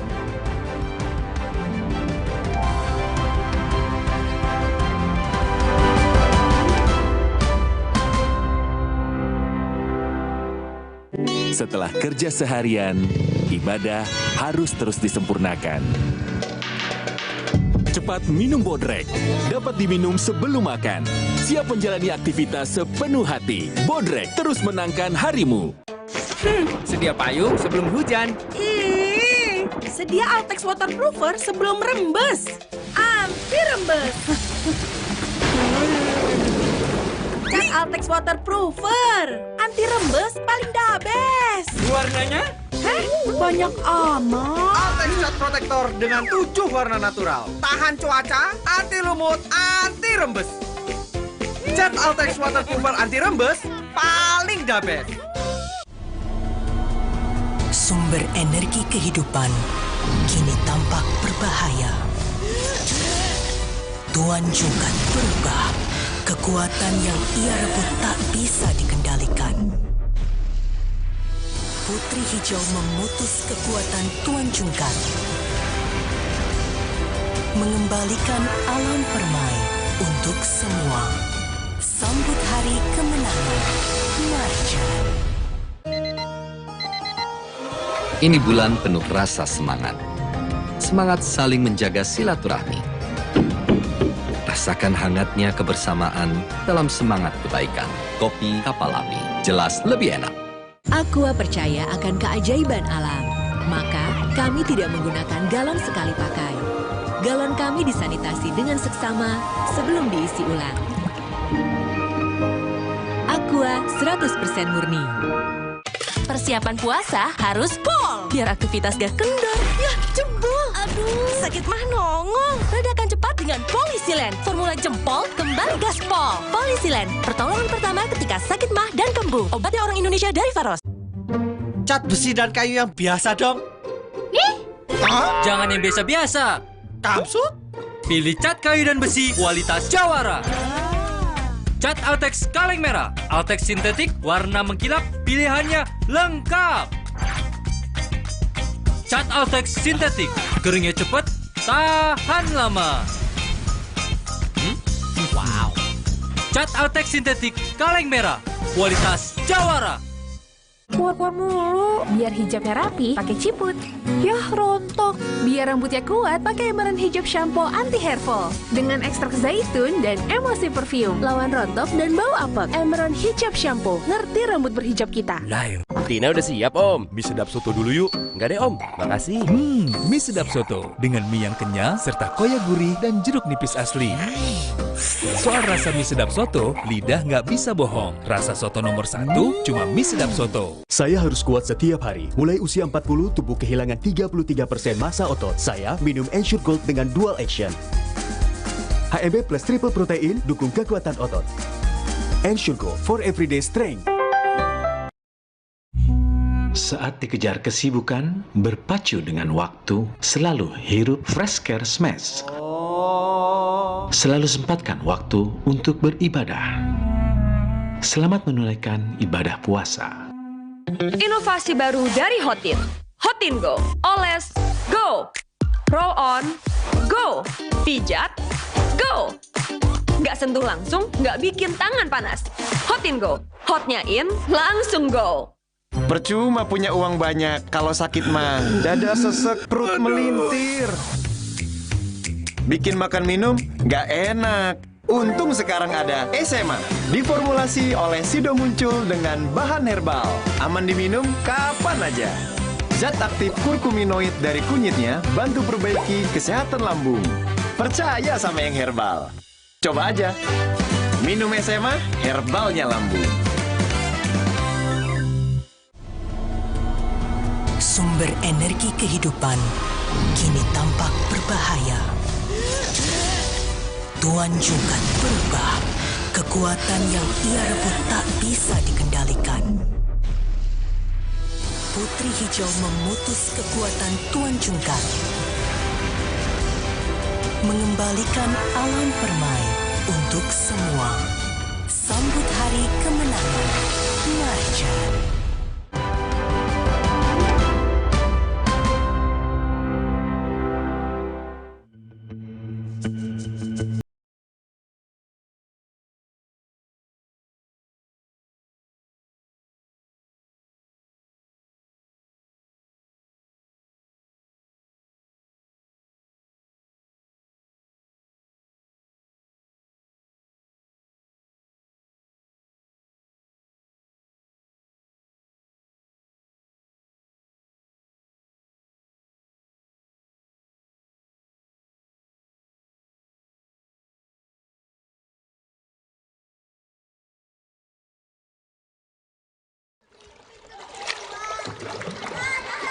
Mengayuh sampan untuk sampai ke sekolah jadi perjuangan siswa SDN 134 Muaro Jambi setiap hari. Sudah 4 bulan siswa terpaksa berangkat sekolah menggunakan sampan karena tempat tinggal mereka termasuk sekolah terendam banjir akibat luapan Sungai Batanghari. Di dalam kelas, para siswa juga masih harus berjuang belajar tanpa alas kaki dan menahan dinginnya air banjir yang masuk ke ruang kelas. Genangan air di dalam kelas setinggi 15 cm, sementara di halaman sekolah mencapai 1 meter. Kondisi banjir mengganggu aktivitas belajar mengajar, namun siswa tetap masuk sekolah agar tak tertinggal pelajaran. Cukup susah, Pak. Kami sudah 4 bulan sekolah menggunakan perahu. Jadi harapan ke depannya dalam keadaan begini, apa harapannya? Semoga cepat surut, biar bisa sekolah seperti biasa aja. Pihak sekolah mengatur jadwal para siswa yang belajar di sekolah, yakni kelas 4, 5, dan 6. Sedangkan kelas 1, 2, dan 3 diliburkan hingga banjir surut.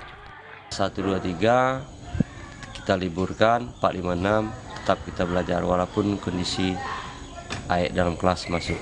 Kami selaku pendidik, kalau ada misalnya perehapan atau bangunan baru, karena kondisi banjir ini hampir setiap tahun, jadi pondasi atau bisa ditinggikan. Selain SDN 134 Muaro Jambi, banjir juga merendam lebih dari 50 sekolah lain, mulai dari TK, SD, dan SMP. Sebagian sekolah juga melakukan pembelajaran daring. Dinas Pendidikan Kabupaten Muaro Jambi mengakui bahwa selama 4 bulan proses belajar siswa tidak berjalan sempurna.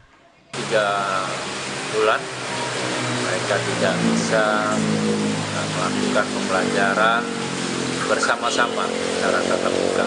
Tentulah pembelajaran jarak jauh maupun daring terdapat hal-hal yang kurang sempurna atau tidak bisa dilakukan secara maksimal. Ya, harapan kita mudah-mudahan ini air bisa cepat surut dan anak bisa kembali belajar secara normal. Banjir di Kabupaten Muaro Jambi terus meluas. Ada 6 kecamatan terendam banjir dengan ketinggian hingga 2 meter. Sekolah yang paling banyak terdampak banjir yaitu di Kecamatan Taman Rajo dan Kecamatan Kumpeh. Tim Liputan Kompas TV, Muaro Jambi, Jambi. Lalu bagaimana nasib siswa di tengah banjir yang merendam sekolah mereka? sudah hampir 4 bulan. Kita bahas bersama Kepala Dinas Pendidikan Kabupaten Muaro Jambi, Bapak Firdaus, dan Guru SDN 134 Muaro Jambi, Bapak Suhaimi. Selamat malam Bapak-Bapak semua. Selamat malam. Malam. Saya mau ke Pak Suhaimi terlebih dahulu. Bapak, ini kan anak-anak belajar di tengah kondisi banjir sudah 4 bulan lamanya. Di dalam kelas pun mereka juga tidak menggunakan sepatu, harus dingin-dinginan karena kakinya juga sudah terkena banjir. Fokus belajar mereka seperti apa? Gimana Pak Suhaimi? Iya Pak. Kegiatan belajar tetap berlangsung, namun tidak seperti kegiatan seperti biasanya Bu. Karena kaki mereka situ dingin di dalam kelas, namun semangat mereka tetap seperti tidak adanya banjir. Jadi kalau saya membayangkan ini ada salah satu anak yang mendayung sendiri ya, menggunakan sampan, ini dilakukan setiap anak begitu? Ini setiap anak Bu. Kalau belum bisa dayung itu orang tua yang ngantar ke sekolah. Oke, Bapak boleh agak munduran sedikit Pak supaya bisa lebih terlihat? Iya.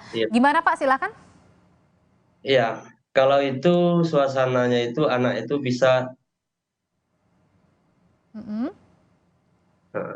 Nggak apa-apa Pak, aman, silakan. Ya. Ya, begitu saja nggak apa-apa. Dayung perahu sendiri, bagi mereka yang belum bisa dayung sendiri itu diantar orang tuanya Pak.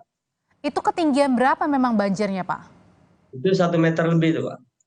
Oke, 1 meter lebih ya. Kalau gitu Pak Firdaus, ini dari dinas sendiri sudah datang nggak sih ke SDN 134 untuk melihat gimana nasib anak-anak, gimana sekolahnya, gimana guru-guru juga di sana? Ya, kita jajaran Dinas Pendidikan dan Kebudayaan Kabupaten Muaro Jambi terus memantau baik bagian bidang masing-masing untuk memonitor langsung ke lapangan ataupun pengawas pembina dan koordinator wilayah yang berada di kecamatan masing-masing.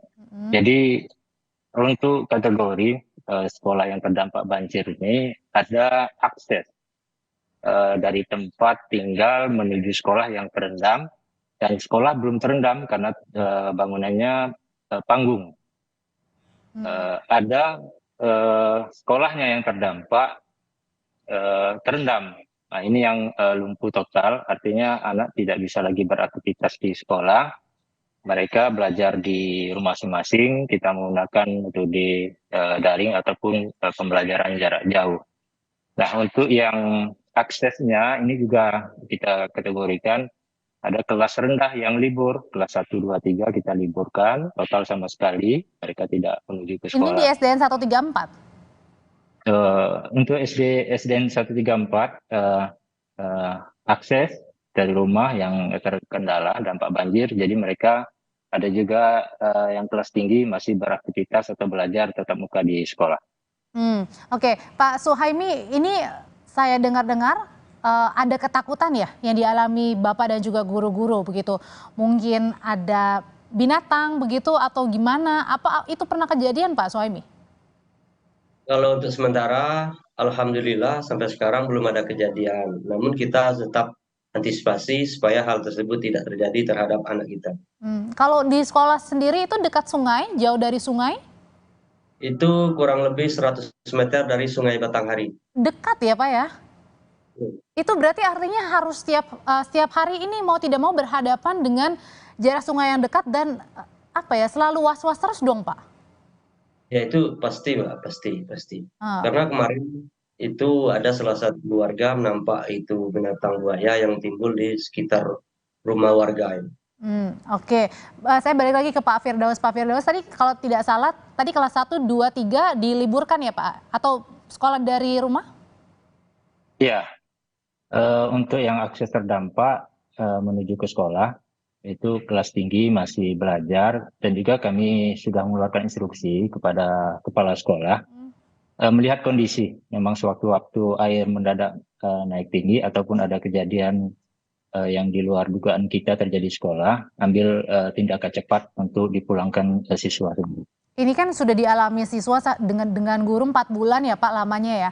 Apa tidak ada solusi sementara Pak, misalnya dipindahkan dulu ke tempat yang lebih aman? Dia permukimannya hampir rata-rata terendam seperti sekolah. Jadi untuk tempat yang di kampung tersebut itu boleh dikatakan tidak ada lagi yang tidak terendam. Oh, jadi Malah, semuanya?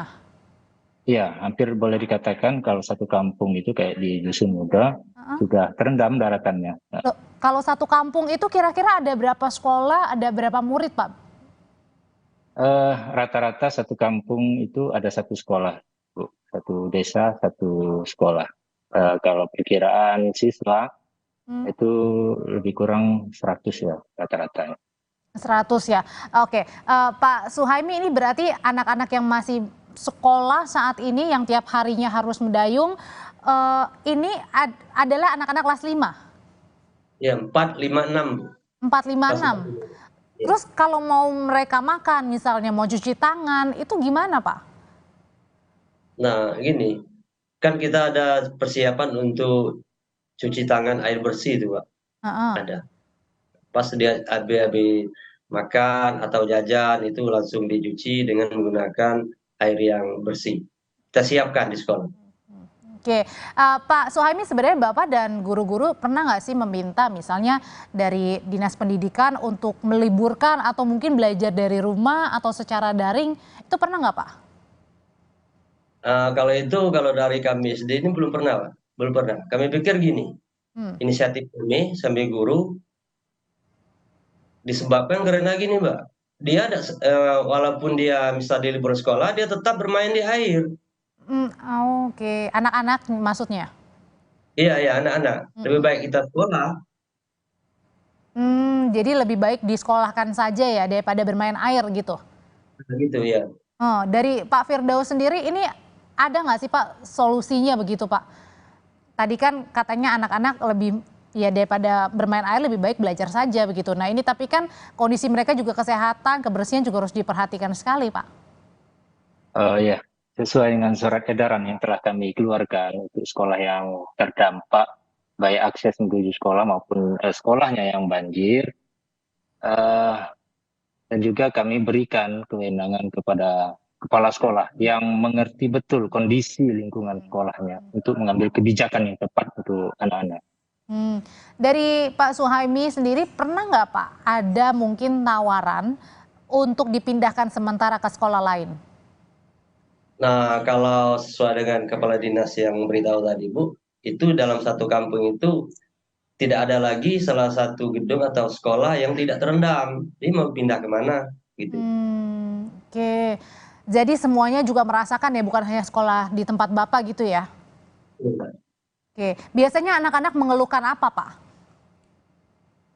Kalau di sekolah itu ya masalah transportasi itulah. Dia itu kan waktu kalau naik sampan itu kan waktunya lama. Jarak dari rumah. Butuh berapa lama biasanya mereka pada saat mencapai sekolah itu? Itu kalau naik perahu itu bisa 20 menit, 15 menit kayak gitu. Kalau udah naik sampan kan itu 5 menit sampai, 10 menit sampai ke sekolah. Oke. Tapi anak-anak pada saat 4 bulan terakhir ini ada yang mungkin sakit begitu? Alhamdulillah sampai sekarang tidak ada Bu. Tidak ada yang sakit. Nah kalau untuk bekal sendiri mereka artinya sudah dibawa dari rumah begitu untuk makan di sana? Iya, betul. Oke, nah kalau untuk belajar mengajarnya Pak, ini apakah dipercepat nggak sih atau gimana tuh pada saat banjir ini? Kalau inisiatif kami masuk jam 8, pulangnya itu jam 11. Kalau waktu dalam bulan puasa ini.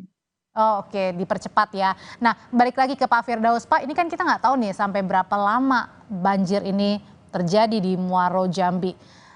Mungkin apa yang bisa dilakukan oleh Dinas Pendidikan, Pak?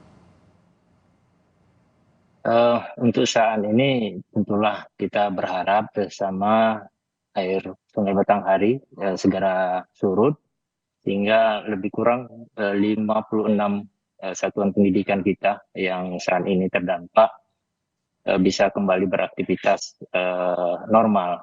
Nah harapan kami kepada seluruh kepala sekolah, guru untuk tetap semangat mendidik anak-anak walaupun dengan segala kendala yang ada. Kalau gitu mungkin ada keinginan nggak Pak Suhaimi? Oke, terima kenyataan, tapi juga mungkin ada kepengenan nggak untuk dinaikin aja deh sekolahnya gitu, ditingkatkan? Nah gini Bu. harapan kami terutama instansi Pak Kepala Dinas, Pak Firdaus, dengan kami mohon semoga kedepannya kalau ada perehapan atau pembangunan untuk yang akan datang itu mohon fondasinya agak ditinggikan bangunannya itu. Soalnya hampir tiap tahun atau rutin banjir ini pasti terjadi di Kecamatan Damarajo. Terima kasih. Gimana tuh Pak Firdaus? Ya, untuk pembangunan ruang atau sarana belajar yang baru itu kita sudah desain dengan bertiang dengan ketinggian 1,5 meter. Dengan harapan ya sekolah-sekolah yang di sepanjang aliran Sungai Batanghari ini tidak ada lagi yang depok. Jadi yang bangunan yang lama, kalaupun kita rehab itu sudah kita lakukan bertiang sepanjang Sungai Batanghari. Tapi kalau sekarang Pak, yang bisa dilakukan? Untuk saat ini karena tahun anggaran sudah berjalan, kan kita buat rencana prioritas di tahun anggaran 2025. Itu tapi janji ya Pak ya, masuk prioritas ya Pak ya. Karena tadi kata Pak Suhaimi bilang tiap tahun Pak banjir terus, anak-anak kasihan. Ya, siap Bu. Oke Pak Suhaimi, apalagi Pak kemudian cerita-cerita yang Bapak bisa sampaikan juga mengenai kondisi anak-anak? Mungkin bukan hanya anak-anak ya, tapi guru juga pasti gimana tuh perjuangannya Pak Suhaimi? Ya, kalau kami selaku tenaga pendidik, ya terima kasih kepada Pak Kepala Dinas yang tentu peduli terhadap kami yang terkena banjir ini. Namun harapan ke depan sama-sama kita bekerja dan harapan kita semua tentu dalam hal ini kami selaku pendidik tolong diperhatikan baik itu ya kinerja kami, fasilitas kami, ya tentu itu salah satu penunjang untuk semangat kami Pak Firdaus. Termasuk juga fasilitas untuk harapannya bisa ditinggiin ya Pak ya sekolahnya ya. Baik, terima kasih Pak Suhaimi, terima kasih Pak Firdaus untuk waktunya, sehat selalu. Amin. Amin, terima kasih. Tetaplah di Sapa Indonesia Malam, Menteri Perhubungan menyebut 28,4 juta warga Jabodetabek akan mudik tahun ini.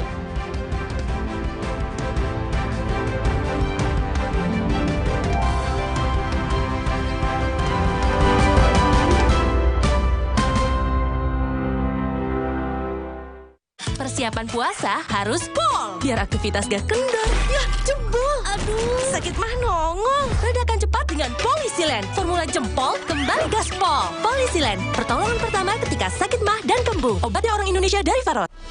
Putri Hijau merebut kembali energi kehidupan yang dikuasai Tuan Cungkar. Alam pun kembali bermain. Sambut hari kemenangan, Marjan. Aqua percaya akan keajaiban alam. Maka kami tidak menggunakan galon sekali pakai. Galon kami disanitasi dengan seksama sebelum diisi ulang.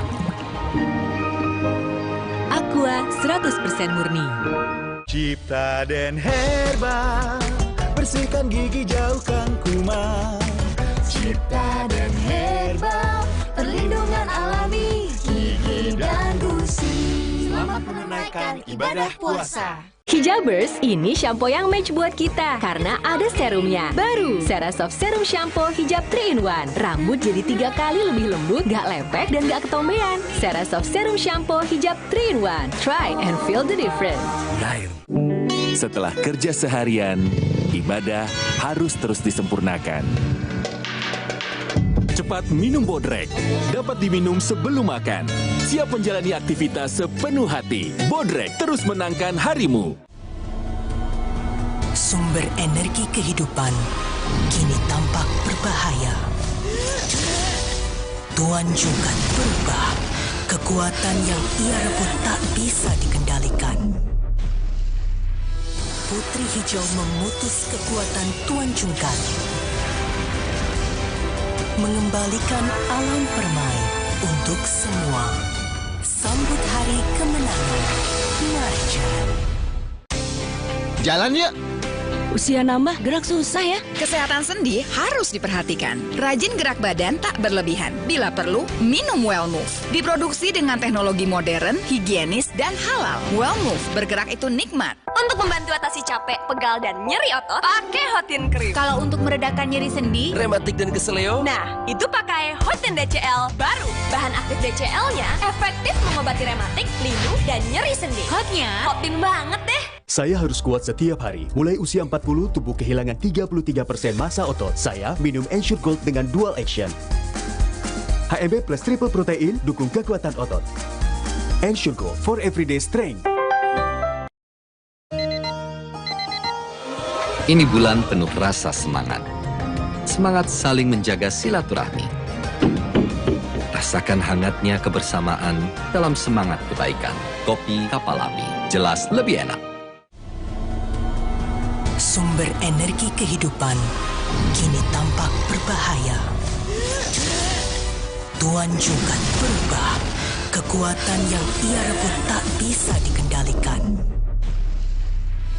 Putri Hijau memutus kekuatan Tuan Jungkat. Mengembalikan alam permai untuk semua. Sambut hari kemenangan. Marjan. Percuma punya uang banyak, kalau sakit mah dada sesek, perut melintir. Bikin makan minum nggak enak. Untung sekarang ada SMA, diformulasi oleh Sido Muncul dengan bahan herbal. Aman diminum kapan aja. Zat aktif kurkuminoid dari kunyitnya bantu perbaiki kesehatan lambung. Percaya sama yang herbal. Coba aja. Minum SMA, herbalnya lambung. Saya harus kuat setiap hari. Mulai usia 40, tubuh kehilangan 33% massa otot. Saya minum Ensure Gold dengan Dual Action. HMB plus triple protein, dukung kekuatan otot. Ensure Gold for everyday strength.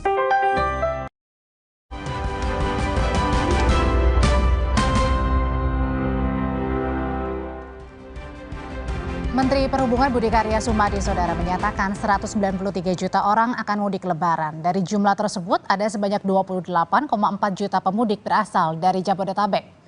Menurut Menteri Perhubungan, jumlah pemudik Jabodetabek meningkat 14,6% tahun ini.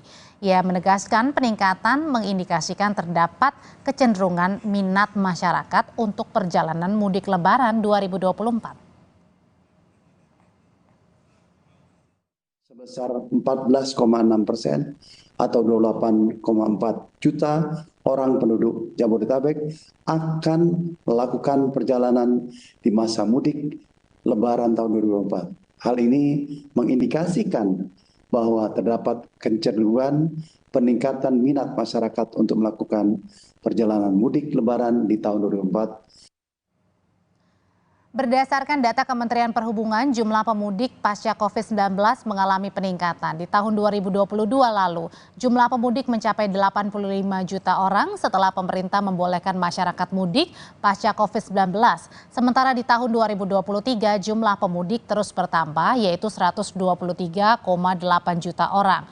Dan tahun ini diprediksi akan kembali meningkat, yaitu berpotensi mencapai 93,6 juta pemudik.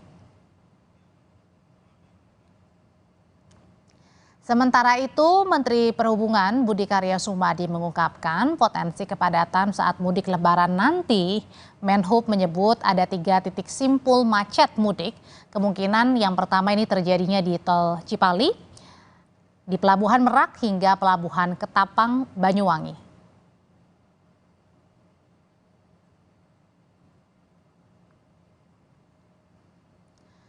Korlantas Polri, Saudara, sudah menyiapkan skenario arus mudik Lebaran 2024 di tengah musim hujan. Persiapan mesin pompa air hingga pencarian jalur alternatif akan diterapkan untuk mengantisipasi banjir.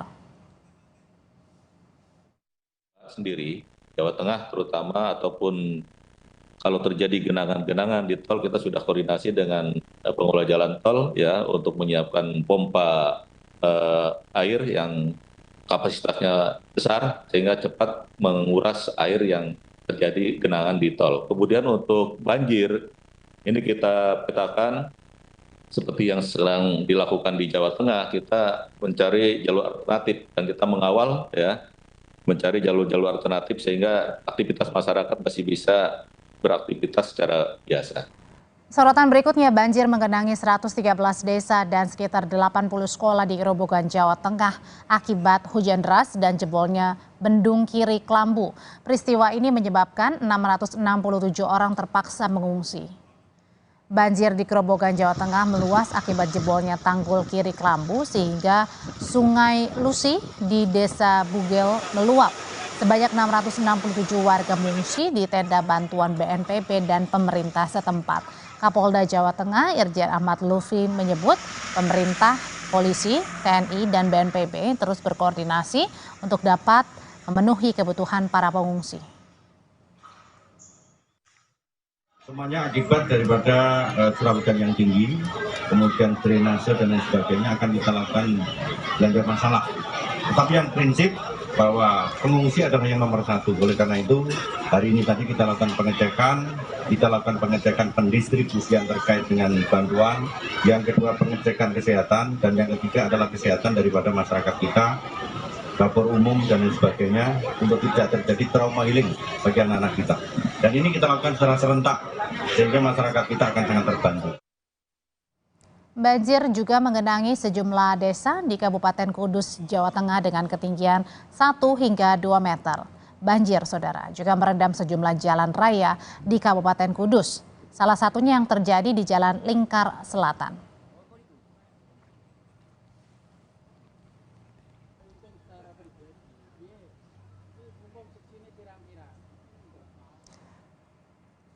Sesaat lagi, saudara, di Sapa Indonesia Malam, gunung berapi di Islandia meletus untuk 4 kalinya dalam waktu kurang dari 100 hari. Pihak berwenang sempat menerapkan keadaan darurat akibat erupsi.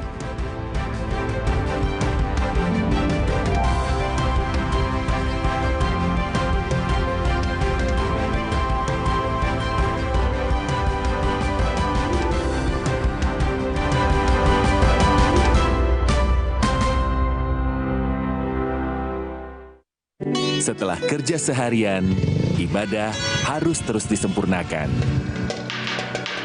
Cepat minum Bodrek. Dapat diminum sebelum makan. Siap menjalani aktivitas sepenuh hati. Bodrek terus menangkan harimu. Saat dikejar kesibukan, berpacu dengan waktu, selalu hirup Fresh Care Smash. Selalu sempatkan waktu untuk beribadah. Selamat menunaikan ibadah puasa. Inovasi baru dari Hotin. Hotin Go. Oles, go. Roll on, go. Pijat, go. Nggak sentuh langsung, nggak bikin tangan panas. Hotin Go. Hotnya in, langsung go. Nyatanya, suara tetesan air nggak akan jadi lagu pengantar tidur yang nyenyak. Makanya soal cat pelapis anti bocor, pilih yang Aku Approve. Aku Approve dan Aku Approve Pro. Aku Approve, Aku Approve. Saya harus kuat setiap hari. Mulai usia 40, tubuh kehilangan 33% massa otot. Saya minum Ensure Gold dengan dual action. HMB plus triple protein, dukung kekuatan otot. Ensure Gold for everyday strength. Persiapan puasa harus pol, biar aktivitas gak kendor. Ya, jebol. Aduh, sakit mah nongol. Redakan cepat dengan Polisilen. Formula jempol, kembali gaspol. Polisilen, pertolongan pertama ketika sakit mah dan kembung. Obatnya orang Indonesia dari Faros. Jalan yuk. Usia nambah, gerak susah ya. Kesehatan sendi harus diperhatikan. Rajin gerak badan tak berlebihan. Bila perlu, minum Wellmove. Diproduksi dengan teknologi modern, higienis, dan halal. Wellmove, bergerak itu nikmat. Untuk membantu atasi capek, pegal, dan nyeri otot, pakai Hotin Cream. Kalau untuk meredakan nyeri sendi, rematik dan keseleo, nah, itu pakai Hotin DCL baru. Bahan aktif DCL-nya efektif mengobati rematik, linu, dan nyeri sendi. Hotnya Hotin banget deh.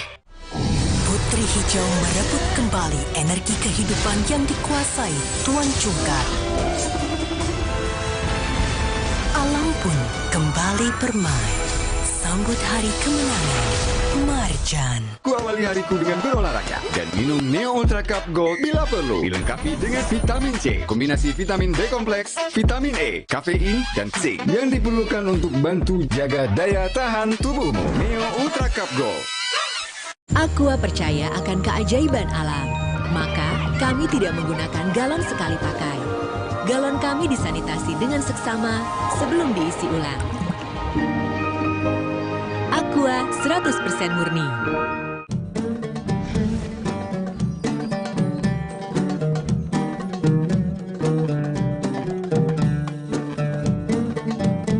Aqua percaya akan keajaiban alam, maka kami tidak menggunakan galon sekali pakai.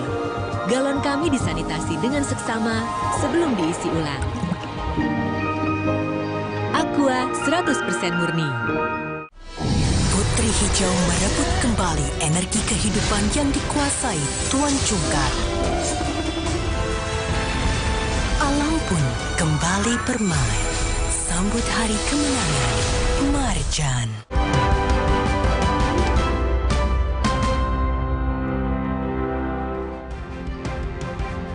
Gunung berapi, saudara, di Islandia meletus untuk keempat kalinya dalam waktu kurang dari 100 hari. Pihak berwenang sempat menerapkan keadaan darurat akibat erupsi.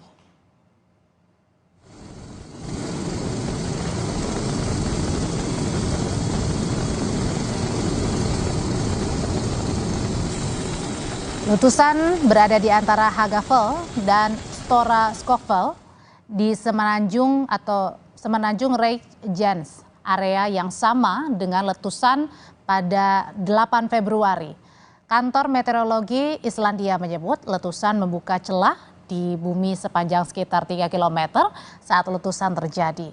Ratusan orang sempat dievakuasi dari Spa Thermal Blue Lagoon, salah satu tempat wisata utama di Islandia. Tidak ada gangguan penerbangan yang dilaporkan di dekat bandara utama Islandia ini.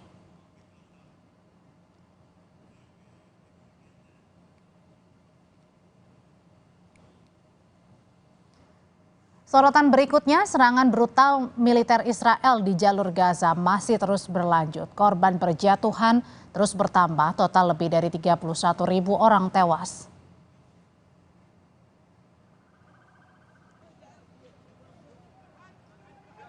Dalam 24 jam terakhir, serangan Israel telah menewaskan 149 warga Palestina dan 300 orang lainnya terluka.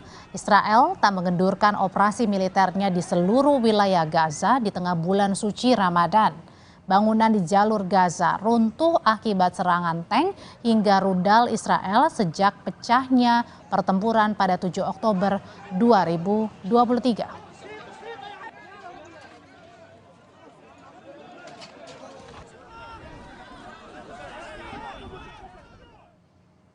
Operasi militer Israel di jalur Gaza tidak hanya menimbulkan korban jiwa, tapi juga memicu derita malnutrisi akut pada anak-anak di Gaza. Dalam 1 bulan terakhir saja, kasus kurang gizi meningkat 2 kali lipat di utara Gaza. UNICEF, saudara, mengungkapkan 1 dari 3 anak di bawah usia 2 tahun di Gaza mengalami kekurangan gizi akut. 23 anak di Gaza dilaporkan meninggal akibat malnutrisi. Di tengah derita warga Gaza, bantuan makanan dan obat-obatan dari berbagai negara terus berdatangan demi misi kemanusiaan.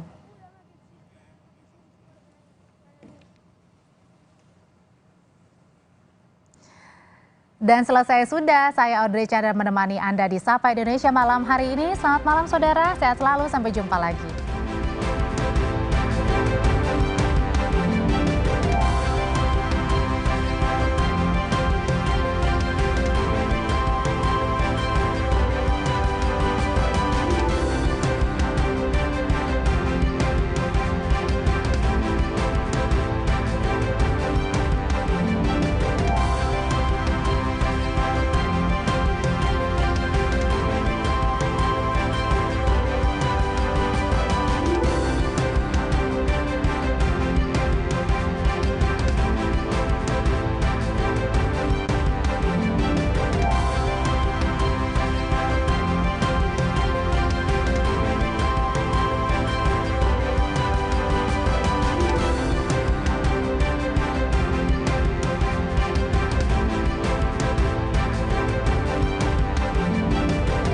Jadikan Ramadan Anda lebih bernilai bersama program-program istimewa Kompas TV.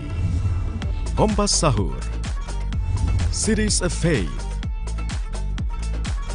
Suci Barbar Show, Kalam Hati Spesial Ramadan, Cooking is Fun, Mutiara Ramadan, Kurma Kuliah Ramadan. Pastikan Ramadan Anda lebih bermakna bersama teman Ramadan, Kompas TV. Kompas Update dipersembahkan oleh Tulang kaku kayak robot, faktor utuh. Minum Entrasol. Selamat malam saudara, Anda menyaksikan Kompas Update bersama dengan saya Rizona Galih. Tim SAR gabungan menemukan jasad seorang pria yang terbawa arus di Sungai Bengawan Madiun setelah 3 hari pencarian.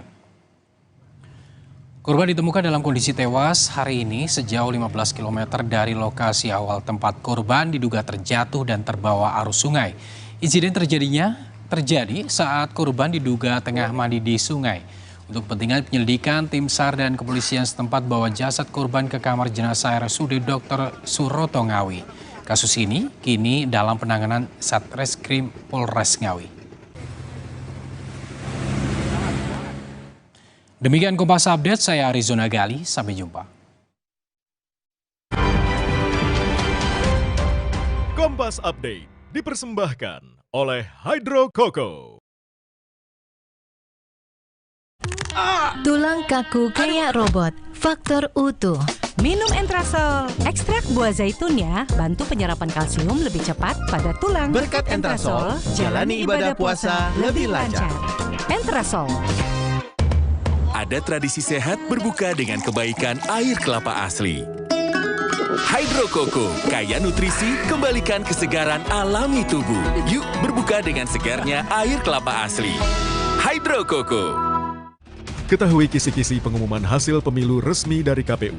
Bagaimana para paslon menyikapi hasil pemilu, nama-nama yang potensial duduk di Senayan, dan anomali orang-orang populer yang gagal di pemilihan legislatif. Ikuti juga dialog dengan pengamat politik serta para selebritas yang lolos ke Senayan. Dalam laporan khusus, jelang pengumuman hasil pemilu 2024, Selasa 19 Maret pukul 2 siang di Kompas TV.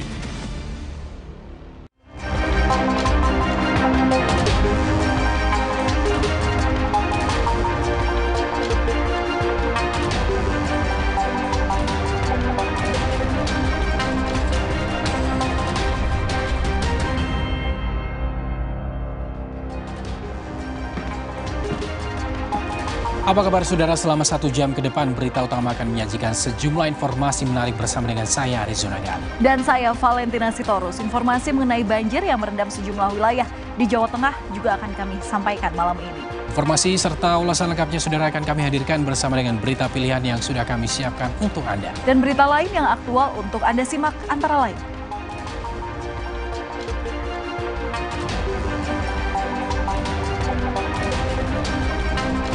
Seorang suami menemukan istrinya tewas di dalam kamar di Kabupaten Gresik, Jawa Timur. Uang senilai 150 juta rupiah pun raib.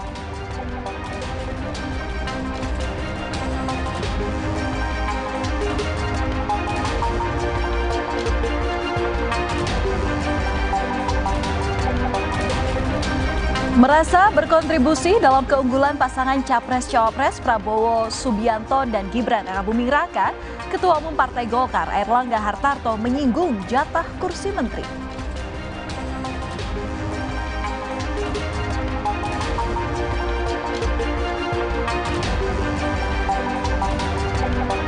Seorang warga di Karanganyar, Jawa Tengah nyaris hanyut terbawa arus banjir saat berusaha melewati banjir dengan seutas tali.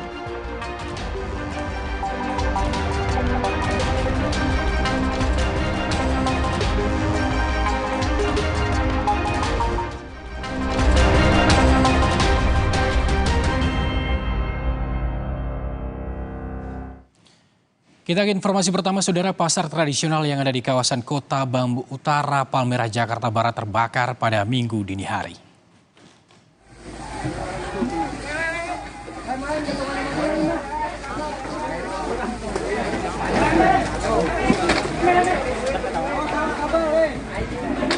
Kebakaran diduga akibat korsleting listrik di area pasar. Peristiwa ini menyebabkan kepanikan warga yang tengah bersantap sahur. Api dengan cepat besar dan menghanguskan beberapa kios di pasar hingga merambat ke sejumlah rumah yang berada di dekatnya. 12 unit mobil dan 60 personil dikerahkan untuk melakukan pemadaman.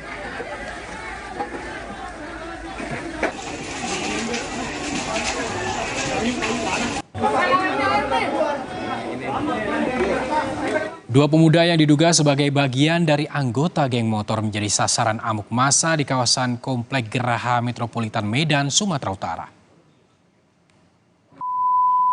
Astagfirullahaladzim, jangan gitu loh, jangan gitu, jangan, iya. Kedua pemuda itu saudara menjadi bulan-bulanan warga usai berkonvoi dengan sepeda motor bersama dengan puluhan pemuda lainnya dari kawasan Medan Sunggal menuju kawasan Helvetia. Mereka yang juga membawa senjata tajam diduga sempat menganiaya warga. Kedua pelaku itu kemudian ditangkap warga sekitar dan dibawa ke Polrestabes Medan. Astagfirullahaladzim, jangan gitu loh, jangan gitu, jangan, iya. Bermaksud mencuri motor, seorang pria justru tertangkap tangan di Desa Telanjung Udik, Kecamatan Gunung Putri, Kabupaten Bogor, Jawa Barat.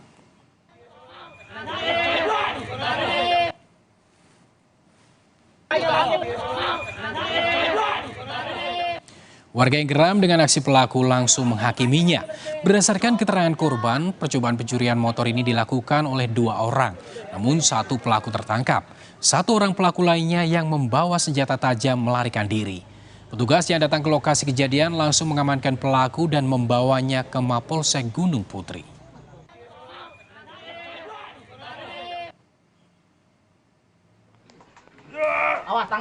Sementara itu, saudara, rekan pelaku yang lain kabur dari kejaran massa dengan masuk ke dalam sumur sedalam 4 meter. Setelah terjebak 4 jam di dalam sumur, warga akhirnya mengeluarkan pelaku. Pelaku akhirnya ditangkap tanpa perlawanan karena kondisinya yang lemas karena berada di dalam sumur. Dengan menggunakan gerobak, pelaku dibawa ke Mapolsek Gunung Putri.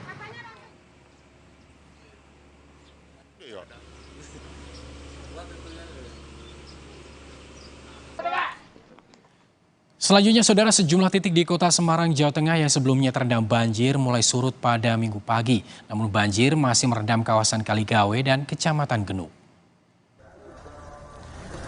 Minggu pagi, banjir masih menggenangi sejumlah titik di Kota Semarang, Jawa Tengah. Kepala BNPB dan Wali Kota Semarang meninjau banjir di Kecamatan Genuk.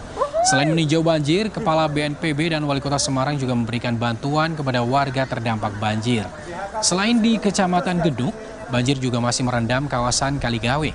Banjir dengan ketinggian sekitar 35 cm ini hingga masih menutupi akses jalan.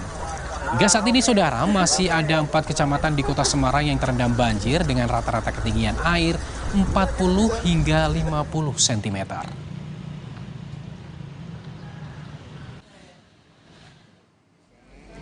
Sejumlah warga di Grobogan, Jawa Tengah mulai kembali ke rumah masing-masing. Mereka kembali ke rumah lantaran banjir yang melanda sudah mulai surut. Meski masih banyak genangan, warga memilih kembali ke rumah untuk membersihkan rumah mereka dari lumpur genangan banjir. Sementara itu, untuk mengurangi curah hujan di Jawa Tengah, saudara, Badan Nasional Penanggulangan Bencana BNPB sejak Sabtu kemarin melakukan rekayasa cuaca dengan memindahkan hujan di darat ke arah lautan. Upaya ini diharapkan berjalan lancar sehingga intensitas hujan di Jawa Tengah bisa berkurang.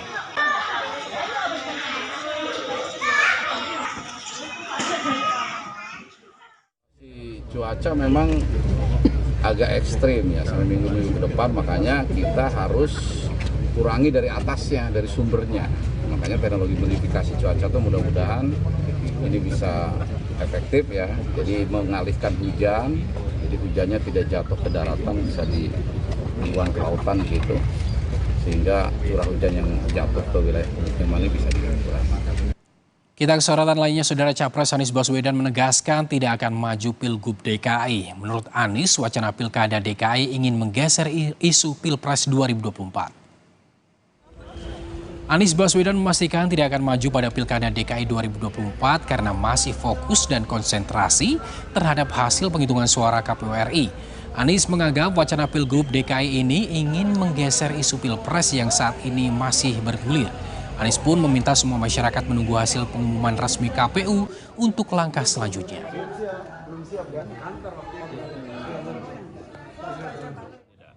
Jadi karena itu saya bilang ini pembicaraan tentang pilkada itu upaya menggeser tanpa sadar percakapan pilpresnya mau digeser jadi percakapan pilkada. Jangan, kita ini masih berada di dalam pembicaraan tentang pilpres dan kita masih terus berusaha. Jadi saya ingin sampaikan kepada semuanya bahwa saya akan terus konsentrasi dalam pilpres ini. Bahkan kita nanti akan lihat hasilnya. Dari hasilnya kita akan tentukan langkah-langkah kita. Sementara itu, saudara, sampai Minggu siang KPU telah mengesahkan hasil rekapitulasi suara nasional Pilpres dan Pileg di 32 provinsi dari total 38 provinsi. Hasilnya pasangan Capres Prabowo Gibran unggul di 30 provinsi. Sementara itu pasangan Anies Mohaimin unggul di 2 provinsi. KPU optimistis proses rekapitulasi tingkat nasional akan selesai pada 20 Maret 2024. Bahkan ada kemungkinan selesai lebih cepat. Saya lihat tadi, saya buka di hasil untuk provinsi itu belum ada di Aceh, masih dalam perjalanan di sini.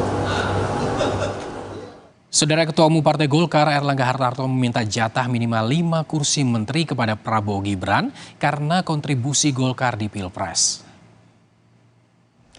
Dalam pidatonya saat acara Golkar di Bali, Airlangga menyinggung kontribusi partainya dalam memenangkan Prabowo Gibran hingga 25%. Karena itu, Airlangga meminta jatah kursi menteri minimal 5 untuk Golkar pada pemerintahan Prabowo Gibran. Menanggapi hal ini, pengamat politik Unpad Kunto Adi Wibowo menganggapnya hal yang wajar karena bagian dari transisi.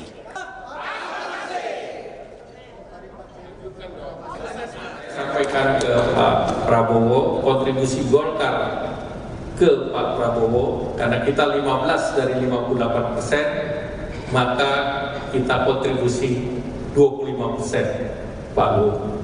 Jadi kalau 25%, kalau bagi-bagi ya banyak-banyak sedikit boleh lah. Kalau yang kita sebut 5 itu minimalis. Tapi kalau dihitung proporsinya 25%, room masih banyak. Ada obrolan tentang tadi kursi kabinet dari Golkar gitu kan. Dan mungkin ketua umum partai yang lain di koalisinya 02 juga sudah mulai bertemu dengan Pak Prabowo. Itu bukan sesuatu yang haram diperbincangkan, Mas, kalau menurut saya gitu. Dan menurut saya ini bagian dari transisi kekuasaan yang lebih smooth, yang demokratis gitu kan, sehingga sudah jauh-jauh hari direncanakan. Jadi menurut saya tidak ada hal yang kemudian menjadi sangat haram. Saudara, seorang ibu yang kehilangan bayinya serta persalinan yang dinilai bermasalah di Bangkalan, Jawa Timur akan jadi salah satu topik terhangat dalam sepekan yang kami ulas hari ini.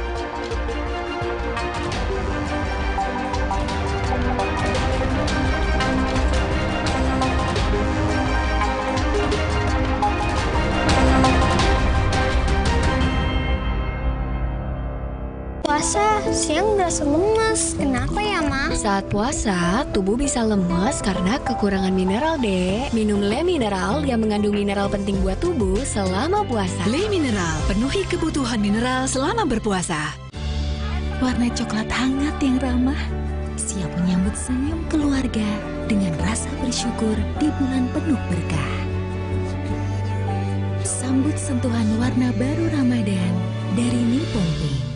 Tenggorokan kering, sariawan, jerawatan, bau mulut.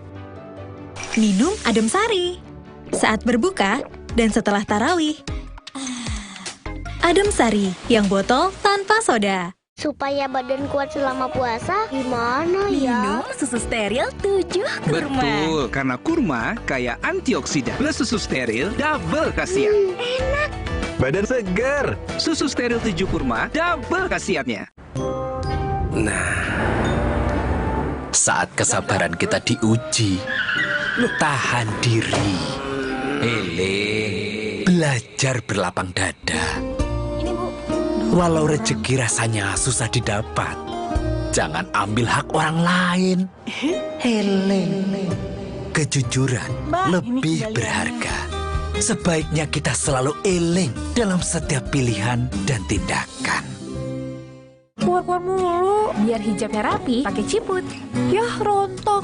Biar rambutnya kuat, pakai Emerald Hijab Shampoo Anti Hair Fall. Dengan ekstrak zaitun dan emosi perfume. Lawan rontok dan bau apek. Emerald Hijab Shampoo. Ngerti rambut berhijab kita. Kenapa aku pilih Le Mineral? Soalnya cuma ini nih yang masih ada segelnya. Debu jadi nggak akan masuk di sela-sela tutup botolnya. Benar, Le Mineral disegel secara khusus sehingga terjamin kebersihannya. Le Mineral. Cat Paragon dong, Mbak. Ekstra daya tutup dan ekstra hemat. Ada Paragon Emulsion. Atau ada Paragon Waterproof, anti bocor dan elastis. Saya beli semuanya. Paragon makin banyak variannya. Gagal. Mana prestasinya? Bangkit lagi. Hancur. Berjuang lagi. Extra Joss dengan ginseng Korea Royal Jelly dan vitamin B kompleks. Lagi, buktikan Extra Joss. Hangatnya warna kuning pagi ketika bersama menikmati momen istimewa saat sahur tiba. Sambut sentuhan warna baru Ramadan dari Nippon Paint. Kalau puasa, siang berasa lemas. Kenapa ya, Ma? Saat puasa, tubuh bisa lemas karena kekurangan mineral, Dek. Minum Le Mineral yang mengandung mineral penting buat tubuh selama puasa. Le Mineral, penuhi kebutuhan mineral selama berpuasa. Buka pintumu kembali di bulan suci. Dengan kecap sedap kedelai pilihannya untuk rasa tak tertandingi. Kecap sedap kedelai hitam spesial, so caramelized. Taste good. Buka kembali pintumu dengan kecap sedap dari Wings Food. Rumah lebih dari sekedar 4 dinding yang beratap. Rumah penuh dengan momen yang dilalui bersama. Lindungi momen-momen berharga itu bersama Dulux Weather Shield Power Flex dengan Triple Defense Technology. Percuma punya uang banyak kalau sakit mah dada sesek, perut melintir. Bikin makan minum nggak enak. Untung sekarang ada SMA, diformulasi oleh Sido muncul dengan bahan herbal. Aman diminum kapan aja. Zat aktif kurkuminoid dari kunyitnya bantu perbaiki kesehatan lambung. Percaya sama yang herbal. Coba aja. Minum SMA, herbalnya lambung. Damainya warna biru bahari yang mengiringi senyum saat berpelukan di momen indahnya tali silaturahmi. Sambut sentuhan warna baru Ramadan dari Nippon Paint.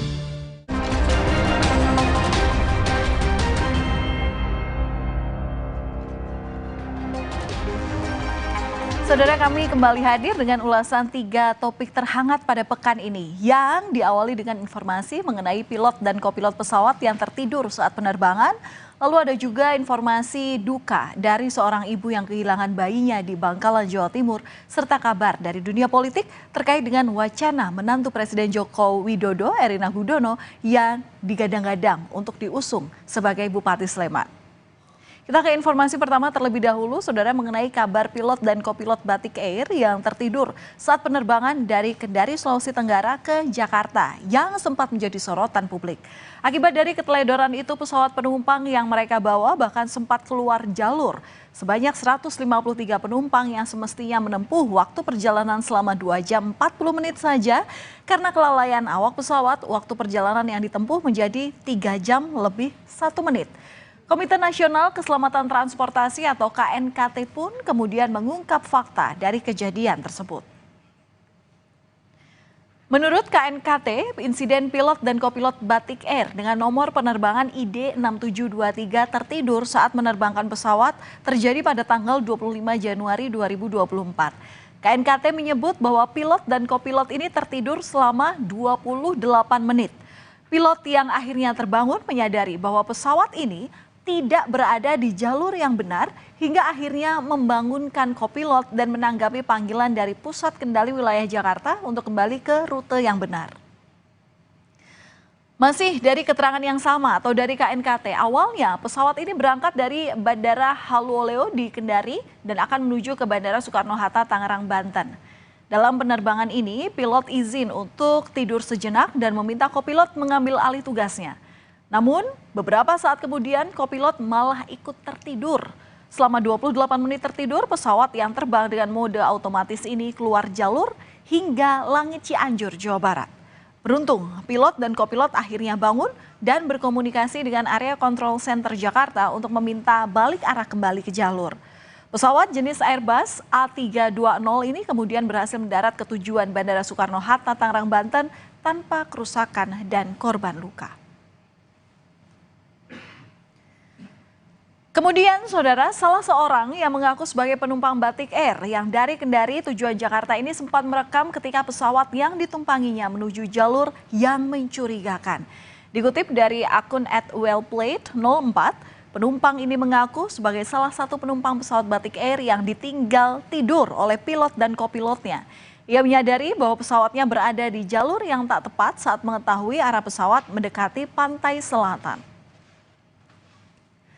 Sementara itu, Menteri Perhubungan pun angkat bicara terkait tertidurnya pilot dan kopilot hingga mengakibatkan pesawat sempat nyasar ke langit Cianjur, Jawa Barat.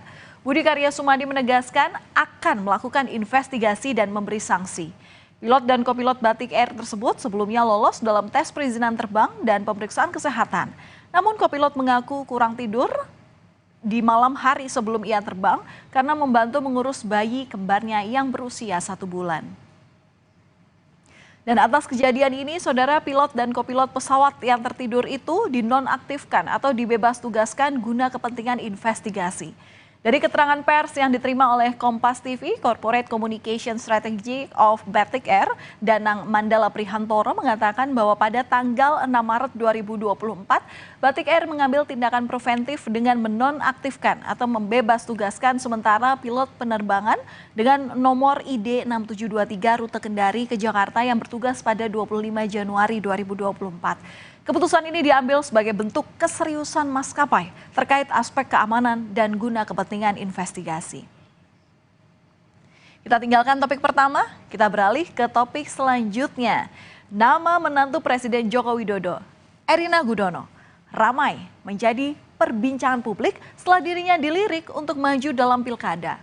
Erina di sini dianggap sebagai sosok yang dikenal dan merupakan putri daerah yang dinilai cocok menjadi calon Bupati Sleman. Sempat bersinar sebagai finalis di ajang Putri Indonesia 2022. Akankah Erina kembali moncer di panggung politik? Lalu sebenarnya siapakah yang melirik Erina sebagai calon Bupati Sleman? Ketua Dewan Pimpinan Cabang Partai Gerindra Sleman, HR Sukaptana, mengiyakan adanya wacana dari partainya untuk memasukkan nama Erina Gudono dalam bursa bakal calon Bupati Sleman. Alasannya antara lain adalah karena Erina ini merupakan putri asli daerah Sleman. Meski demikian, Sukaptana juga menyebut ada 3 nama lain dari internal Partai Gerindra yang juga memiliki potensi untuk diajukan. Usulan nama dari DPC Partai Gerindra akan diajukan secara bertahap hingga Dewan Pimpinan Pusat Partai.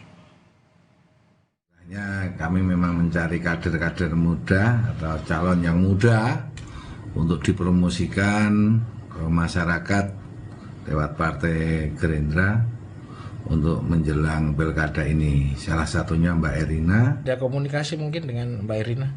Belum, kami belum komunikasi, tetapi kami memang mengincar salah satu kandidat yang memang betul-betul putra daerah atau putra Sleman ya, karena Mbak Erina ini kan tinggalnya di Jalan Kaluang. Sebagai menantu Jokowi, nama Erina Gudono tak luput dari sorotan media. Terlepas dari posisinya di keluarga presiden, Erina terlebih dulu dikenal saat menjadi finalis Putri Indonesia 2022 mewakili daerah istimewa Yogyakarta. Ia memiliki alma mater yang sama dengan sang mertua, yakni dari Universitas Gadjah Mada untuk studi S1-nya dan melanjutkan pendidikan di Columbia University. Erina kemudian berkarir di bidang ekonomi, antara lain sebagai financial analyst. Jika nanti Erina benar-benar maju sebagai calon Bupati Sleman, itu artinya ia menyusul kiprah suami, kakak-kakak iparnya, dan juga sang mertua Presiden Joko Widodo di dunia politik.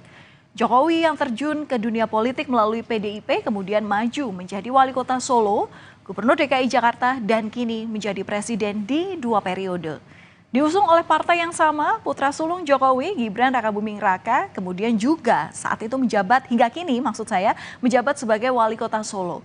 Begitu pula menantu Jokowi, Bobi Nasution, yang sebagai wali kota Medan. Sementara suami Erina, Kaisang Pangarep, kita kenal sebagai Ketua Umum PSI, yang kabarnya juga mulai diperbincangkan untuk Pilkada Solo. Nama Erina pun, saudara, dipandang cukup populer untuk diusung dalam kontestasi Pilkada. Dan kita beralih ke topik yang terakhir, saudara. Hati ibu mana yang tak hancur saat melihat buah hati yang dikandungnya tak lagi bernyawa. Seorang perempuan di Kabupaten Bangkalan, Jawa Timur harus kehilangan bayinya usai 9 bulan mengandung. Bahkan masih ada bagian tubuh bayi yang tertinggal di dalam rahimnya. Ini menjadi cerita Mukaromah, ibu rumah tangga asal Kecamatan Modung, Bangkalan ini yang kemudian viral di media sosial. Mukaromah menuturkan bahwa proses persalinan yang dijalaninya di sebuah puskesmas awal pekan lalu. Bayinya keluar dari rahim dalam kondisi tak bernyawa, bahkan ada bagian tubuh bayi yang tertinggal di dalam rahimnya. Dibawa ke belakang, ke ruangan persalinan. Bu, saya ini mau melahirkan operasi di Bangkalan, saya mau minta rujukan. Iya Bu, sebentar, Ibu mau diperiksa dulu, katanya. Tapi lama-lama saya dikasih suntikan pendorong. Iya, suruh kecil lagi. Terus nggak bisa, saya nggak kuat. Bapak nggak kuat, akhirnya patah. Peristiwa ini bermula pada Senin 4 Maret 2024. Menurut Mukaromah, kala itu ia datang ke Puskesmas Kedungdung dalam kondisi pembukaan 4 dengan ditemani oleh bidan desa setempat untuk menuju puskesmas. Ia datang ke puskesmas adalah untuk meminta agar pihak puskesmas merujuk dirinya ke rumah sakit di Bangkalan, mengingat bayi dalam kondisi sungsang. Mukaromah mengungkapkan bahwa dirinya kemudian dibawa ke ruang persalinan untuk diperiksa terlebih dahulu. Dan tak lama kemudian, saudara, datang seorang bidan berinisial M ke Puskesmas Kedungdung yang membantu proses persalinan secara normal. Namun ada bagian tubuh bayi yang diakui tertinggal di rahim. Merasakan sakit yang luar biasa pasca persalinan, Mukaromah meminta dirujuk ke rumah sakit untuk mengeluarkan bagian tubuh bayi yang tertinggal. Sang ibu mengatakan selama ini kehamilannya dalam kondisi baik berdasarkan hasil pemeriksaan rutin di bidan kampung. Kondisi bayi diketahui sungsang saat mendekati proses persalinan pada Februari lalu. Sementara itu, pihak Dinas Kesehatan Bangkalan menyebut bahwa bayi Mukaromah ini sudah dinyatakan meninggal 7 hingga 10 hari sebelumnya dan ada miskomunikasi dengan sang ibu soal kondisi bayi ini. Apa yang disampaikan oleh Dr. Edi sebagai dokter forensik itu sudah disampaikan tadi, kematian itu perkiraan terjadi 7-10 hari. Nah, terjadilah maserasi dan melepuh di sini ya. Jadi miskomunikasi aja. Apa yang disampaikan oleh teman-teman di Puskesmas dengan keluarga, miskomunikasi itu. Tapi ke keluarga si ibu itu memang sudah disampaikan kalau bayinya meninggal kan, Bu? Sebelumnya? Sebelumnya sudah disampaikan. Sudah disampaikan Bu, ya? Kalau tapi tidak bilang bayi meninggal, detak jantungnya sudah tidak ada. Oh, bahasanya begitu. Pihak keluarga Mukaromah memutuskan untuk menempuh jalur hukum dengan melaporkan kasus ini ke polisi. Satreskrim Polres Bangkalan pun telah memeriksa 3 saksi dan akan meminta keterangan dokter forensik RSUD Bangkalan dan tim ahli dari Kedokteran UNER Surabaya. Dan saudara, demikian ulasan topik terhangat dalam sepekan kali ini. Nantikan informasi seputar topik terhangat dalam sepekan berikutnya hanya di Berita Utama. Kami masih akan kembali usai jeda dengan informasi mengenai seorang suami yang menemukan istrinya tewas di dalam kamar di Kabupaten Gresik, Jawa Timur. Uang senilai 150 juta rupiah pun raib.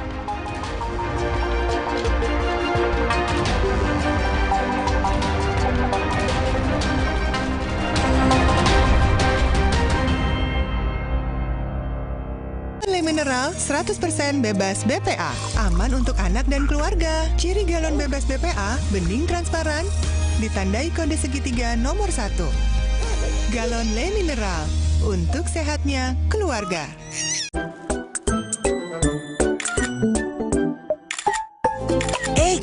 ada yang baru nih. Permen Milton Sugar Free dengan 3 rasa baru. Blackcurrant, lemon, dan mint. Milton, sensasi rasa buah.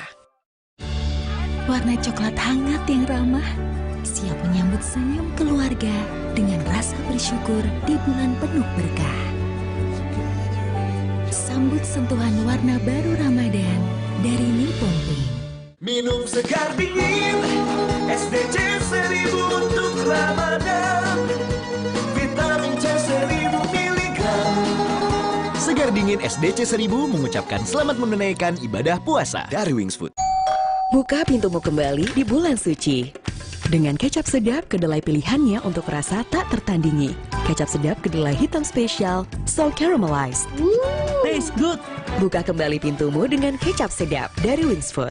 Rumah lebih dari sekedar 4 dinding yang beratap. Rumah penuh dengan momen yang dilalui bersama. Lindungi momen-momen berharga itu bersama Dulux Weather Shield Power Flex dengan Triple Defense Technology. Supaya badan kuat selama puasa, gimana ya? Minum susu steril 7 kurma. Betul, karena kurma kaya antioksidan. Plus susu steril, double khasiat. Enak. Badan segar. Susu steril 7 kurma, double khasiatnya. Putri Hijau merebut kembali energi kehidupan yang dikuasai Tuan Cungkar.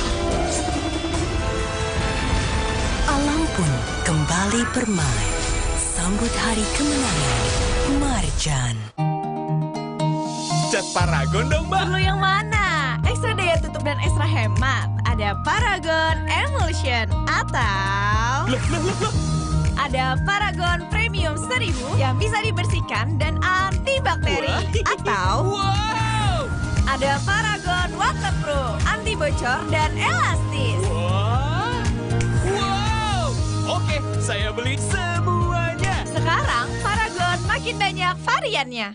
Persiapan puasa harus pol, biar aktivitas gak kendor. Ya, jebol. Aduh, Sakit mah nongol. Redakan cepat dengan Polisilen. Formula jempol kembali gaspol. Polisilen, pertolongan pertama ketika sakit mah dan kembung. Obatnya orang Indonesia dari Faros. Warna coklat hangat yang ramah, siap menyambut senyum keluarga dengan rasa bersyukur di bulan penuh berkah. Sambut sentuhan warna baru Ramadan dari Nippon Paint. Putri Hijau merebut kembali energi kehidupan yang dikuasai Tuan Cungkar. Alam pun kembali bermain. Sambut hari kemenangan. Marjan.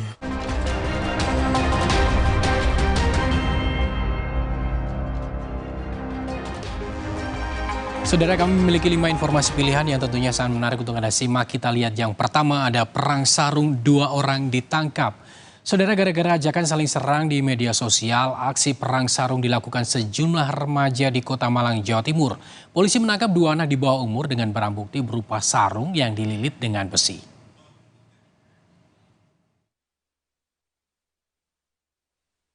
Melalui ajakan saling serang di media sosial inilah para remaja tanggung ini mengisi bulan Ramadan dengan perbuatan tak terpuji.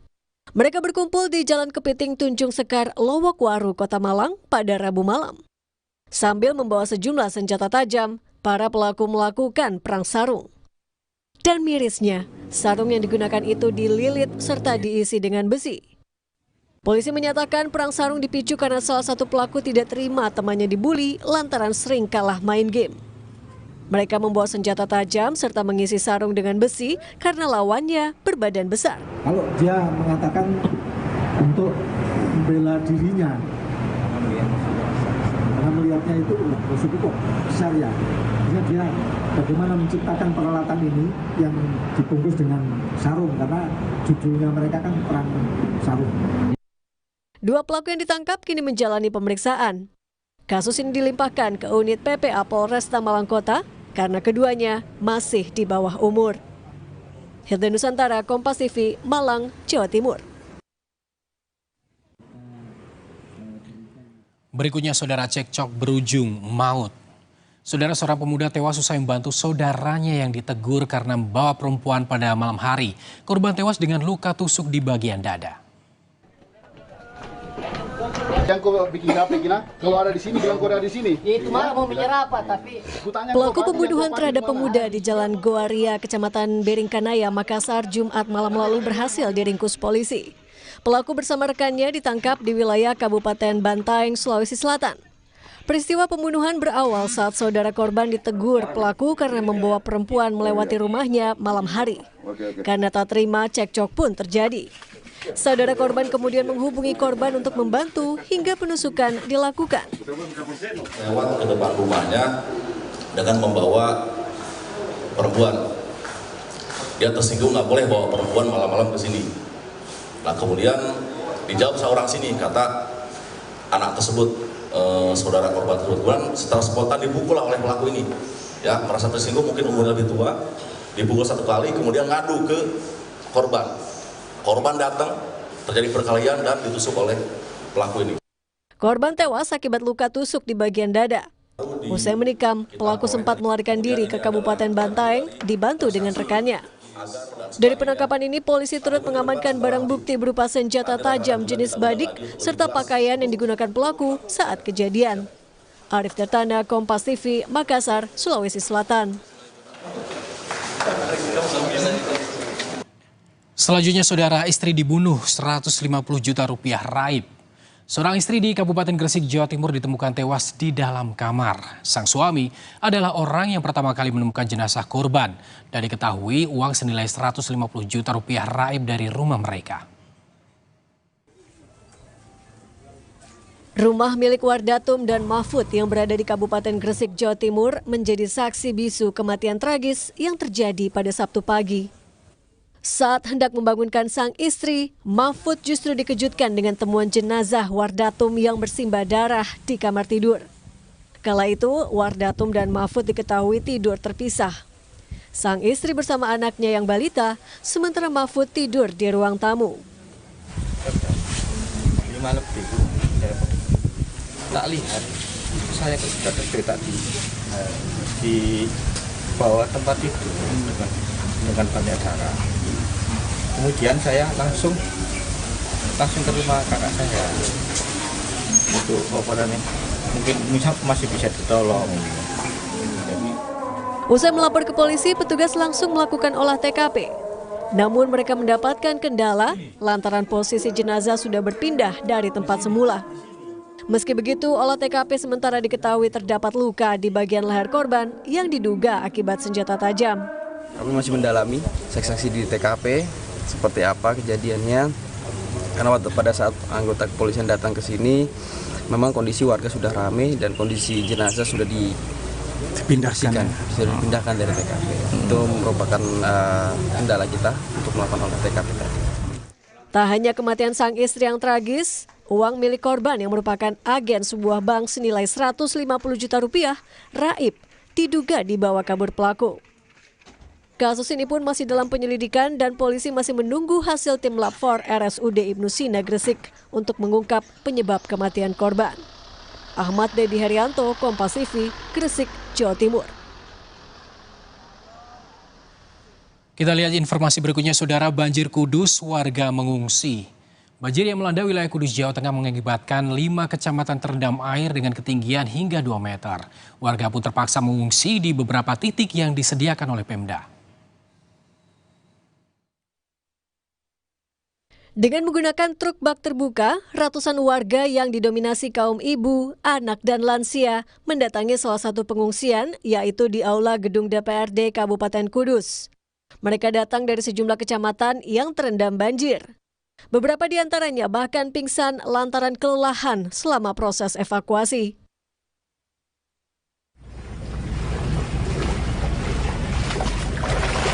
Sudah sejak Kamis lalu, banjir berketinggian hingga 2 meter merendam 29 desa di 5 kecamatan. Lantaran air tak kunjung surut, warga pun memutuskan untuk mengungsi ke tempat yang lebih aman.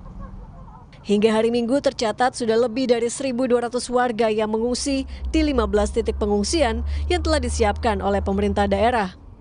Mereka terpaksa mengungsi karena ketinggian air terus bertambah. Warga yang terdampak 9.987 KK, yang jumlahnya 32.952 jiwa di pengungsian sebanyak 379 kakak, 1.233 jiwa. Untuk memenuhi kebutuhan logistik para pengungsi, pemerintah telah menyiapkan 8 titik dapur umum. Ihwan Miftahudin, Kudus, Jawa Tengah. Terakhir, saudara, mobil seruduk kafe. Saudara, sebuah mobil minibus di kota Surabaya menyeruduk pintu masuk toko kue hingga kacanya hancur. Usai menabrak toko kue, pengemudi yang merupakan seorang perempuan langsung turun dan meminta maaf.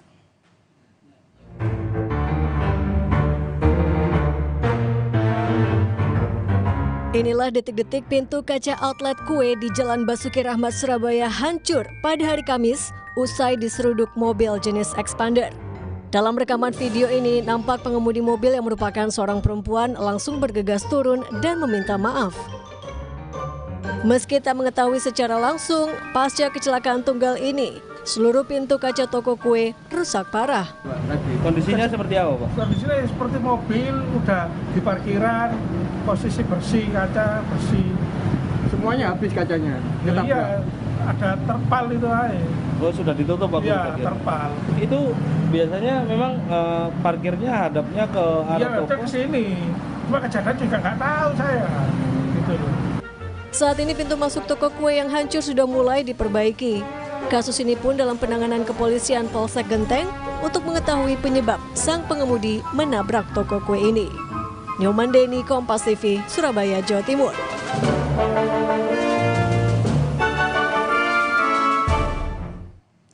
Saudara, pasar takjil saat Ramadan menjadi incaran warga untuk mencari makanan berbuka sekaligus ladang rezeki bagi para pedagang.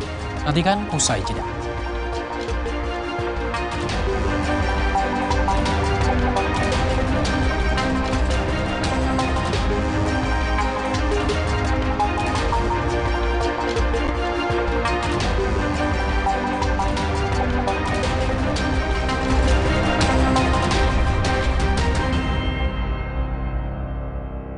Mau simpan makanan sebanyak ini? Masih muat? Muat! Polytron Flex Up 5-in-1 Cooling System. Lebih banyak muatnya. Nitip muat nggak? Hangatnya warna kuning pagi ketika bersama menikmati momen istimewa saat sahur tiba. Sambut sentuhan warna baru Ramadan dari Nippon Paint. Gagal. Mana prestasinya? Bangkit lagi. Hancur. Berjuang lagi.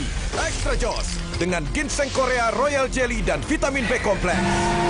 Lagi buktikan Extra Joss. Kalau puasa siang berasa lemes. Kenapa ya, Ma? Saat puasa, tubuh bisa lemes karena kekurangan mineral D. Minum Le Mineral yang mengandung mineral penting buat tubuh selama puasa. Le Mineral, penuhi kebutuhan mineral selama berpuasa. Putri Hijau merebut kembali energi kehidupan yang dikuasai Tuan Cungkar. Alam pun kembali bermain. Sambut hari kemenangan Marjan. Manisnya warna mawar merah muda saat mendengar semua lantunan doa. Sambut sentuhan warna baru Ramadan dari Nippon Paint. Keluar mulu, biar hijabnya rapi, pakai ciput. Yah, rontok. Biar rambutnya kuat, pakai Emerald Hijab Shampoo Anti Hair Fall. Dengan ekstrak zaitun dan emosi perfume. Lawan rontok dan bau apek. Emerald Hijab Shampoo. Ngerti rambut berhijab kita. Kalau puasa, siang berasa lemes. Kenapa ya, Ma? Saat puasa, tubuh bisa lemes karena kekurangan mineral D. Minum Le Mineral yang mengandung mineral penting buat tubuh selama puasa. Le Mineral, penuhi kebutuhan mineral selama berpuasa. Rumah lebih dari sekedar 4 dinding yang beratap. Rumah penuh dengan momen yang dilalui bersama. Lindungi momen-momen berharga itu bersama Dulux Weather Shield Power Flex dengan Triple Defense Technology. Cipta dan Herba, bersihkan gigi, jauhkan kuman. Cipta dan Herba, perlindungan alami gigi dan gusi. Selamat menunaikan ibadah puasa. Putri Hijau merebut kembali energi kehidupan yang dikuasai Tuan Cungkar. pun kembali bermain. Sambut hari kemenangan, Marjan. Kalau puasa, siang berasa lemas. Kenapa ya, Ma? Saat puasa, tubuh bisa lemas karena kekurangan mineral, Dek. Minum Le Mineral yang mengandung mineral penting buat tubuh selama puasa. Le Mineral, penuhi kebutuhan mineral selama berpuasa. Rumah lebih dari sekedar 4 dinding yang beratap. Rumah penuh dengan momen yang dilalui bersama. Lindungi momen-momen berharga itu bersama Dulux Weather Shield Powerflex dengan Triple Defense Technology. Percuma punya uang banyak kalau sakit mah dada sesek, perut melintir. Bikin makan minum nggak enak. Untung sekarang ada SMA, diformulasi oleh Sido Muncul dengan bahan herbal. Aman diminum kapan aja. Zat aktif kurkuminoid dari kunyitnya bantu perbaiki kesehatan lambung. Percaya sama yang herbal. Coba aja. Minum SMA, herbalnya lambung. Kenapa aku pilih Le Mineral? Soalnya cuma ini nih yang masih ada segelnya. Debu jadi nggak akan masuk di sela-sela tutup botolnya. Benar, Le Mineral disegel secara khusus sehingga terjamin kebersihannya. Le Mineral.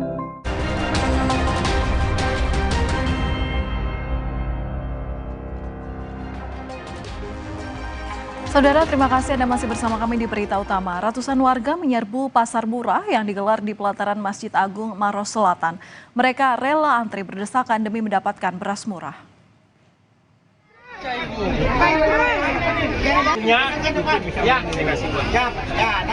Supaya cepat pelayanannya. Kasihan ini ibu barang, pegang terima. Ya, kalau lebih dari 1 orang tidak bakalan dilayani. Bisa kita angkat ya.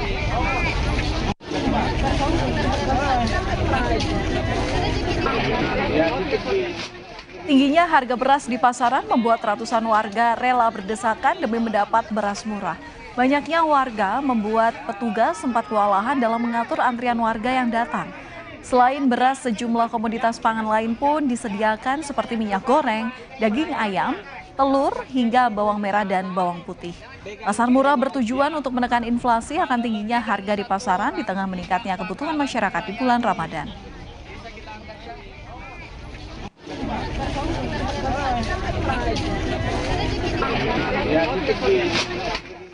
Pasar Takjil Ben Hill jadi pilihan warga untuk berburu makanan kudapan hingga makanan berat untuk berbuka puasa. Hal ini pun menjadi berkah tersendiri bagi penjual takjil. Lalu bagaimana keseruan berburu takjil ini? Berikut laporan jurnalis Kompas TV, Gracia Adur dan juru kamera Ricky Sultana yang telah kami rekam sebelumnya. Pasar Takjil Ben Hill dan apa yang saya rasakan ini begitu ramai sekali di sini. Kemudian saya sudah mulai mencium banyak makanan-makanan yang wangi ya. Ini jadi kepengen buka puasa sekarang. Tapi jangan ditiru ya. Tetap harus menunggu sampai beduk tiba. Nah, saudara, Pasar Takjil Ben Hill ini sebenarnya sudah ada dari tahun 1985. Nah, semakin berkembangnya zaman di tahun 2000-an, ini makanan-makanan yang dijual ini sudah mulai bervariasi, nggak cuman menjual gorengan atau makanan dan minuman manis aja. Nah, kemudian jumlah pedagangannya pun juga sudah mulai banyak di sini. Kalau di tahun 1985 hanya sekitar 5 pedagang saja, nah sekarang bisa saudara lihat jumlahnya ada sekitar 30-an pedagang berjualan di sini dengan 100 meja. Jadi bisa dibayangkan keseruannya seperti apa, kemudian makanan yang dijual ada berapa banyak. Nah, untuk lebih lengkapnya lagi saudara, saya menarik ke salah satu makanan yang ada di sisi sebelah kiri. Ini menjual makanan-makanan yang menarik, makanan khas Nusantara. Ada ikan cakalang, ada daun paya, ada ayam suwir, ada cumi goreng. Terus ada udang, masih banyak banget makanan di sini yang mungkin bisa saudara icip atau dibeli dan bisa dicoba nanti pada saat buka puasa nanti. Nah, untuk lebih lengkapnya kita wawancara ke salah satu pedagang yang menjual makanan Nusantara di sini. Halo, Mbak, maaf ganggu nih, saya Gracia Kompas TV. Mbak dengan nama siapa? Amel, saya Amel. Oke. Mbak Amel ini menjual makanan apa aja ini? Ini kita jual lebih tepatnya ke masakan Nusantara, ada Manado, Jawa, Sunda. Kami berjualan di sini setiap hari sampai bulan Ramadan selesai. Ya. Nah, ini yang paling digemari warga Jakarta ini apa nih, Mbak? Yang pertama warga Jakarta datang ke sini adalah pertama makanan ringan, yang kedua mereka juga membeli makanan berat. Makanan beratnya juga mereka beli untuk buka puasa dan untuk sahur, begitu. Boleh tahu nggak untungnya udah berapa? Untungnya baru sekitar 45% lah, 45%, ya. Lumayan besar itu ya. Kalau tahun kemarin gimana? Kebetulan tahun ini pertama kita berjualan di sini, anggota baru tahun ini ya. Nah, saudara, itu tadi jadi kesan-kesan yang disampaikan oleh para pedagang di sini bisa dibilang bahwa tentu membawa berkah ya di saat bulan Ramadan, dan keuntungannya ini bisa mencapai sekitar 45%, sehingga tidak heran kalau pedagang yang berjualan di pasar Takjil Ben Hill ini jumlahnya kadang semakin banyak seperti itu. Nah, ini dibuka hanya di masa bulan Ramadan dan sudah dimulai buka sekitar pukul 3 sore waktu Indonesia Barat hingga pukul 6:30 malam waktu Indonesia Barat. Nah, kalau misalnya saudara ingin datang ke sini, ini lebih baik tidak membawa transportasi. Kenapa? Karena dilihat ini parkirannya sudah mulai padat ya. Kemudian kalau mau datang ke sini lebih baik di jam-jam lebih awal seperti itu, sekitar pukul 3 sore.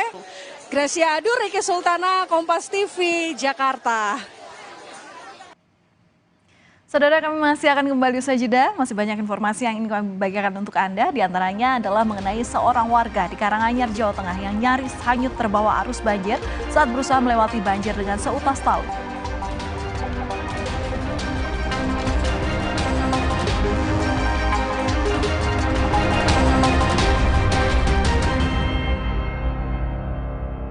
Aku coba Le Mineral, seger banget, nggak bikin enak sama sekali. Benar, karena Le Mineral mengandung mineral esensial yang tercantum jelas di kemasannya. Inilah yang membuat rasa airnya lebih segar. Kayak ada manis. Stubar dan Rock Climb untuk kekuatan otot. Dan vitamin C-nya Orange Water atau Lemon Water bantu memperkuat otot.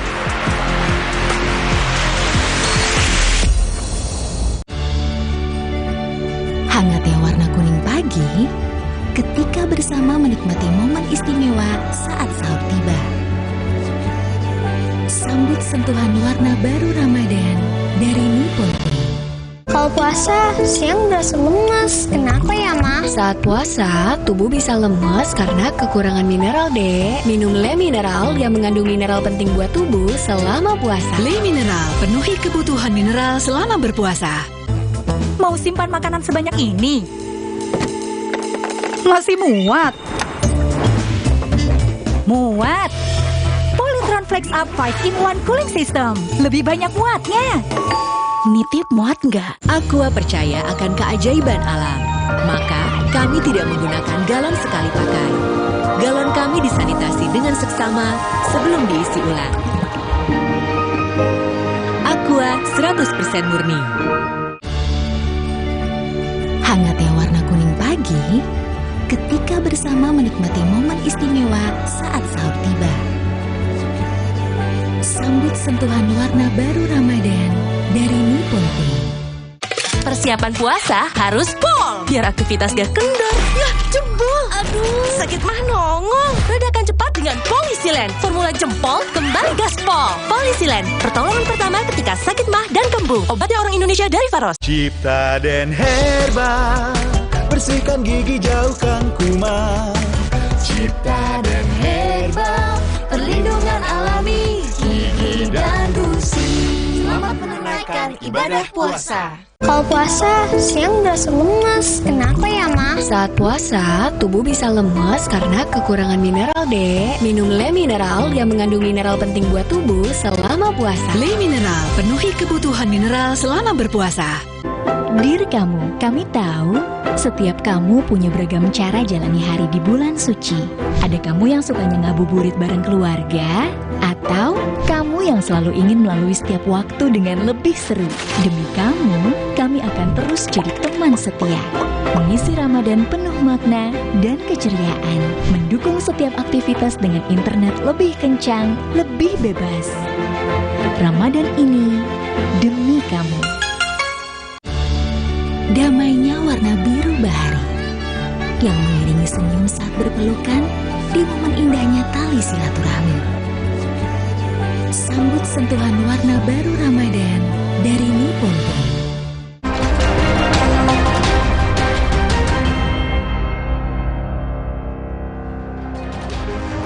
Saudara, Kementerian Perhubungan prediksi akan terjadi lonjakan jumlah pemudik pada musim libur mudik Lebaran 2024. Dari 193 juta orang yang akan melakukan perjalanan mudik, 28,4 juta diantaranya adalah penduduk Jabodetabek. Jumlah pemudik Jabodetabek itu meningkat 14,6% tahun ini. Menhub menegaskan peningkatan ini mengindikasikan terdapat kecenderungan minat masyarakat untuk perjalanan mudik Lebaran 2024.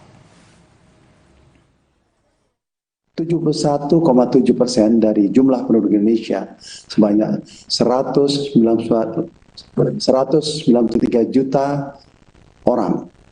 Dari angka tersebut, sebesar 14,6% atau 28,4 juta orang penduduk Jabodetabek akan melakukan perjalanan di masa mudik Lebaran tahun 2024. Selanjutnya, saudara, gunung berapi di Islandia kembali erupsi untuk keempat kalinya. Otoritas Islandia menyebut erupsi ini membuka celah di bumi sepanjang 3 km. Gambar udara ini, saudara, memperlihatkan muntahan lava dari gunung mengalir ke laut. Semburan lava gunung berapi di Semenanjung Reykjanes, Islandia ini merupakan keempat kalinya sejak erupsi pertama pada Desember 2023 lalu. Ratusan warga telah dievakuasi dari tempat wisata spa thermal Blue Lagoon.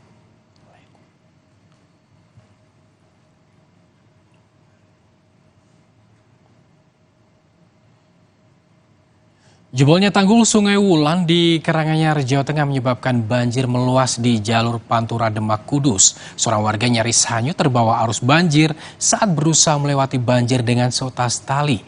Beruntung saat itu warga sekitar sigap dan segera menyelamatkan korban.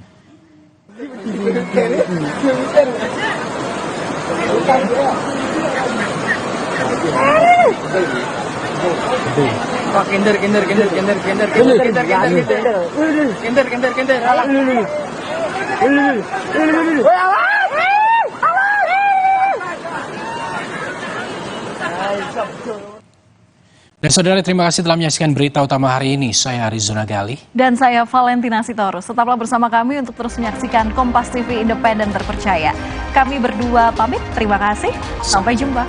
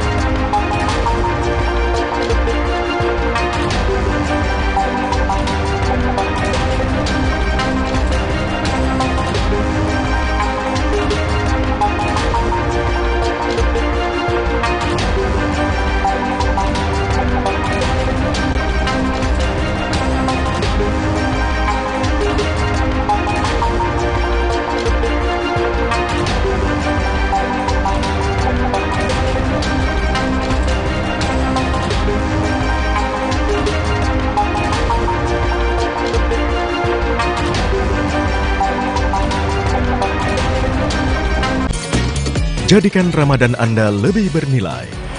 Dapatkan berita terkini, unik dan menarik dari dalam negeri juga mancanegara yang akan menambah hazanah pengetahuan Anda selama Ramadan. Kalau untuk menu berbuka puasanya sendiri dan juga tipsnya nih berpuasa di sana, kurma, roti dan juga air khas dari Asia Selatan. Dalam Kompas Sahur, setiap hari selama Ramadan.